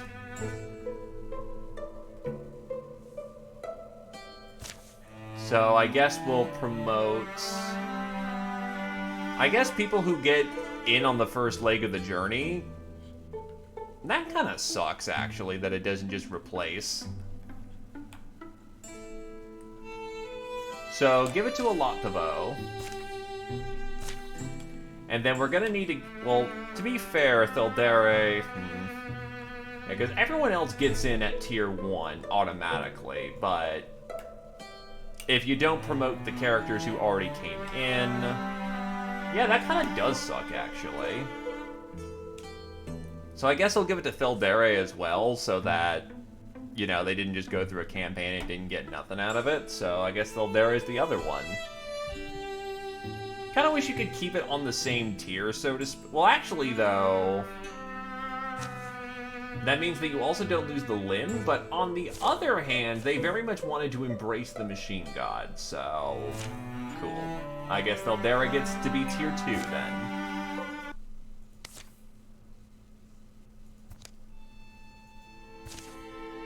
We will keep that in mind for the future. Anyway, the last main campaign story is Aluna and the Moth. An old book and a young argument leads two siblings into the wilderness.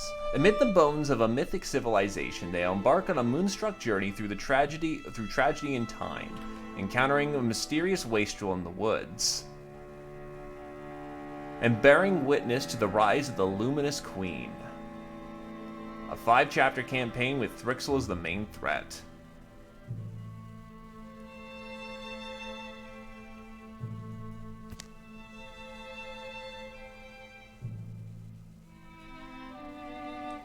So, for this one,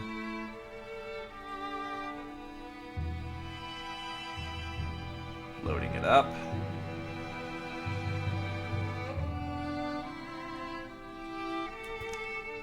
We are allowed to pick from 2 legacy and 2 new characters. Badger, you wanted in the punching.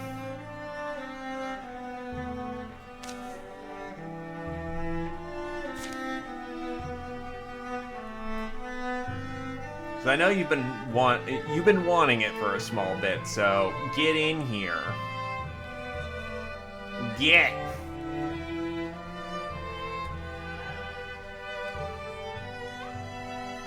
So I know Adeline wanted to get in. Does anyone else want in? Oh, oh wait, is it that? Okay, so it has to be a Wood Warden, has to be a warrior. So for our Wood Wardens, we have Alativo, Coda, so Nat, Coda, or Alativo again. Look, man. He's just the OC at this point.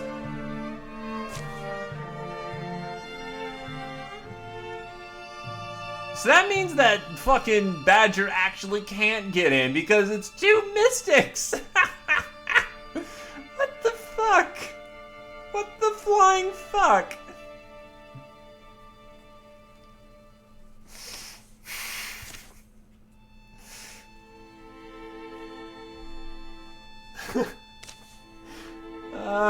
What the shit?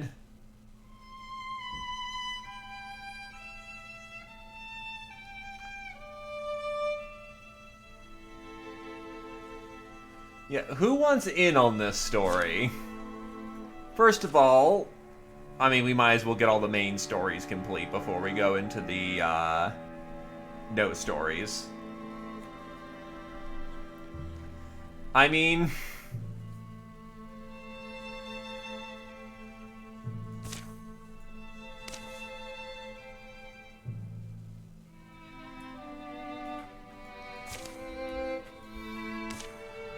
do we want to just, like, let Alativo finish?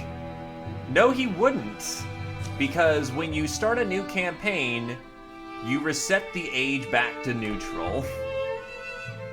So he comes in as if he was coming in for the first time.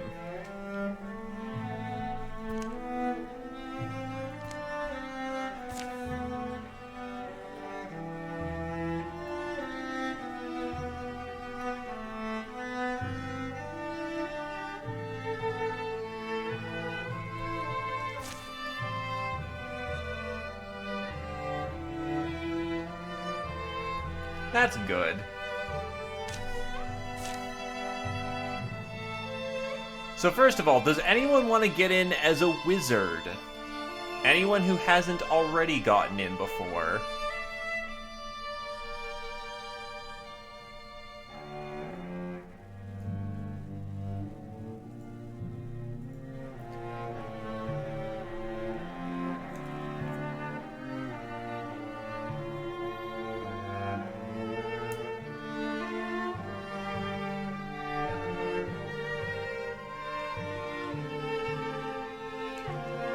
He really does have anime powers by this point.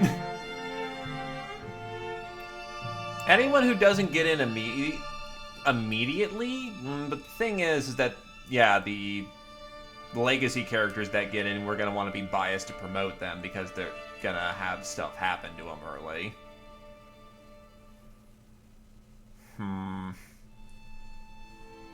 Starting to learn the stretchiness of the situation.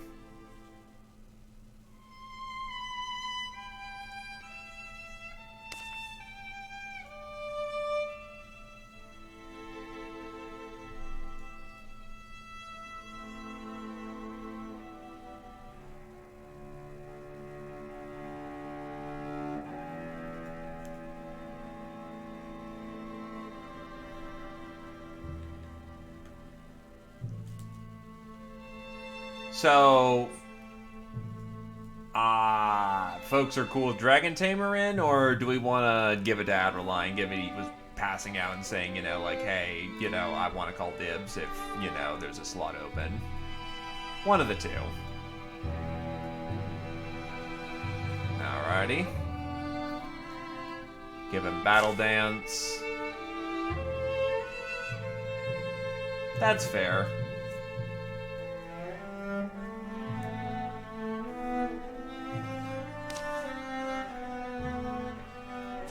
He also doesn't get... He also, you know, doesn't have his hand, which sucks.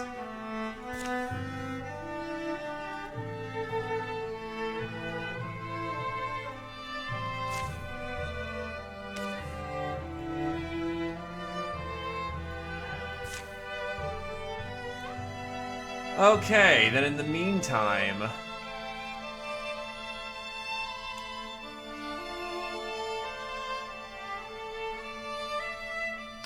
Anyone want to get in on the Mystics?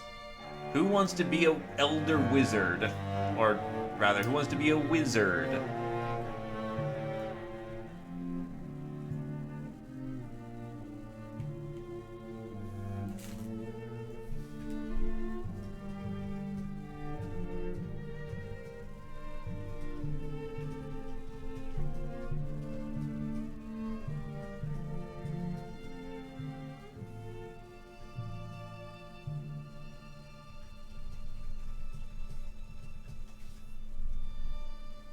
Right, you wizards.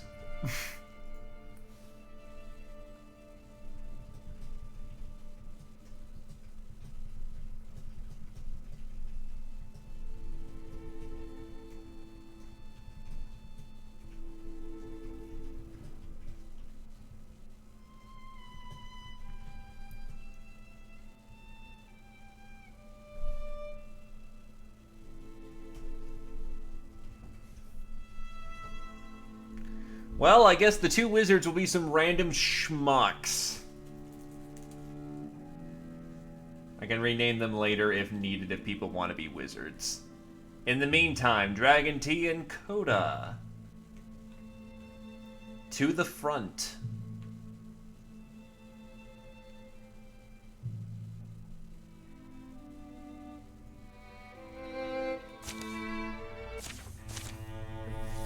Oh god, we start off with a handful of calamities. What the fuck? The Morthagi are not present. Oh wait, that's right. I'm stupid, don't mind me. I am dumb brainlet. Memories and dreams. Those lightless gleams our eyes seek finding. They take us from tables and summon us home. Warmly felt and ever fading. A prodigal child of Snowy Dame returns a grown man. He comes down the road, loud and grumbling, and glad as the afternoon fades. There it is, that glorious smell of pig slop and onion water. Dragon T has no plan to stay. Squelch. He seeks a certain book from the famed Snowy Dame library, one he's never found before, and never long forgets.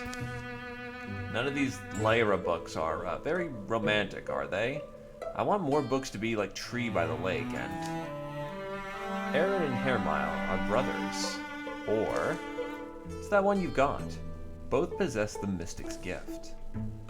This actually, I don't honestly know. Neither of them knows it yet. Is it racy? Drawings of nightmare beings haunt every page. Hermile and Aaron flip through it. Writings Croyan. What's it called? Dread Compendium. I read Croyan. Do you? Giles and Yandrik. It was Rebound. You wonder how, or if they fought these things, how long ago this was? 1,000 years? Old Cure was 1,000 years, yeah. I mean, the fall of it. And yeah, any character can wield any setup of gear, just typically people get maimed and lose their options, so to speak. Or they get transformed into other beings that can't wield said weapons. Couple chef rustling kids, huh? You found it for me. Noticing the newcomer, her mare snaps the cover closed. Dragon tea? Is that Hermile Leonfire? Have I been gone that long? Folks used to call you Cricket. They did. Glad I put some hide on. Well, listen, Oh, did you ever meet my little brother? I'm Aaron Leonfire. That Leonfire messes with me. Yeah, that's a good enough name, I guess, but, I need that. Sorry.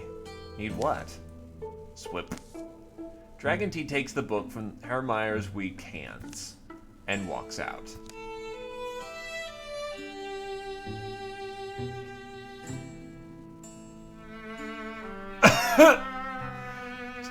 I know this is the standard, hate, friend, love reaction, but like, yes. I love it when he rips books from me and makes me look like a little bitch.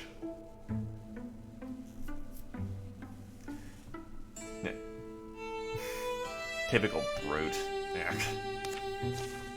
Skipping any further reunions, Dragon Tea leaves Snowy Dame in the hour he's returned. Hey, I know you hate when I do this, but I'm going after him. You in? Yeah, nothing else to do. Young, you're warned that anyone might be anyone someday. That all you bring and all you chase will choose your mapless way. The sun's already low when they embark.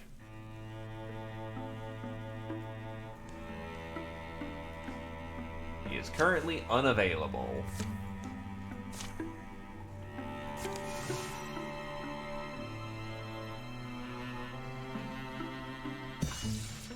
These stories were drafted in trails. Know where that line's from?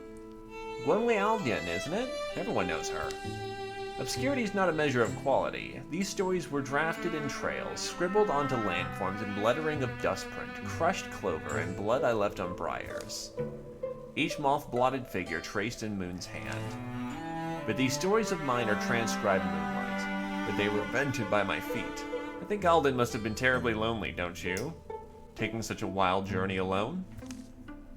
The first evening comes. Distant hills grow long, bluish beards. Grit in my eye, rock in my shoe. That's road life, maybe. Kinda like it. How far behind would you guess we are? Probably close. How much faster could someone conceivably go? I wonder, Dragon Tea. He was a teenager when he left. Me, maybe 13. How old were you? No idea. And then, so now, what's brought him back? They eventually lie down to sleep. But sleep's elusive on the naked ground. The dew chills their skinny limbs. They stare at the dawn. My neck feels roped to my shoulder. Maybe as our muscles warm up. This going only gets steeper. And further from anywhere they've been. That brigandish buffalo. That rusty lump. It doesn't take long for Dragon Tea to realize he's being followed. He drives a harder pace. But the brothers Leonfire prove persistent. Spirited in their pursuit, if not particularly wise. The eighth day dawns gray. They enter the rooms at noon. Stone walls, filled by wind and years, stand stubborn where they were founded. One of the last unburied skeletons of Old Cure. This is Eldstone. Has to be. I remember you wanting to come back. I remember you wanting to come here back before. We hiked a long way. At least it's something to see. I doubt we're catching Dragon Tea at this point, right? Should we think of heading home? See those metal points in the highest pillars? I read that those were trapping lightning. Korean sorcerers, they harness it somehow. Think we'll get a storm? Hey, Aaron. As a kid, you always played that you were a Korean knight, slaying ancient beasts, rescuing princesses. You read a lot of Korean stuff. You remember that? Yeah, I was obsessed. I trust you to know more than anyone else about these places, so... Well, Eldstone was a whole settlement, they think. You know how you hear about the castles, the knights, the lords, and all?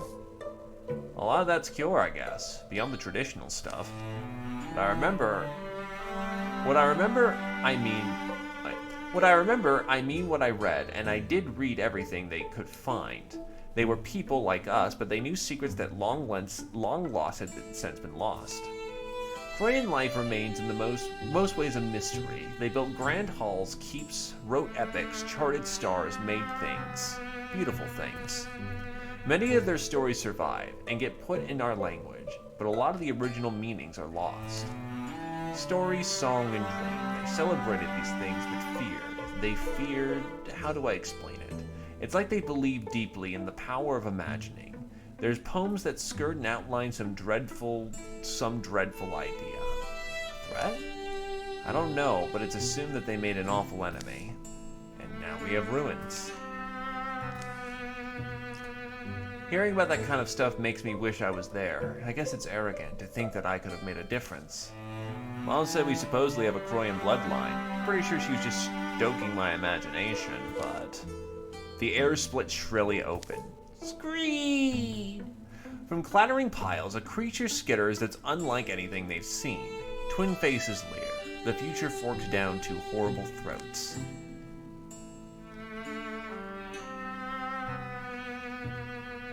So we basically just choose who gets the weapons that they get. Startled, Aaron bends for a fallen branch. Hermile grabs a soup spoon. In that moment, the dormant power in their blood awakens.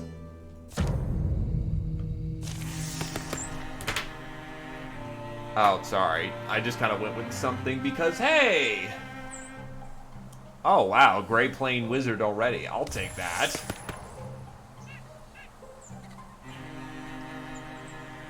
Advanced infusion abilities for stones and bones.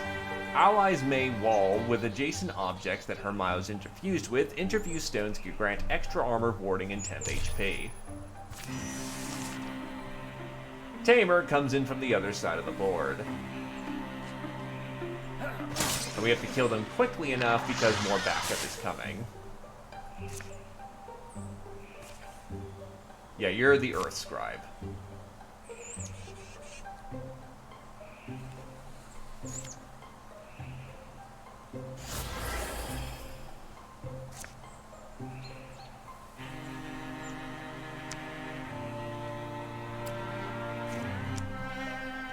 Oh, right.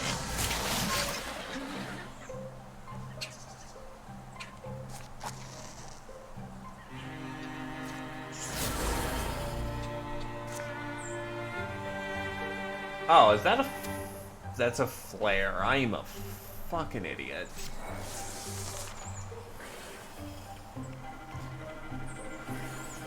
Anyway, we are dealing with a lot of wizards this time around.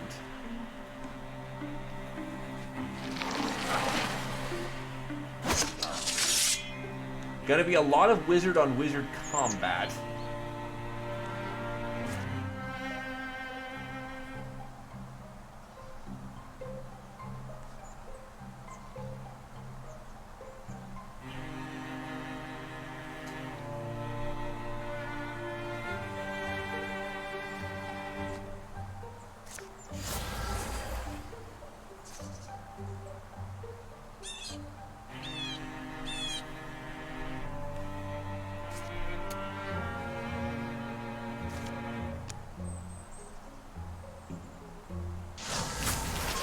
More reinforcements are coming, so I can't just do that, but I can do this. Oof, that's not good.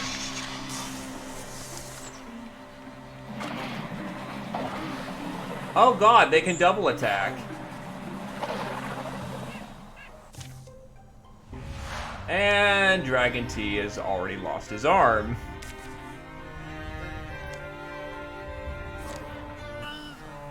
Oh, all heroes have to survive, too.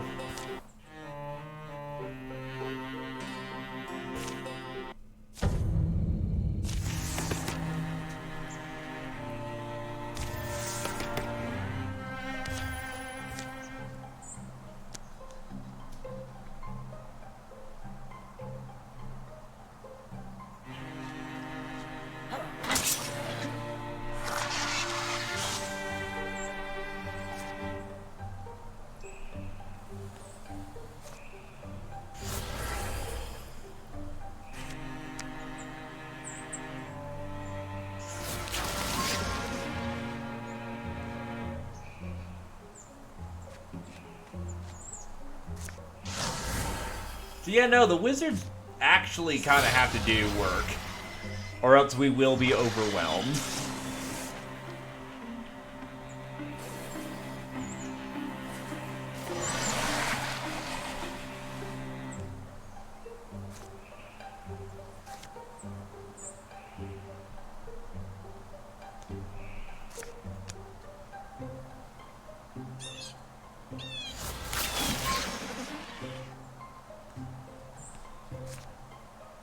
Oh.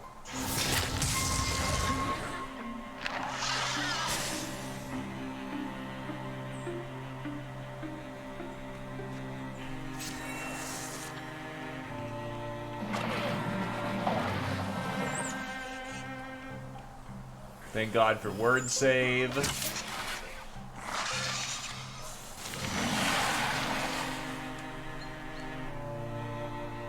This is a particularly mean setup.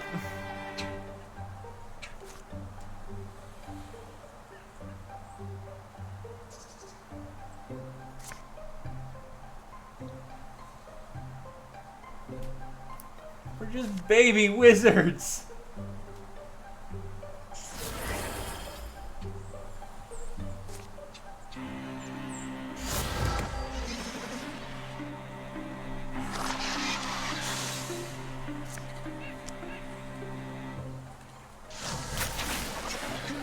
Well, thankfully he died in a heartbeat.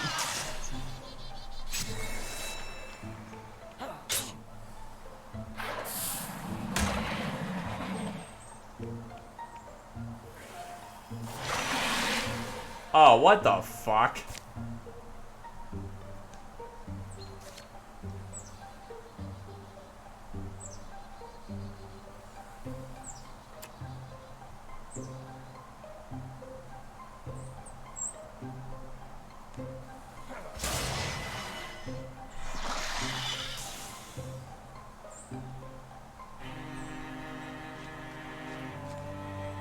Right, you don't have Paladin anymore.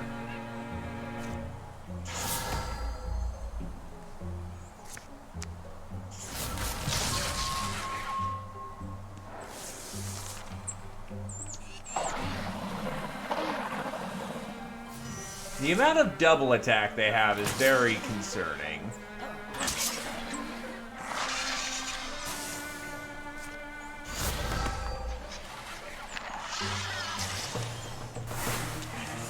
Well, we're not dead. That's a good first start. Rager Claim. A well-made axe.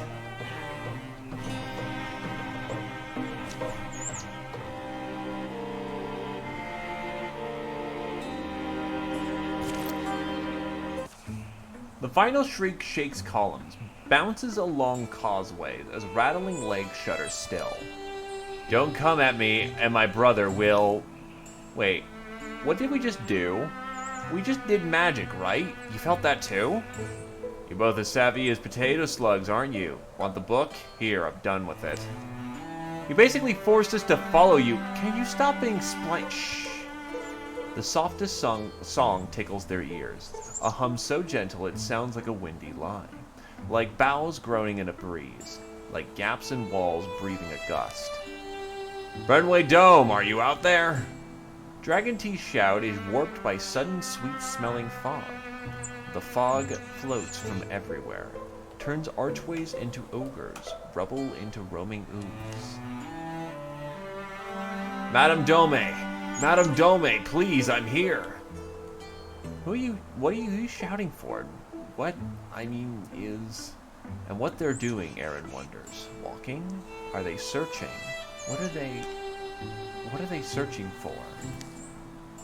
Madame Dome!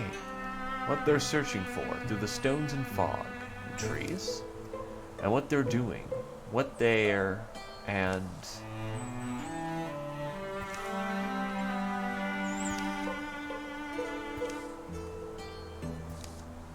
I'm walking in the forest. Yeah. What? Tree trunks gather around them like gawkers. Sunbeams stroke their faces. We alright? What happened? We were... I don't know. Somehow they... Who's they? Thrixel. There must have been more of them. Okay, when you say that word, Thriskel, my body hurts. Thrixel. The Thrixel. There... Remember that book? This book? Yes, the important thing is they're capable of... How do I say it? Capable of captivating the mind. Grounding 3 birds with a glamour, sending them stumbling far to die. The rakish stranger pauses to be seen. How long had he been standing there? He offers some kind of perfunctory salute. Yes, little worm-thrown dears, you might have been food for wolves and weasels, but a man happened who bore a gift for magic. But a man happened by who bore a gift for magic, a glyphic smile, an enduring fondness for birds. His speech glides, perfect and strange. Skimming steps whisper him nearer. Is that one of them, the Thrixel?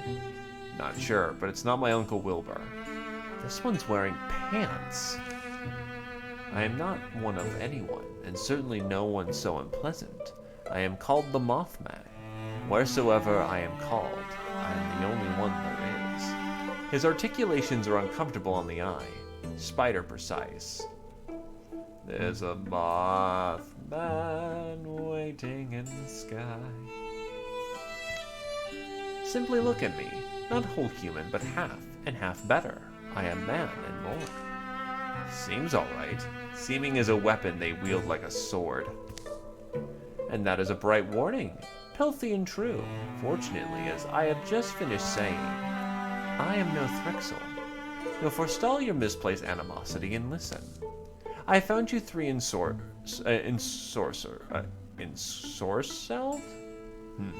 Wandering deep in the woods, removed from any reasonable roam. Where unreason reigns, Thrixel hide their aims. But that is one of mine, but you can use it. For one of my abilities, gathering you and waving away your enchantments was a trifle, a matter of politeness, and yet the ones who cast these webs, they are not the dull drones they appear to be. They are imaginative. They expended thought on removing you. They must have deemed 3 flimsy birds dangerous to their designs. So I am struck with wondering, why would they think that? You must admit, it is a curious thing.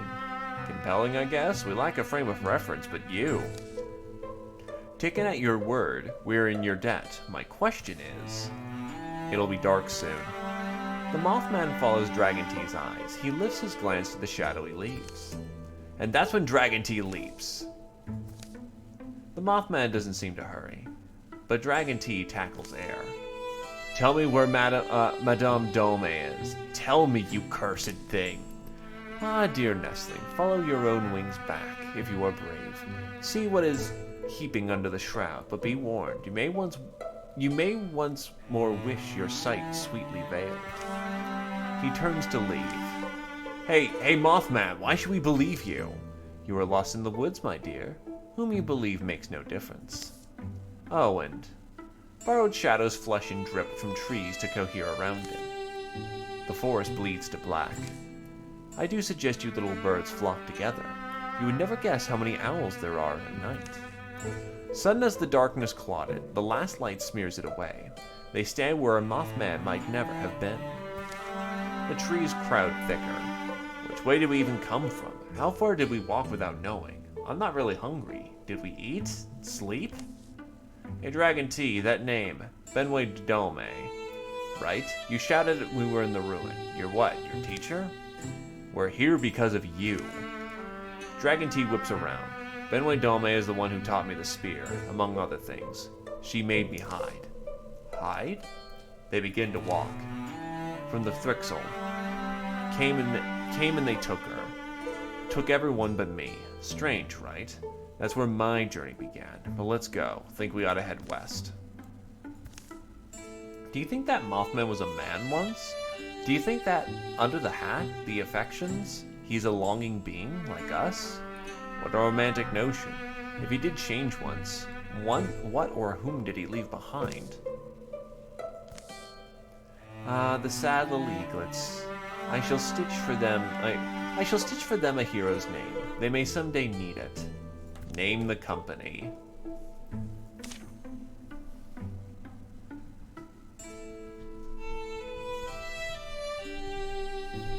The Third Thracian Company.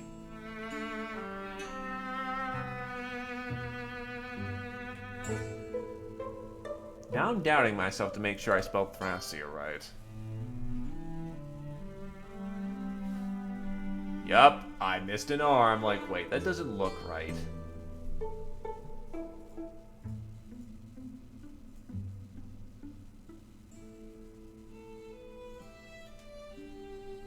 The Third Thracian Company.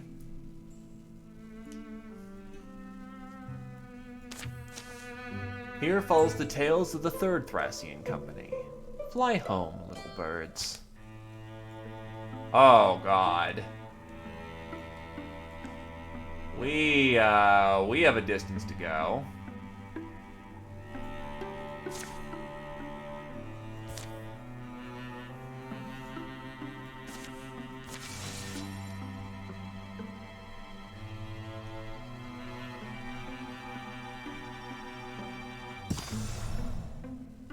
Hermeri walks with his nose in the dread compendium. You can read it? No one can read it. I just used to go look for it, for the pictures. Burned those drawings into my brain as a kid. Saw my first Thrixel, it was like an image came off the pages. What a discovery that must have felt like. But also, here's a question. Where'd you get that word, Thrixel? Madame Brunway used it, believing it's wild speech. Brunway came from hill painting people. Almost no one can read this thing, but you can, right, Aaron? You read, old Croyan. Oh, yeah, maybe. Problem is, there's two different letterings, and I'm good with one, but not the other. Need a desk and some work paper. So what are you waiting for? I'll look when I care to. Dragon Tea, something else. Why'd you go to Eldstone anyway? You went there like you had a purpose. The ruin? People said it was haunted. Gloam lights, fleeting noises, disappearances. Rumors I heard as I made my way home. Sounded like a likely spot. A storm catches their heels. In the end, I was half right. The Thrixel were there, but Madame Brunway wasn't. It latches on long enough to leave them soaked and then runs south. If you trust us, my brother and I will fully do our part. You made a decision to go out this way to fight. You're brave, but you can give us a share of that. We're ready to help. Easy on that. I'm only a fool who's fooled you. Can I have my bed shirt back? Sure, it looks damp, but at least the book's dry-ish. Last thing I'm wondering about is your magic.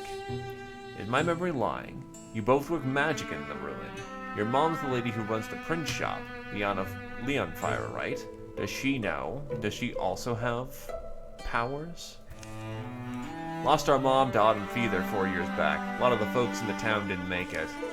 Ah, I see. Apologies for, if I was being casual, He's being childish because it's you. The time's passed, life's continued. Not even sure how to answer you, though. What do you call something magic? It wasn't like using a thing. It was almost like as simple as shaking hands. Like shaking hands with creation, right, Aaron? No, yeah, something feels off. Do you feel that? What do you mean, off? I don't know. Hair's tensing up. Something's moving out there. Should assume the worst. So you can do magic? Do you know how? Or can you at least fight? I can. I know we'll learn. We'll prove it in the moment we must. The threat closes around them. Stay behind me and stay alert. If you remember how to make the rocks dance, that'd be great. Wouldn't it be strange if... In that moment, Hermere locks eyes with Dragon Tea. Realization blossoms between them both.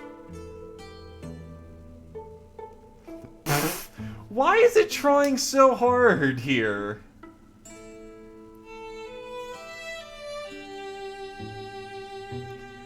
Well, Tamer, here you go.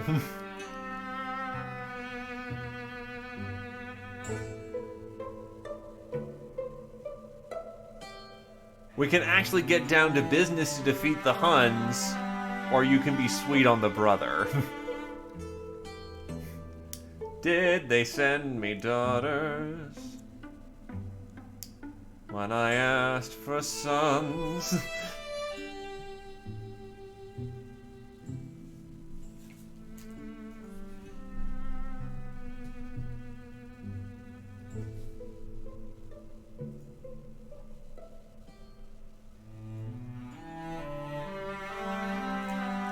I'm going to go with, since, I guess, Tamer isn't here, I'm going to kind of keep him up with saying he wants to be the bad guy, so I'm going to make him look more badass instead of this just being a hot diggity damn moment.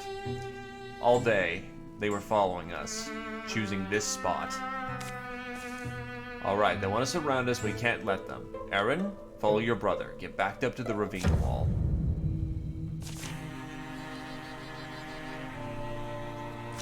This is good because we're still pretty fucking hurt. So I can see the wizards are kind of the early game power here.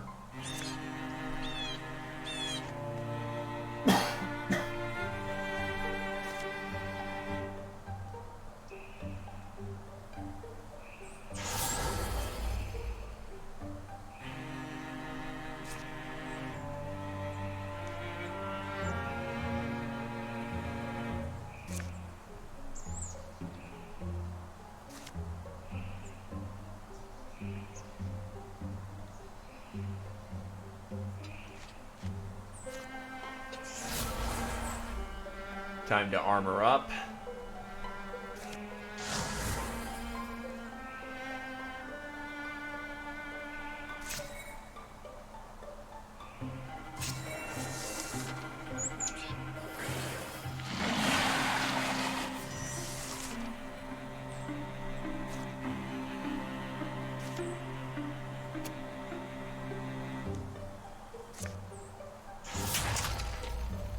Well, fuck. And I can't tree call and just get close.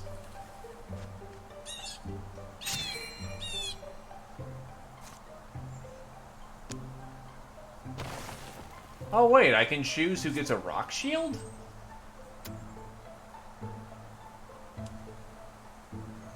Yeah, but that also puts him out front.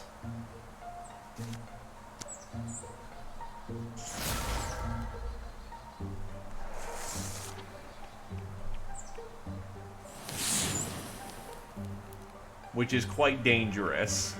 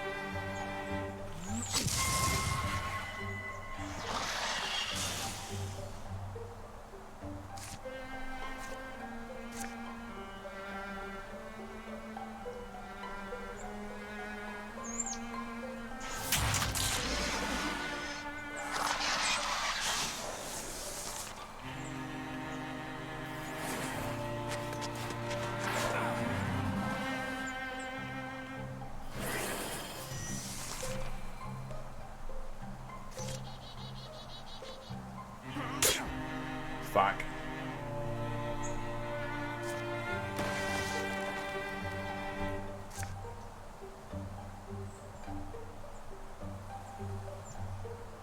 What do you have in the trunk here? Not a terrible lot.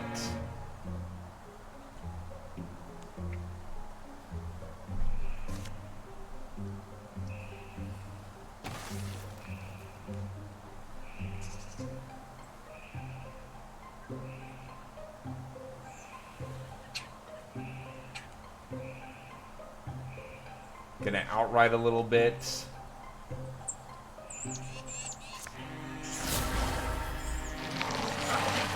Oh, well, shit.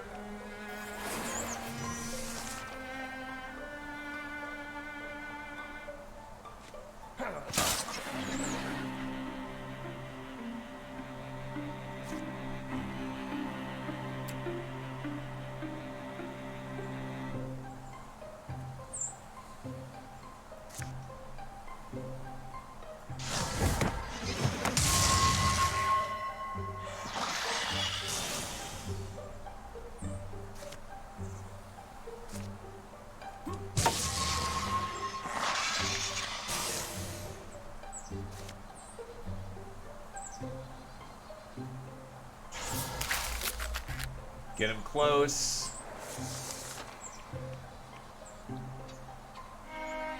Oh god, he can phase step.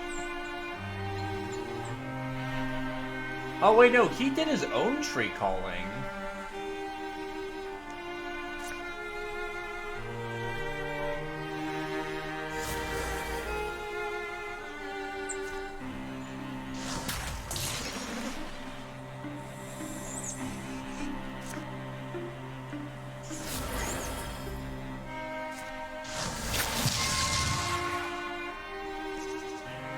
This should allow him to get around cover.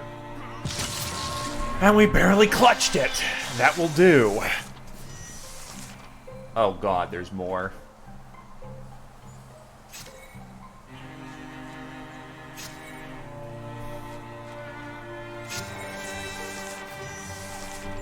And we have to go seek him out.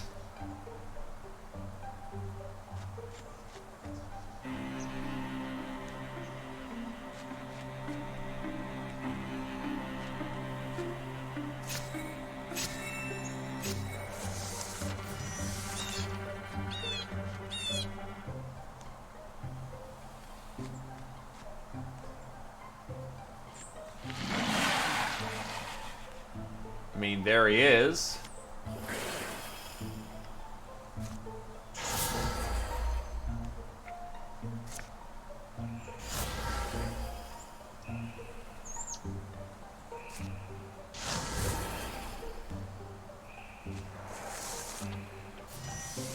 I think he's stuck.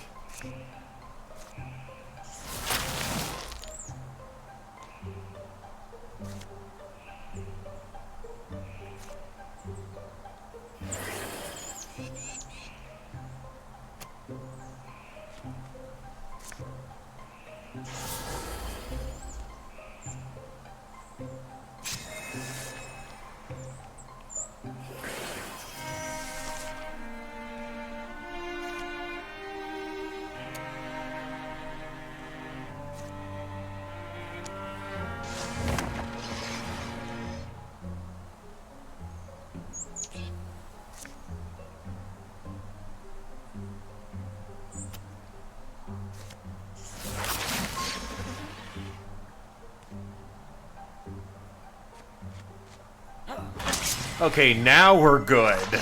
That was very, very, very close.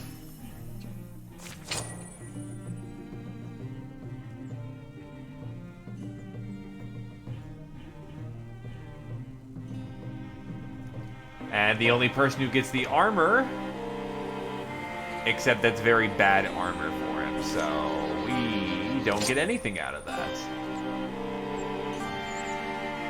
Give Dragon T the scarf because he needs the health.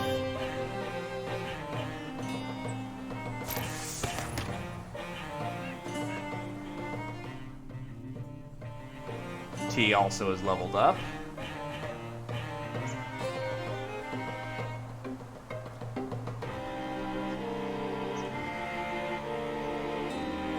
We'll go with Riposte. Just give him all the attacks. Scrambling to higher ground, leaving a wake of twisted Thrixel bodies, the three of them stand breathing hard. Late gray sun squeezes past the clouds.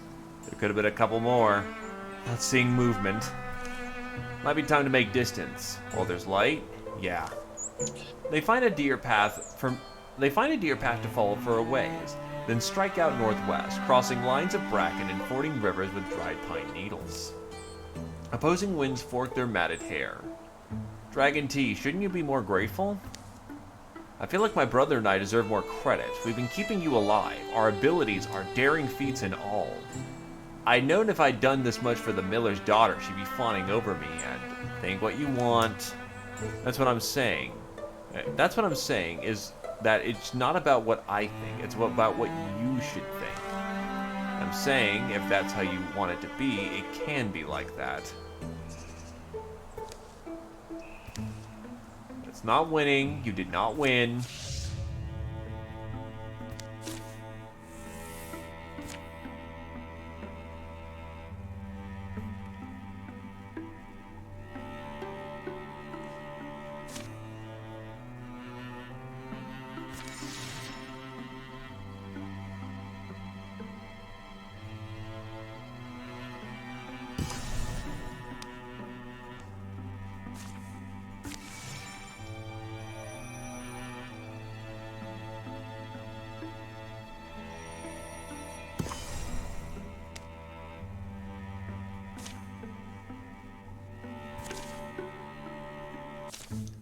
Rustle, rustle, hoot, hoot, creasker. Maybe we're both a little too anxious, huh? I'm wondering how I'd be remembered, you know, if I died today. How about you?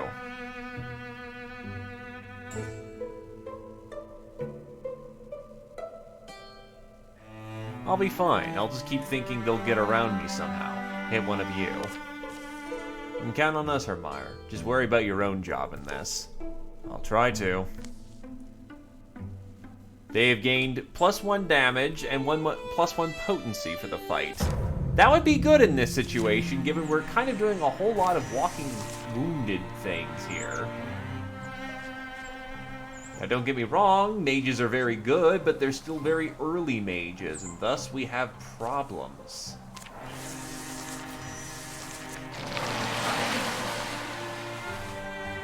Like here, this is a problem.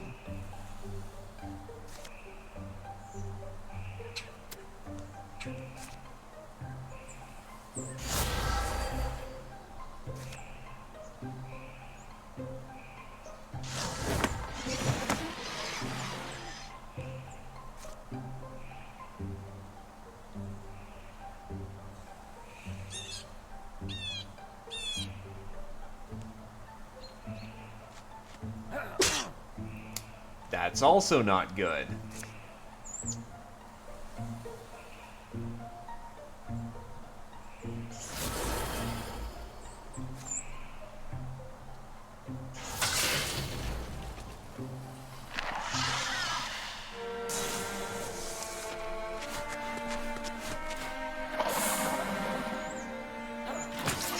Oh yeah, that's right, you now riposte.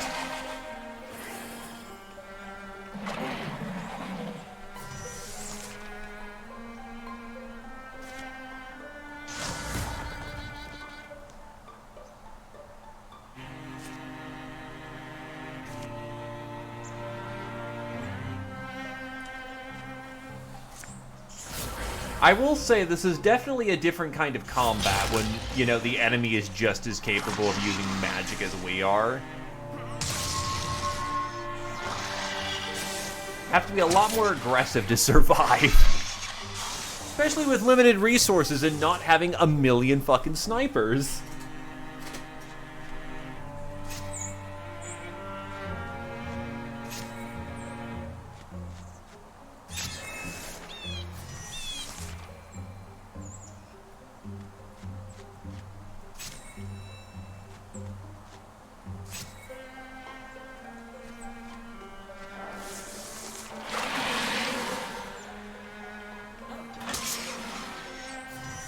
Oh, this would be easy.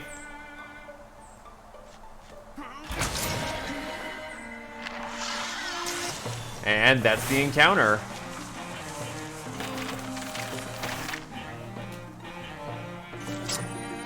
The Brooch of Cunning. Gonna give it to the warrior because he's gonna need it.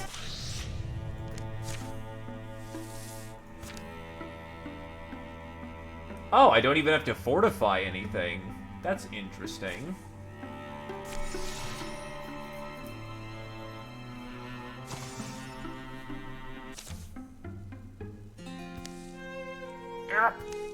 Hey, I got a splinter.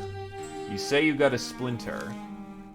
Someone's hiding their feelings from me, isn't what they say? So I got a splinter. You got a splinter. Well, I've got a drinking problem. I got what looks like a...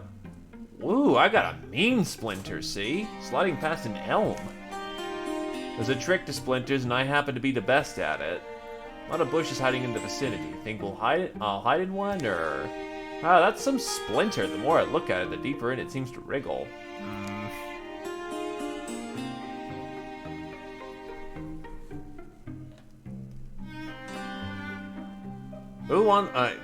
Well, do we want to pull out a splinter or not?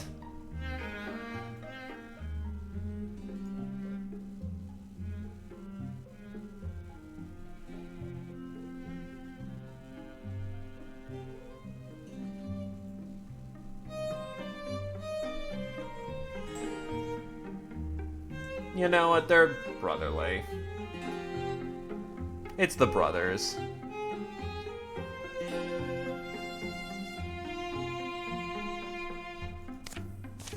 This won't hurt a bit.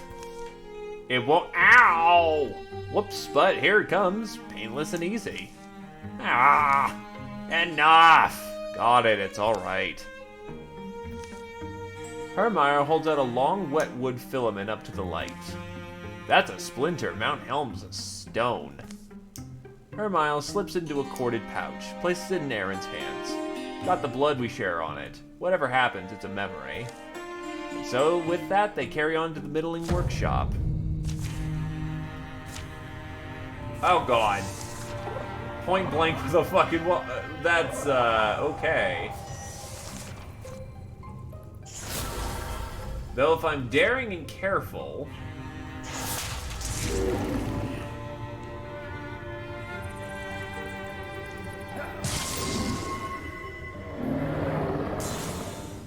That's fucking damage.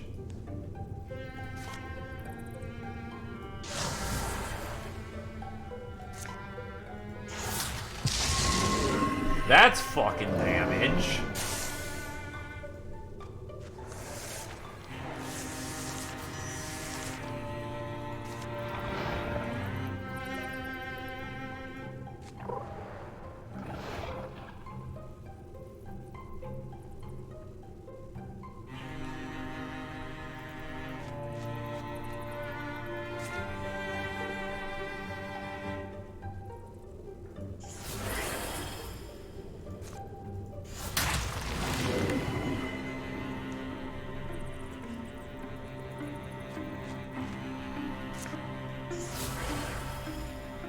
That's just gonna be a giant meta joke at this point, isn't it?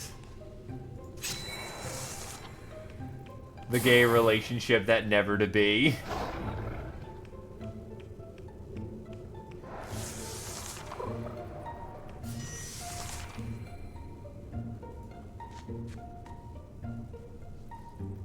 Man, all this shackling sucks.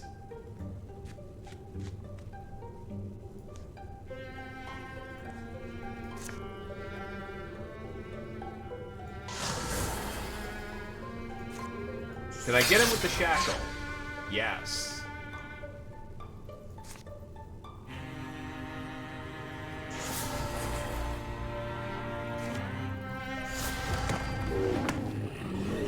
Well, that solves that problem real fucking quick.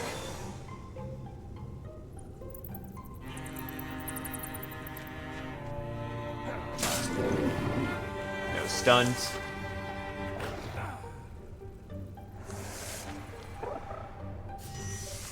Oh, shit.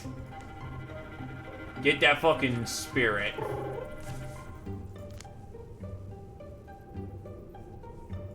Tier 1 Great Spear made of water. The Hawk Sting.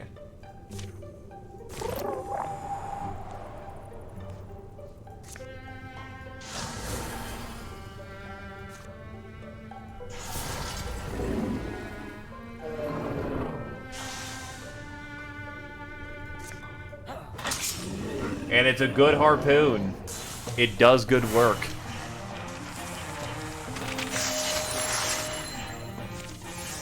A Bloodhorn Mystic.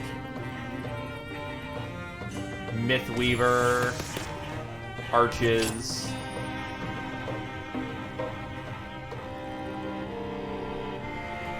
We'll get our mage some speed. Victory is ours. Strange scuff marks on the floor here. Have you found something, Aaron? Can you tell, how can you tell under all this dust? The floor here bears strange marks, like something was dragged over it. I think this cabinet was moved. Hermir, give me a hand. There's a hole in the wall. I wonder where it goes. To a secret chamber? Full of treasure, perhaps? Maybe it was a hideaway for secret lovers. Oh my, I wouldn't mind a secret love nest of my own. Well, we should check it out either way. Aaron climbs into the hole, while the others watch on. Hello, what is this? Creek. A spear.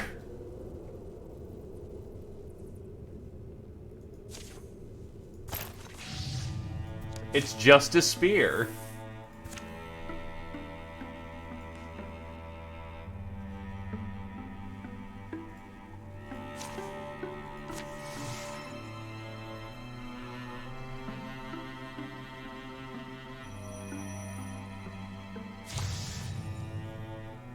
It's treasure, I ain't gonna complain.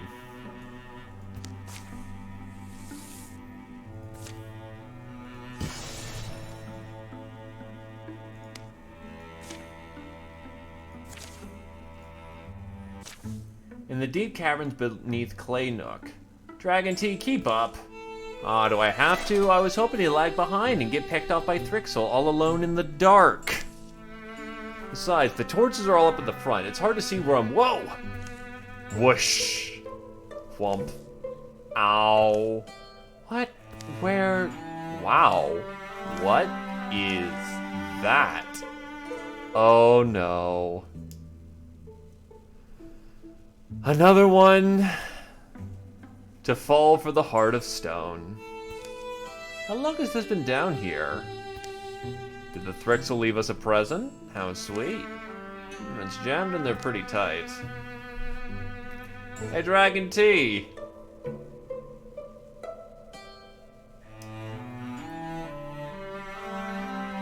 You want a shiny gem?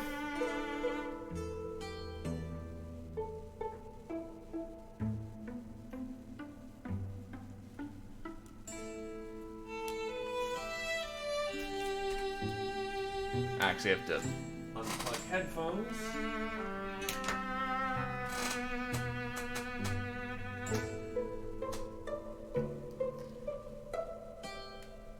Now, we know this event's gonna turn him, what's gonna happen to him. Don't think he's currently present.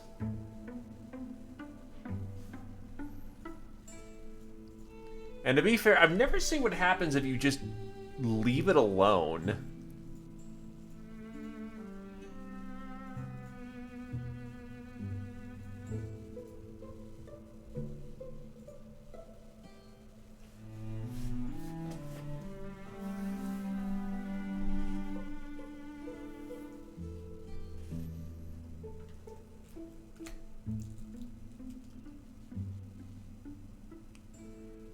So in the interest of getting a more diverse transformation, him not being able to voice his opinion and not maiming the character because we know what happens when this happens, I am going to go with let's leave it be, because I've never done that before. Oh well, I should probably find the others.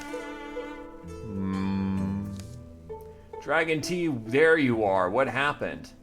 Found an old statue. Well, we found the Thrixel. Form up.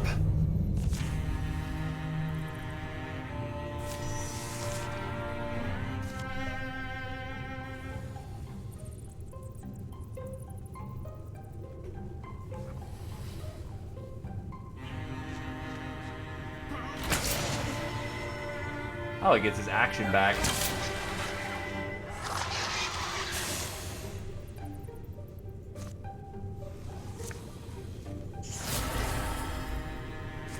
Lance him.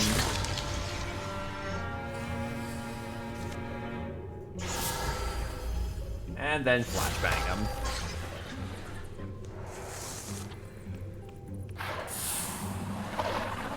Right, double attacks are a thing.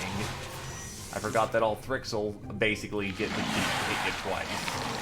So blinding effects are bad.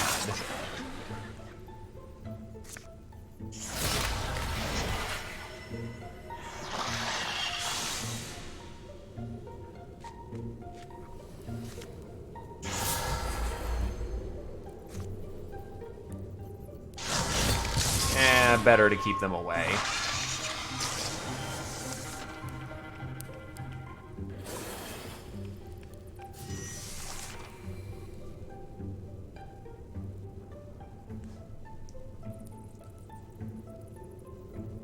Oh, it also oh. That is incredibly rude. Thank God for stunting, though. We're about to take a hit that we don't like, though. Or I can pin it. Nice.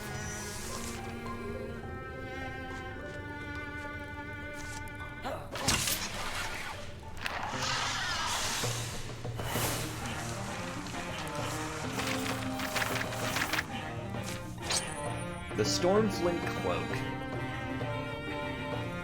Potency is more for magic from what I remember.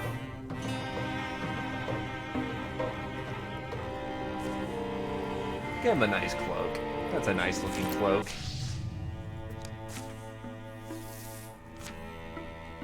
We can actually head back home now that we've gotten all the starting tiles taken care of.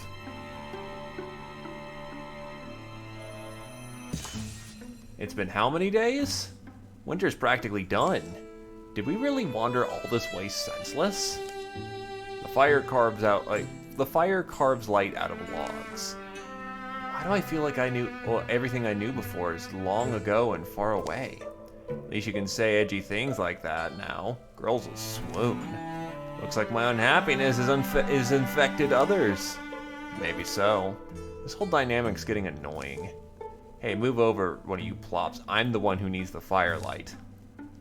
Time wanders. Their piled tinder drains to a scatter of the most interesting pieces, the ones they're reluctant to burn. Arian's able to translate large sections of the archaic text. A little while later, but I just don't get if it's more than just a picture book. There's reverent quality to the way Croyans write about these monsters. It's beautifully considered, and there's aspects that are interesting, but so it's been a waste. Good job. Who's this? Outlaws? Poachers?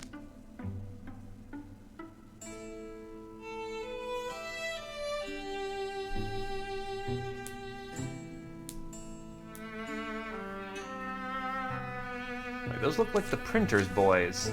The hill painter approaches noiseless. Evening to you three.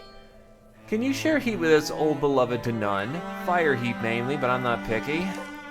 Dragon D clears the shrinking fire in a bound. Behind me, you two. Wait, isn't that Katoda? Forgive me, I remember your last name. Glad to see you're well, but odd that you're all the way out here. From Lionfire print shops, right? That's us, Mum was Liana Lionfire. Stop trying to fight everything. This lady was obsessed with our mom. Huh? No, I needed printing done. They introduced themselves around the fire. Understandable, Dragon Tamer. I did not realize that it was 8 o'clock. Light out here is still bright. When was I last at your shop last? Can't have been too long. Been at least 2 circuits of the seasons. Oh, you remember. Probably my money, huh? I remember the guys that were starting to compare notes. My brother keeps a matchmaking journal. It's likely you're in it somewhere. Yeah, well, not sure there's much hope for me. More to the point, yes. You two put my last book together after I was expecting your mom. Liana smiled and it lit my whole journey there and back. No one I love talking to, trading stories with more than her. I'm still sorry she's gone. One time Oh, But, sorry, anyway, came to tell you wandering this way and saw your fire. Have to tell you, forest is dangerous these days. Things have been crawling out of the... You know the Thrixel? You know of them? Have you seen them? Where? What can you tell us? Was tracking a whole 3M of them. Like to think I'm the most dangerous thing in these woods, but I know it's just a cloying self-fiction. Their heading was unmistakable. Snowy Dame. They're heading for our home. I was able to get around them, those Thrixel, get a warning to the townsfolk, but going by the tone of their response, I doubt they fled. I don't think they believed me. Is this happening? How well do you know these lands? How well do I, Coda, know these lands? That same night, you were the hill painter who came to town sometimes. The talk of all the married men. Sounds like me, though I should clarify. I wasn't born among them, the hill painters. Was found in bad shape, rescued, took to their way of life, started collecting their lore, getting volumes printed, bringing it back to them. Got them printed by Liana Lionfire? Now I see. Yeah. Those two were Hermera and Irian. Well, those two were Hermera and Irian, raised to be the worthiest souls of this side of the stars. I'll always think that. Losing her for a mother would break something in me. You clearly have something else you want to ask. Yeah, I had a teacher far away from here. Came from the hill painting people. Brenway Dome. Brenway Dome? No, sorry, it's no one I've heard of. Another coincidence that would have been welcome. Anyway, think you can kill Thrixel? Yeah, Thrixel, if that's what's needed. My adopted people have legends of Thrixel, but legends is all I wanted to believe they were. Do those legends also involve a Mothman? You're going to say you met the Mothman. You too? By all and any gods, you're loopy, aren't you? The Mothman, now that is a tall tale.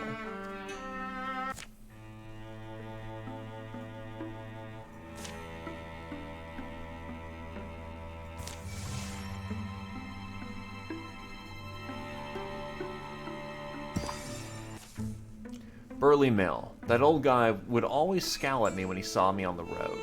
He just hates young people. It's horribly quiet. That's what it's like coming home? Sure, if you live in the ghost dimension.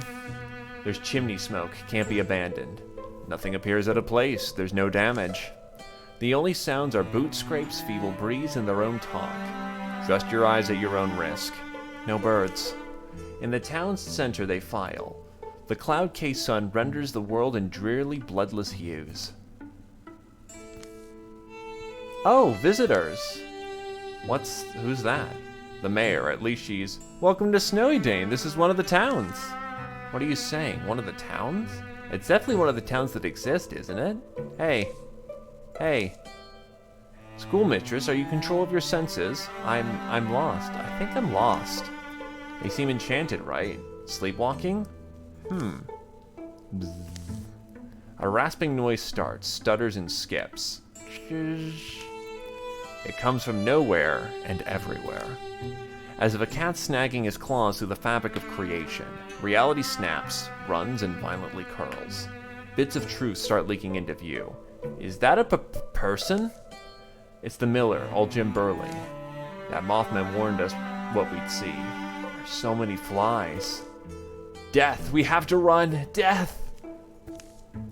Finally, the real town of Snowy Dame spills into view like a half-eaten corpse dumped from its shroud. Back, old fool, hide!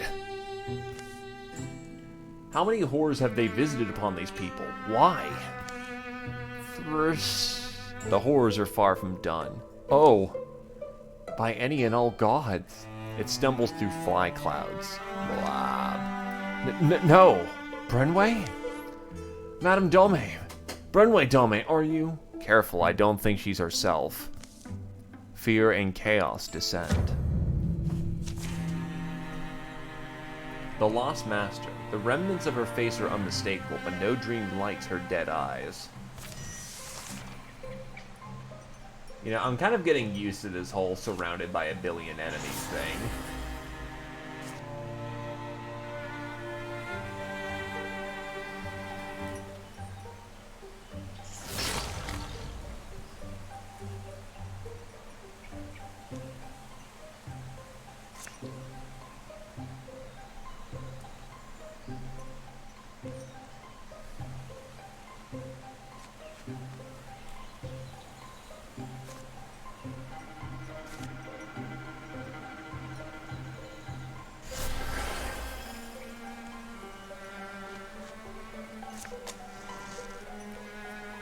Please, oh please, let the fireball work.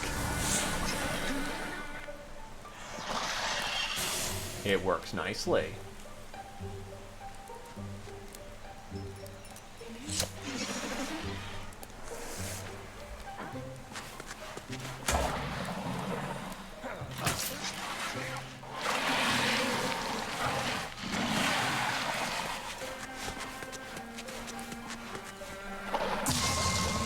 And there goes every piece of armor he had.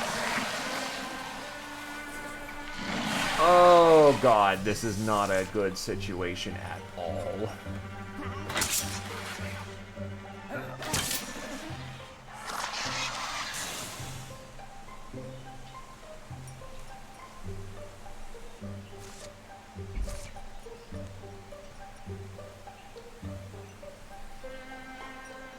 And of course those lights aren't lit. It really is.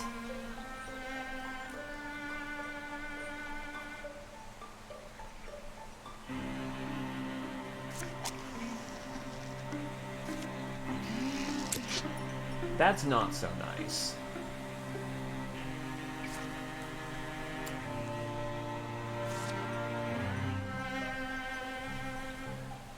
Oh, shit. And that's called not being fucking observant. Yeah, I thought I was still interfused with the lantern. I didn't know it automatically turned it off, that infusion.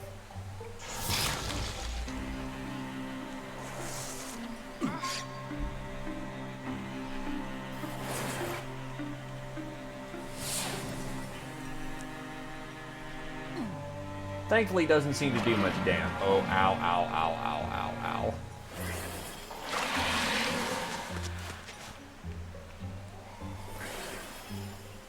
Wait, you can upgrade for... Jesus.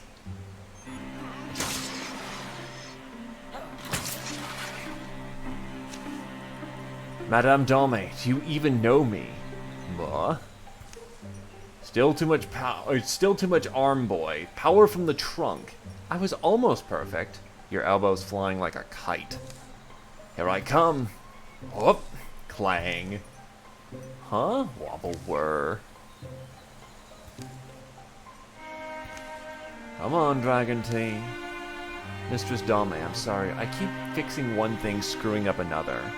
We fall down all the time. That's why we have to get good at it. Perfection's a long way off, but if we keep tripping forward, we'll fall closer and closer to our goal. I will not be beaten.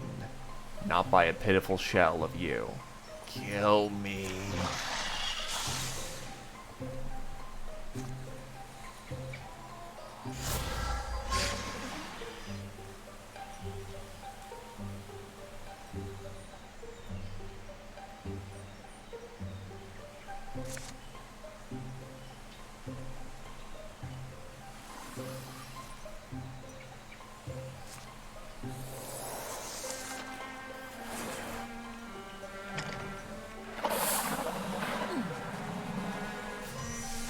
The good news is we seem to be immune. Alright, so not entirely immune, but pretty reasonably immune to their magic attacks.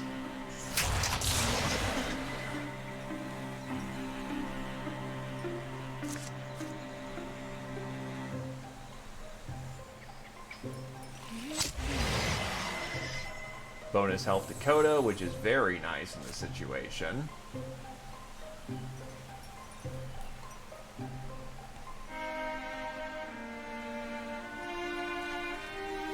Have to attack over cover, which is not good. Now I'm allowed to actually take back this wooden spire.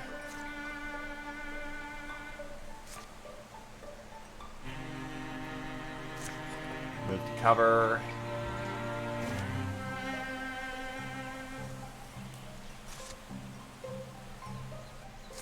I don't have anything else, so unfortunately... let them come in.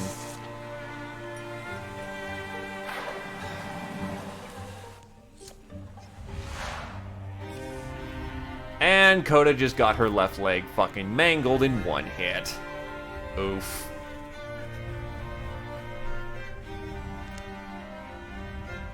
No more leg for Coda.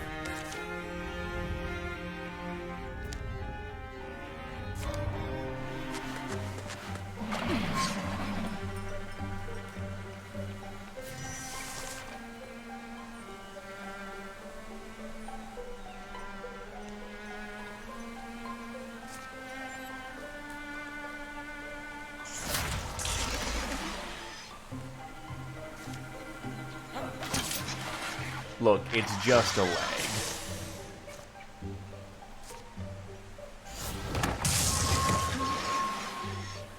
There we go. It's running away. Tamer nearly just gacked it there. But he's not dead yet. That's all that matters with horseshoes and hand grenades.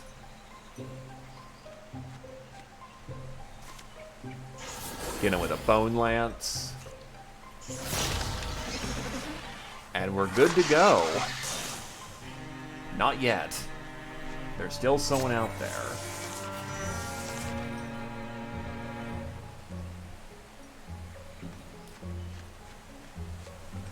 By the way, I think that even hit you through stunted health, which is, wow, that's wacky as fuck.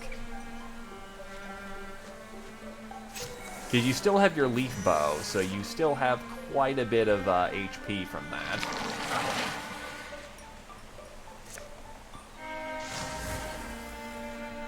Jesus, he hit you hard.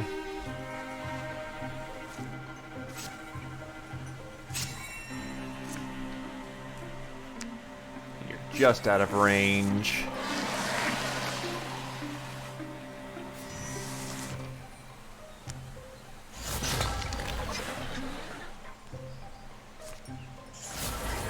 Hit him with a splinter blast and he's done. Bada boom, bada bang.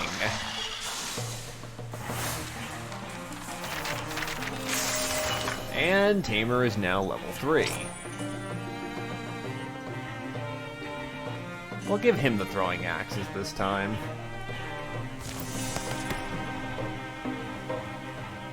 Oh. Jesus, both of these are great. I don't know what I want. I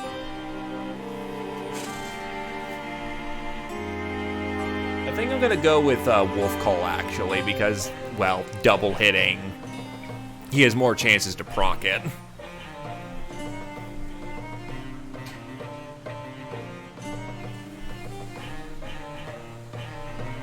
Alright, Wolf Call.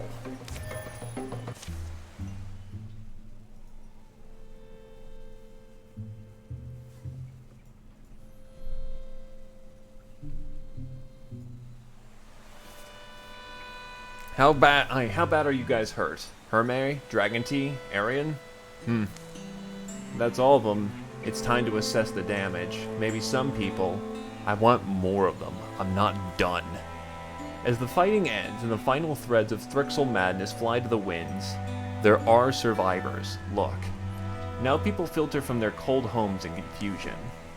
Poor old Jim Burley's lying out there. His knife's got that inky blood on it. Couldn't fool him, could they? They'll gather the living and bury the bodies, the majority well into the process of decay. By night, most have had a chance to remember themselves, try and piece together what happened in impromptu councils held in the home of the schoolmaster.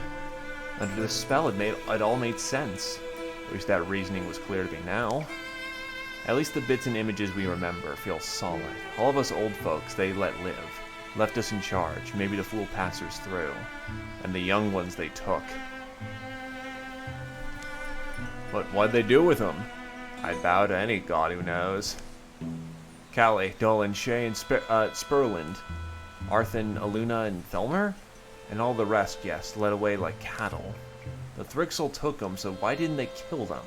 What did they want? Why Snowy Damon? Why was it just the kids? The whole of one puzzle is just the first piece in the next. We have to find them. Maybe chances are slim that they're alive, but got to be our duty now. They resolved to search for the missing ones, the young. There'll be no peace, no joy, no relief. A season of terrible hoping will follow. Oh, wow. Yeah, no, there's no years of peace. This is more of a straight-on campaign. What the hell?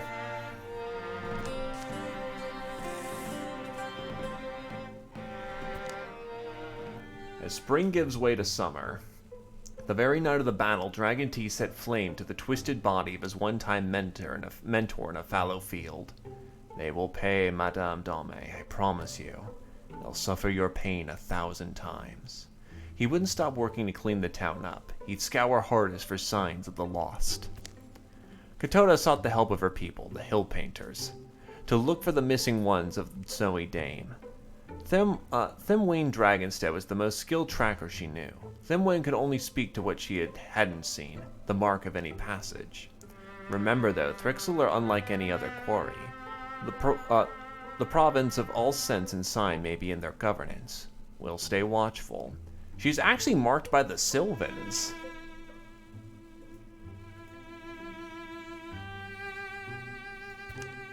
The weather that season was bright and perfect, but it only saddened those left to see it. Hermeri and Arian made a rapid study of anything they could find, anything that could relate to Thrixel or their aims. Hey, little fox. Hey, Arian. What is it, Cricket? With our power comes responsibility. It's easy to get lost in that, but remember that you're young. We both are. Can't always fix it all. Talking about our mystical whatever? I hear you. For me, it's, I keep thinking about it, how alright, so if these aren't the final throes of our people, then the legends they tell afterwards will be about us, don't you think so? The decisions we make now will be songs someday. That's high in my head these days. Disagree? Oh, no, my mind wandered. I'm just worried. Days are passing. I'm not finding anything useful. Yeah, me neither. We still get the chance to upgrade, however.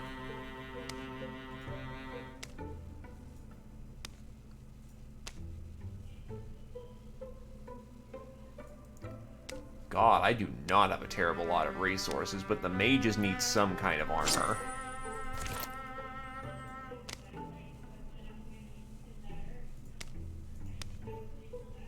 I don't want to spend the legacy points on it too soon, because that's a good way of losing a lot of resources we could have obtained. So I guess we just sit on what we have. It is only going to be going into Chapter 2, so it's not terrible bad, especially since we didn't have many years of peace. They have to keep that in mind. Exhausting other avenues, hoping to find the young folk have fallen to scattered quarry and ill-inspired quest. Crumbling and all, it's a pretty place, especially in this light. Dragon Tea leads Katoda to Eldstone, where at least Thrixel had once definitely been. Like ancient animal or something scarred and grunty and ambling, complaining when you climb on its back. Well, sure. They give much of a day to climbing and slipping among crow and rubble. The lines and leanings of these ruins make it easy to lose all focus and wander. From time to time, they're forced to call out in order to find each other. See that silvery stuff on the ground? Molting, maybe. It's all I've really found, so I say the Thrixel haven't been here in some time. Maybe my life's co-signed a futile searches. Or maybe you only have to open your beak, little bird, and whistle for a favor. Scouring for lost chicks, I take it. I don't believe it. It's the Mothman. Oh, just one of the people you were talking to during the interlude. Take a good look. Take a good long look. I'm well worth seeing. Where do I get one of those crazy hats? They no longer make them this crazy, alas. But as the badger often says before breakfast, shall we get to eggs, or did we only wake up to bark and mud muddle? You mean let's get to the point? I agree.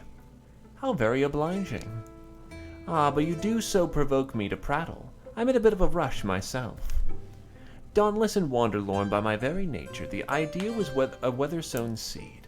I felt called to take you south and well east, and that is how I happened upon these chicks of yours. I saw them there, huddled and afraid, and dwindling in number. It is not a good place where they are. You saw them? And you didn't help them. You seem to assume I can walk into the den of any den of Thrixel and simply rifle through the cupboards. I am flattered, but I must humbly admit my talents have eventual limits. Remember your own limits too, precious birds. Your enemy is well beyond you. It'd be no fun if it were easy. What pluck? I'm nearly convinced. Very well. By Whitticle Fuse, southeast in the Hollow Marsh, an ancient Glimmerstein lies in a hidden hollow. Glimmer what? Glimmersheen. I shall explain more in a moment, but first here, you must look for trees with my mark on them. I leave it now upon this stone. The Mothman's glyph gleams to a certain tilt of the light. And then he went his own way. If there weren't lives in the balance, I say we should be tracking that Mothman instead. I know the font, and in the wood marsh. It's a long journey, but it's makeable. Yes, but Glimmer what? The passage of time will cost lives, but clearing Thrixel's sights will disrupt the enemy webs and help more folks survive. They leave as soon as they can. Every idle moment is haunted by loss.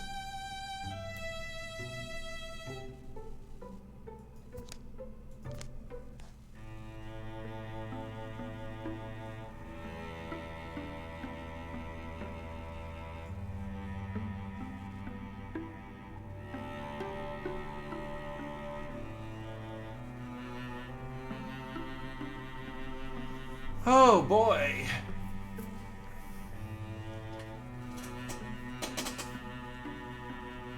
That... I was just gonna quickly plan to, you know, get a recruit out for Badger. Yes, he survived to the end of the campaign. But this is a interesting split.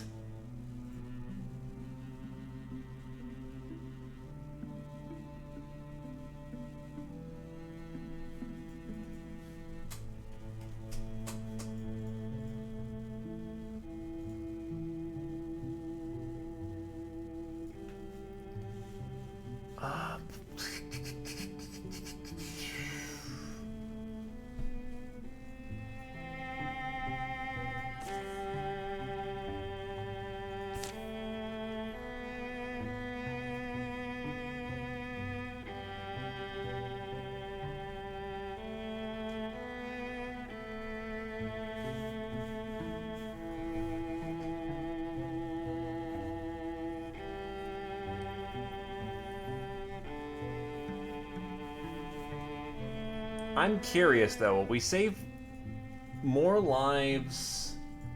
Because supposedly they were saying that if I go clear out more sites, more people survive. So I'm wondering...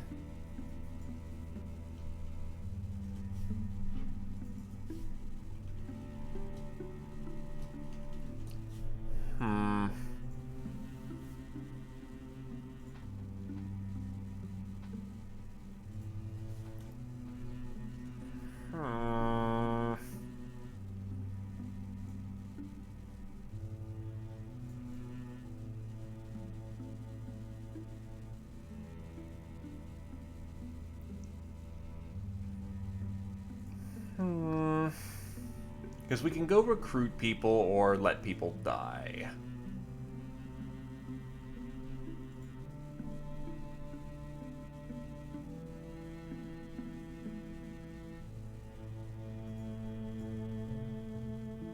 Hell with it, stage dive. Well, actually, if I go here...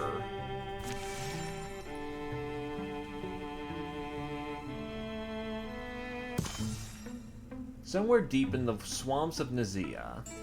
Grrrsh. Did anyone else hear that? Hear what? I don't know, it's like some kind of... There it is again! Probably just some animal. Sounds hurt, maybe we should look for it. Why bother? We still got a long day before we can make camp. Hello? Are you... What did you say? What did you... Holy shit! It's a child! It's a Draven! I think we should help it. What? It's young, it's hurt. It's a Draven! It won't survive the night. Good, it's a monster! Letting it die would make us the monsters. It's not a threat to anyone right now. It's scared and it's in need. We should help it. I want to help it.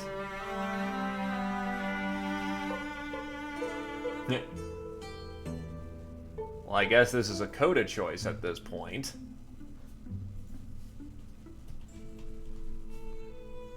Because we also have people to, you know, save.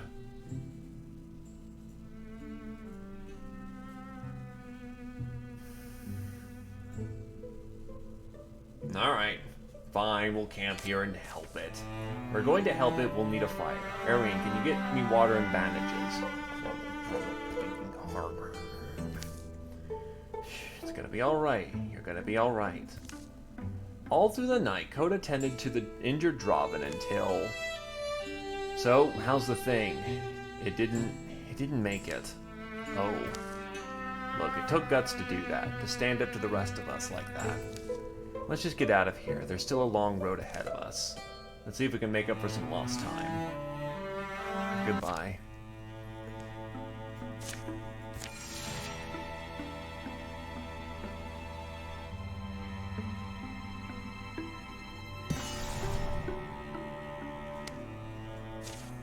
Wow, this just ends the chapter. What the fuck? Okay. What's up?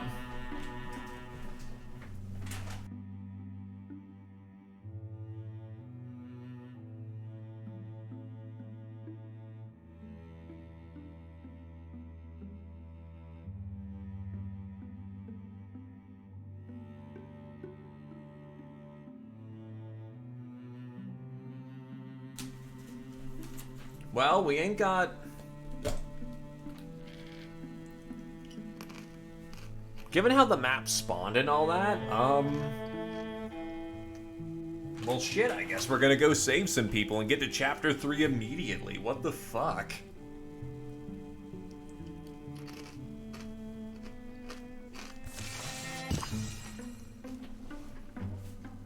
Buried near Windy Culfuse is a thing the Mothman called the Glimmershin. Here's another mark. The Glimmershin is a physical place where this world remains stitched to another. It can be used for crossing over. We're aiming for the real marsh woods now. Even experienced trackers get lost there. Fogs and wrens jangle their voices, safe among reeds. Otherwise the air is creeping quiet. But a Glimmershin is quite fragile. Extreme care will be required to fit whole humans through. So therein lies your hope. Whatever the Thrixel are doing with your people, shepherding them all to Terrafract? I can only guess, but it is likely slow work. The trees pack wetly in. The stink of putrefied plant matter furls thickened noses, summoning snot. Puddles of mucus-like muck among the roots bloog and quiver. Wouldn't mistake that for a fox's den. A rotten hole at the base of the tree twists into fetid darkness. Mothman said there was a couple ways down. Right. Well, Dragon Tea and I will locate another entrance then. If we're more spread out, we'll have a greater opportunity to contain the situation. If we can keep him from doing something mindless. +5 survivors. If you do manage better, I'll throw you a feast. Anyway, this gives the prisoners a better chance. Hermire and Dragon Tea pick up a squelchy path, trying to keep their steps on the spongy old wood and the trustiest stones. They soon discover a slick stairwell in the overgrown foundation of some forgotten structure. Hearing Hermile's signal, both parties begin their descent. Feeling along those close gunky walls, ducking through wet curtains of lacy mold, to whatever's waiting below. Oh god, we're not fucking ready for this. And yet we have to be.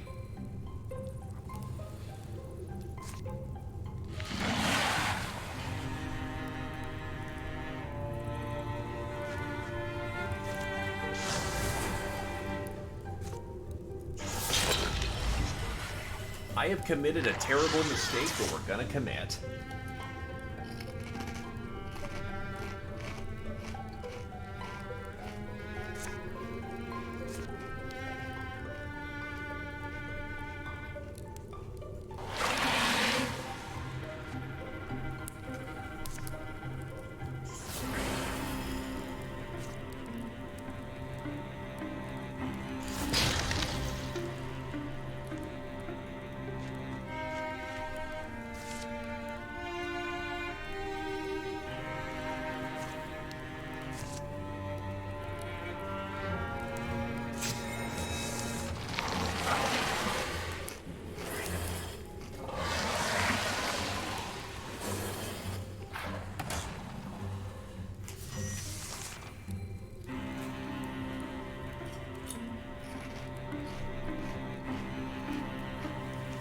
So all the bad guys spawned over there, which is not good.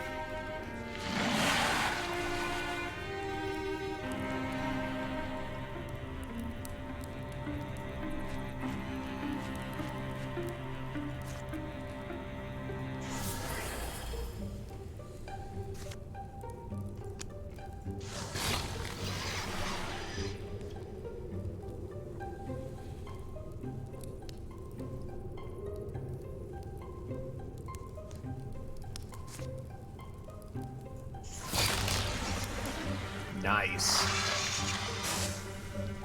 Yeah, because I'm debating on the best way to push forward.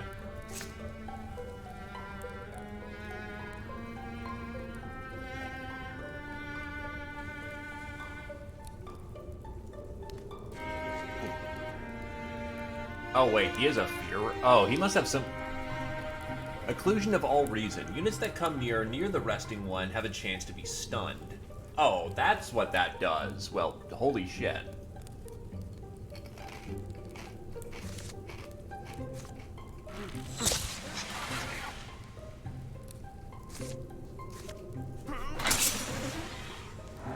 That's kind of bad.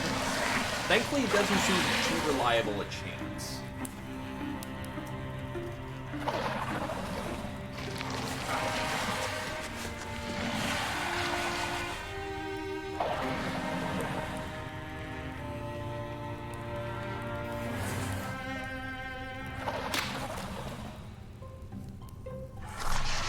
Wait, reflective parent? What the fuck? What did that... what? Don't know where that came from, but I'll take it.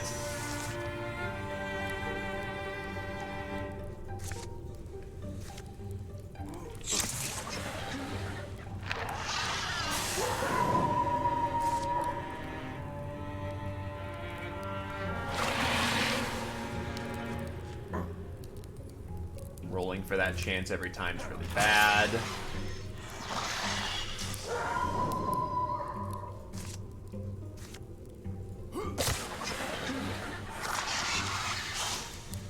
I just flat out don't think I've got enough people to make this assault.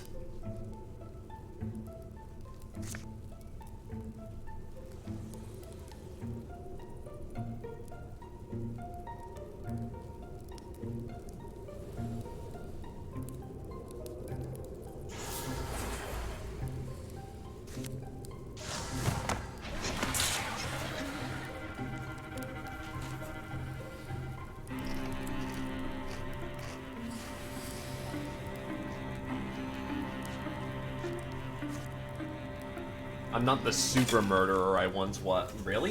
You had cover? Well, shit.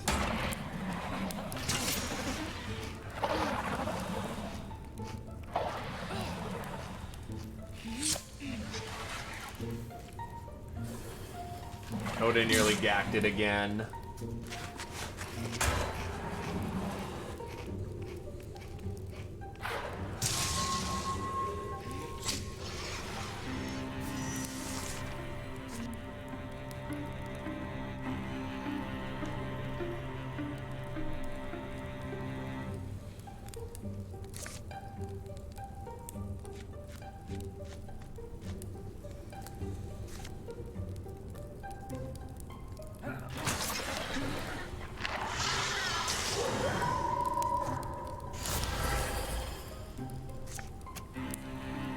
God damn it.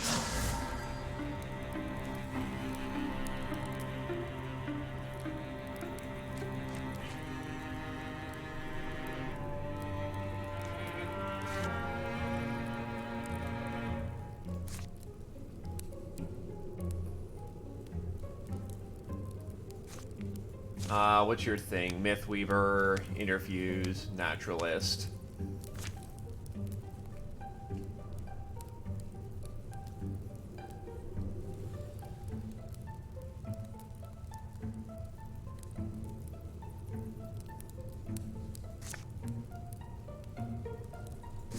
Fire off a discus.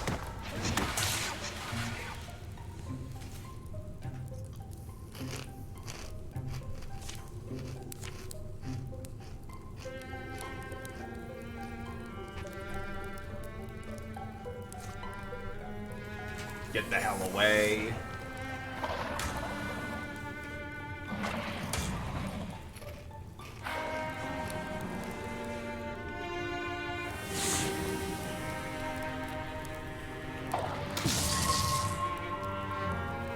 We are pretty badly fucked. So I'm not sure where this reflective carapace is coming from, and it's been saving my ass, but this group is definitely fucked at this point.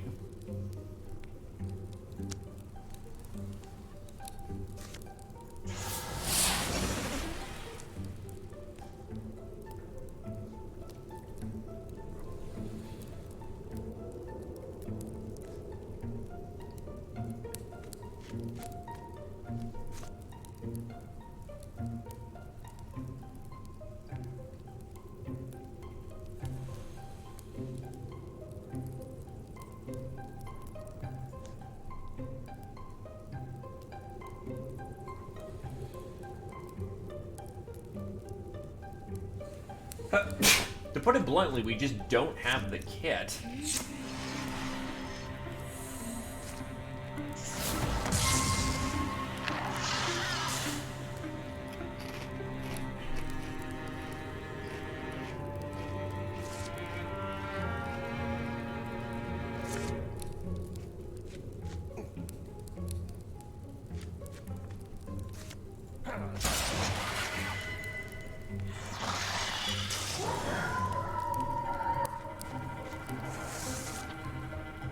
Though we are rapidly unfucking the situation.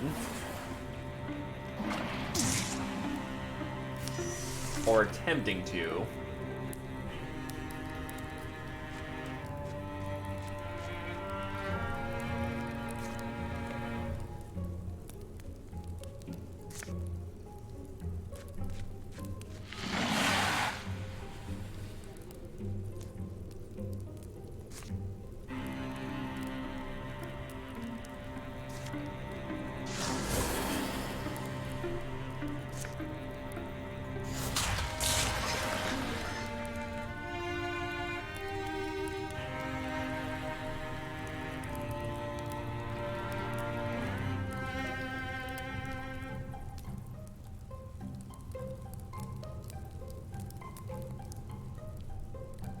I can't get in there with him. He will get turbo fucked.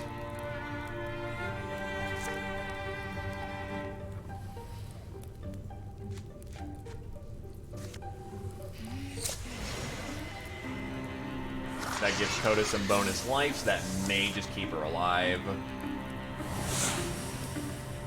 Arian always hoped to die like a hero. In this moment, he realizes that's a useless wish. If there's love to be shared, song and laughter to join, if he only had more time. He prepares for the mortal blow, but it doesn't fully connect. Something seems to have saved him. It's funny how things go. That walk in the woods, an accident, a random decision, would be the sliver of which I would survive. The splinter of elmwood that he had hung by his belt and largely forgotten about had burst from its pouch, rapidly growing into a shield, girding him and deflecting the blow. Guess I'm still wanted. Any gods that would listen, bless the elms of the world.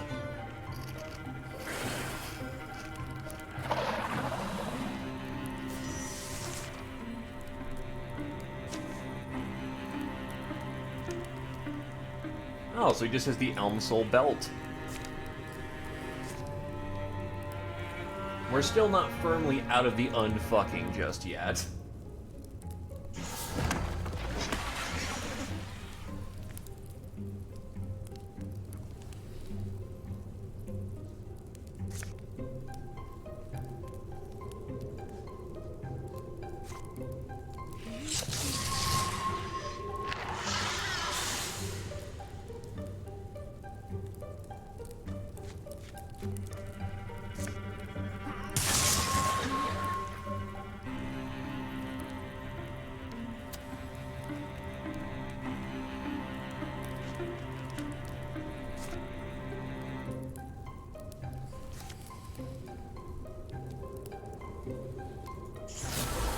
That's actually just enough damage if the distance hits, which it does. Good to go. He teleports, and Tamer takes the hit. Tamer struggles to stay up. Everything goes slim and dim. Loses 2 permanent health for the remainder of the campaign.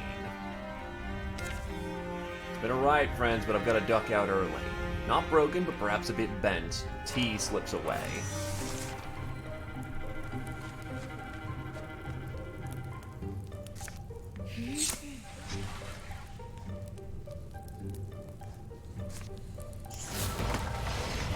We almost got through that with no maimings.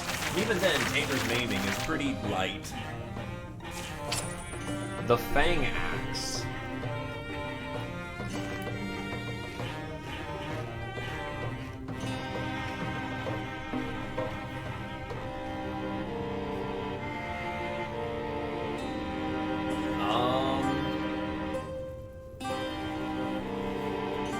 You know what? I'll give it over to Kona. Take an axe.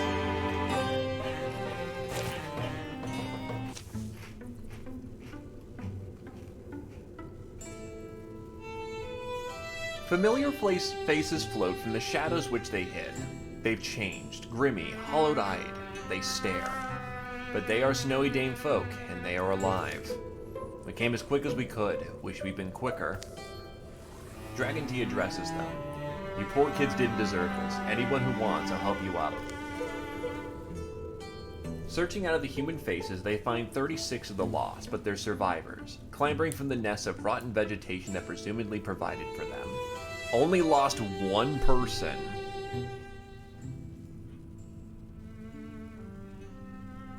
Which, considering rescue operations, that was pretty fucking good.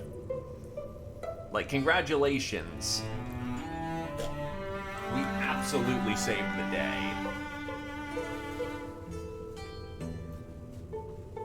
Ah, Arian, you're...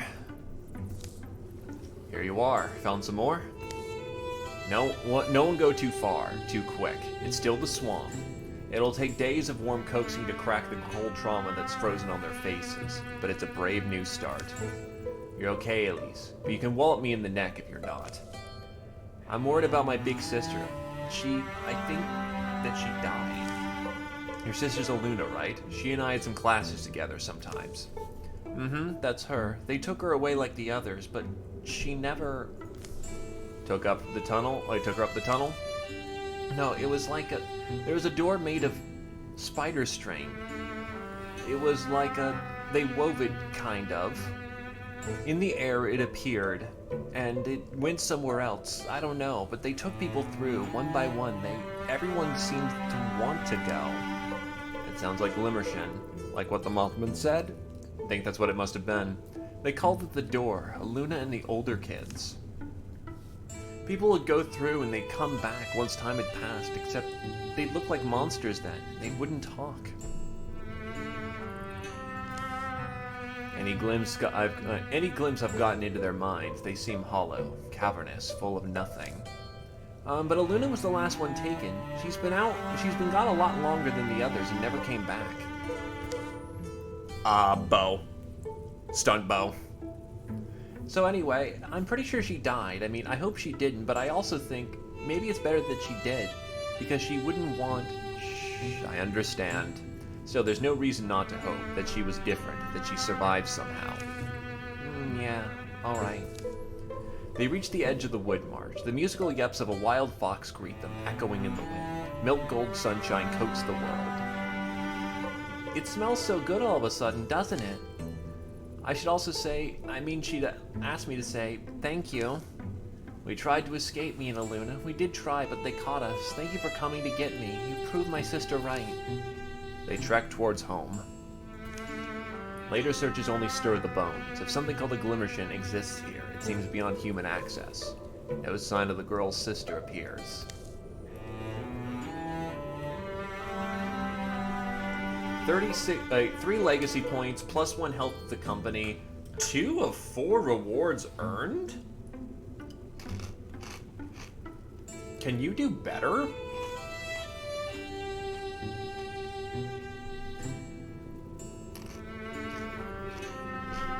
Because, I mean, I got basically everybody.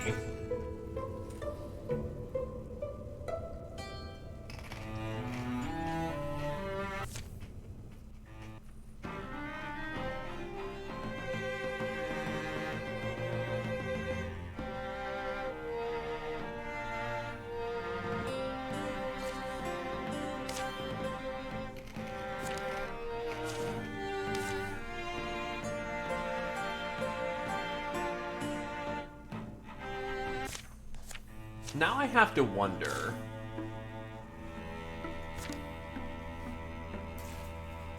Because I do need to pack it up for the day as it turns. Yeah. So let's see.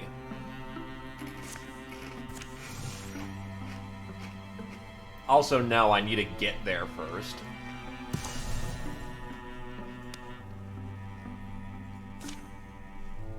So how many more townspeople will survive if I clean out sites?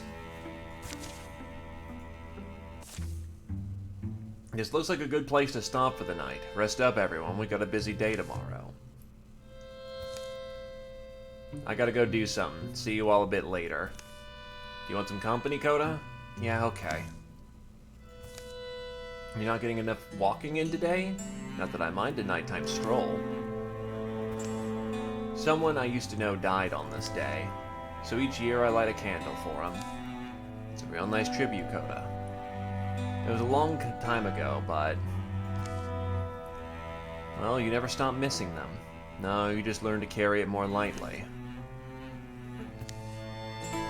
What's that? Looks like a shrine. This would be a perfect place to light the candle. Because I'm just kind of quickly flitting through this. Because if we can do better, then next time I pick this up, I will,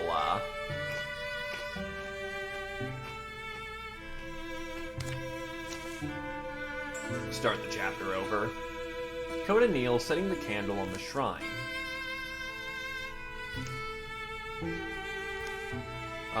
Katoda.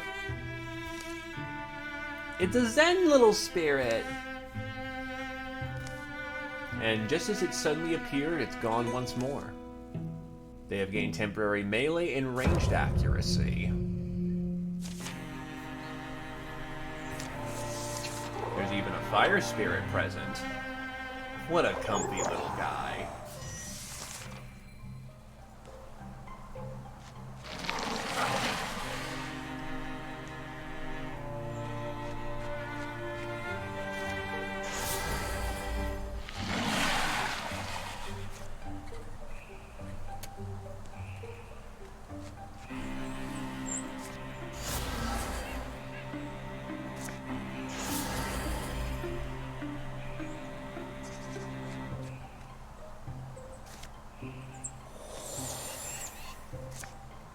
Interfused with everything in the room.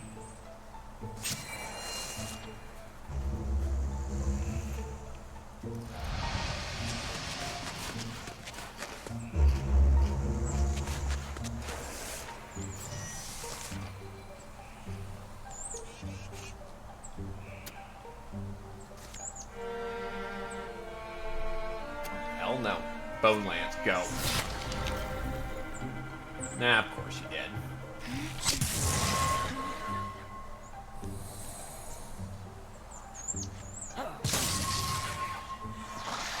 At least they're super dead.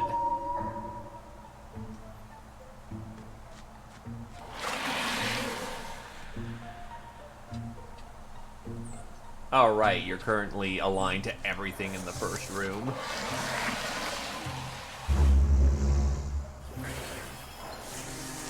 Which is, needless to say, a slight problem. Stunned HP for quite a bit, actually. Wow.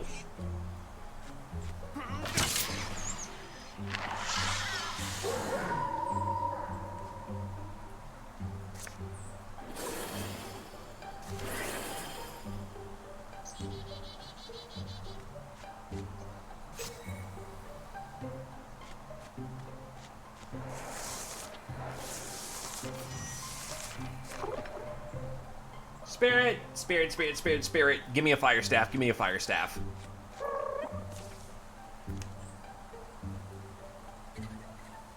Tier 1 Fire Staff. I've already gotten this before, but getting some actually decent kit early on would be nice. The Hope Abolisher. Well, that's a name. Ah yes, it's my weapon. Doom, Death, Armageddon, Destruction. It goes well with my shield. Bash, bang, bang, block everything and ruin any attack you have.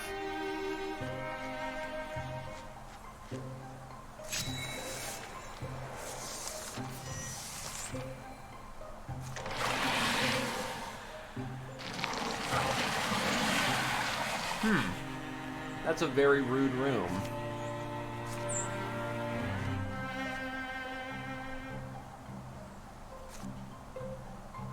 Too bad there's lots of trees.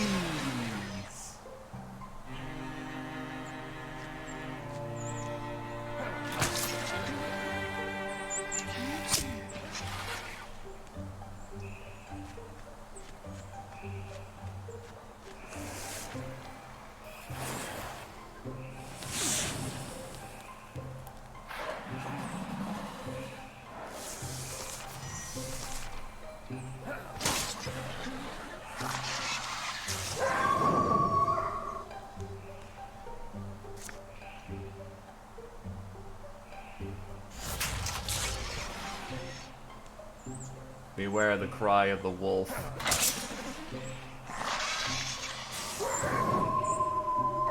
Unfortunately, it doesn't do a multi-stacking thing where I can get multiple wolf callings.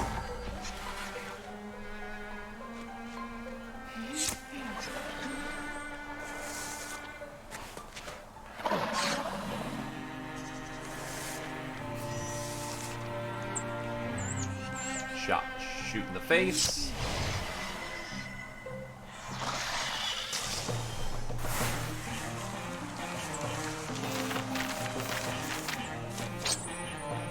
Better hunter armor.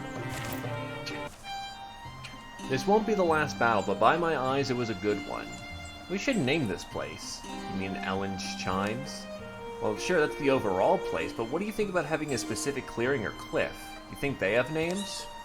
Being in the presence of a named place has a certain beauty. Anyway, a little commemoration never went amiss. From the top of a nearby mound of stone seemed to fit Katoda's vision. Perfect. Rarely does your heart confirm things so decisively. Battlebond Peak sounds like a place that anyone would be proud to stand. Do you have an official process for this? One makes one's own. The place will know. Koda lit a tiny fire on the crag as the sun stretched out, building small piles and saying a few words. Arian wondered if she just enjoyed the motions of a ritual a little too much. But when she came back down, something did feel different. The company took a moment to regard Battlebond Peak on their way out, and then continuing on, hiding small smiles from Koda.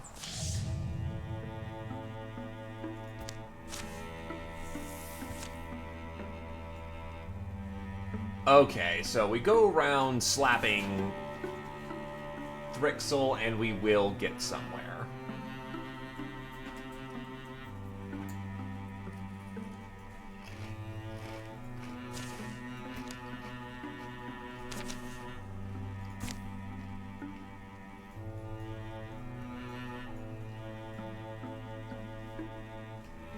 You know what? Yeah. I heard that we've been using a little too much, well, like a little too much internet as of late. I've been going a lot later than usual. I'm gonna just call it here for the sake of I don't want to have to pay more bills than I need to.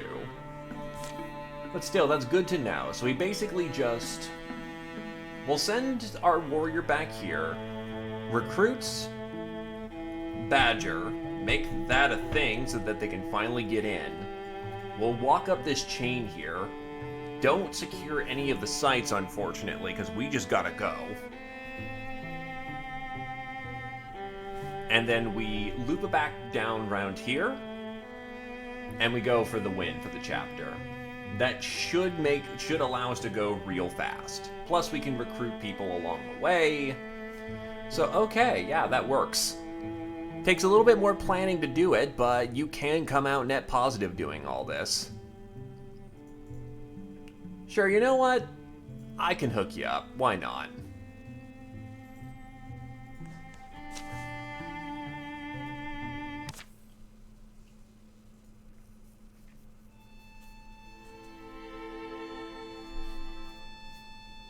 Meanwhile, I'm gonna see who I can quickly raid.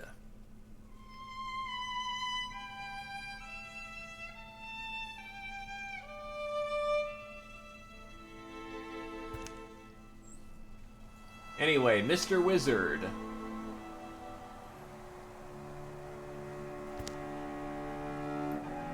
You learned how to make a fireball, ended up with a peg leg after losing your right foot, and you trained with a knight of the Warless Order, learning how to search out the physical geometry of magic, even after he would work at aligning himself to the world's hidden shapes. You killed 40 people. You ended with a level 3 stone staff, a backup sword, a throwing net. You had a kid.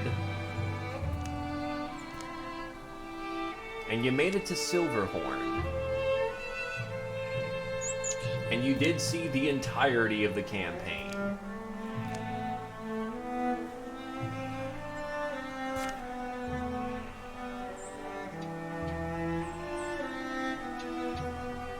Oh wow, you can actually trim it down to people who have promotions. Is anyone... Yeah, only one person made it to tier 3. So it goes folk hero, local legend, fabled adventurer, ballad song hero, and myth walker. Alright, in the meantime... Let's see...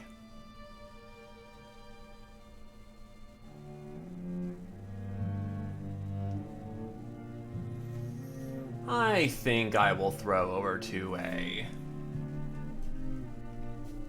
Mr. John Markley. Prepare the banners, good sir, and may you have a happy Friday. Ba ba ba ba ba ba boy.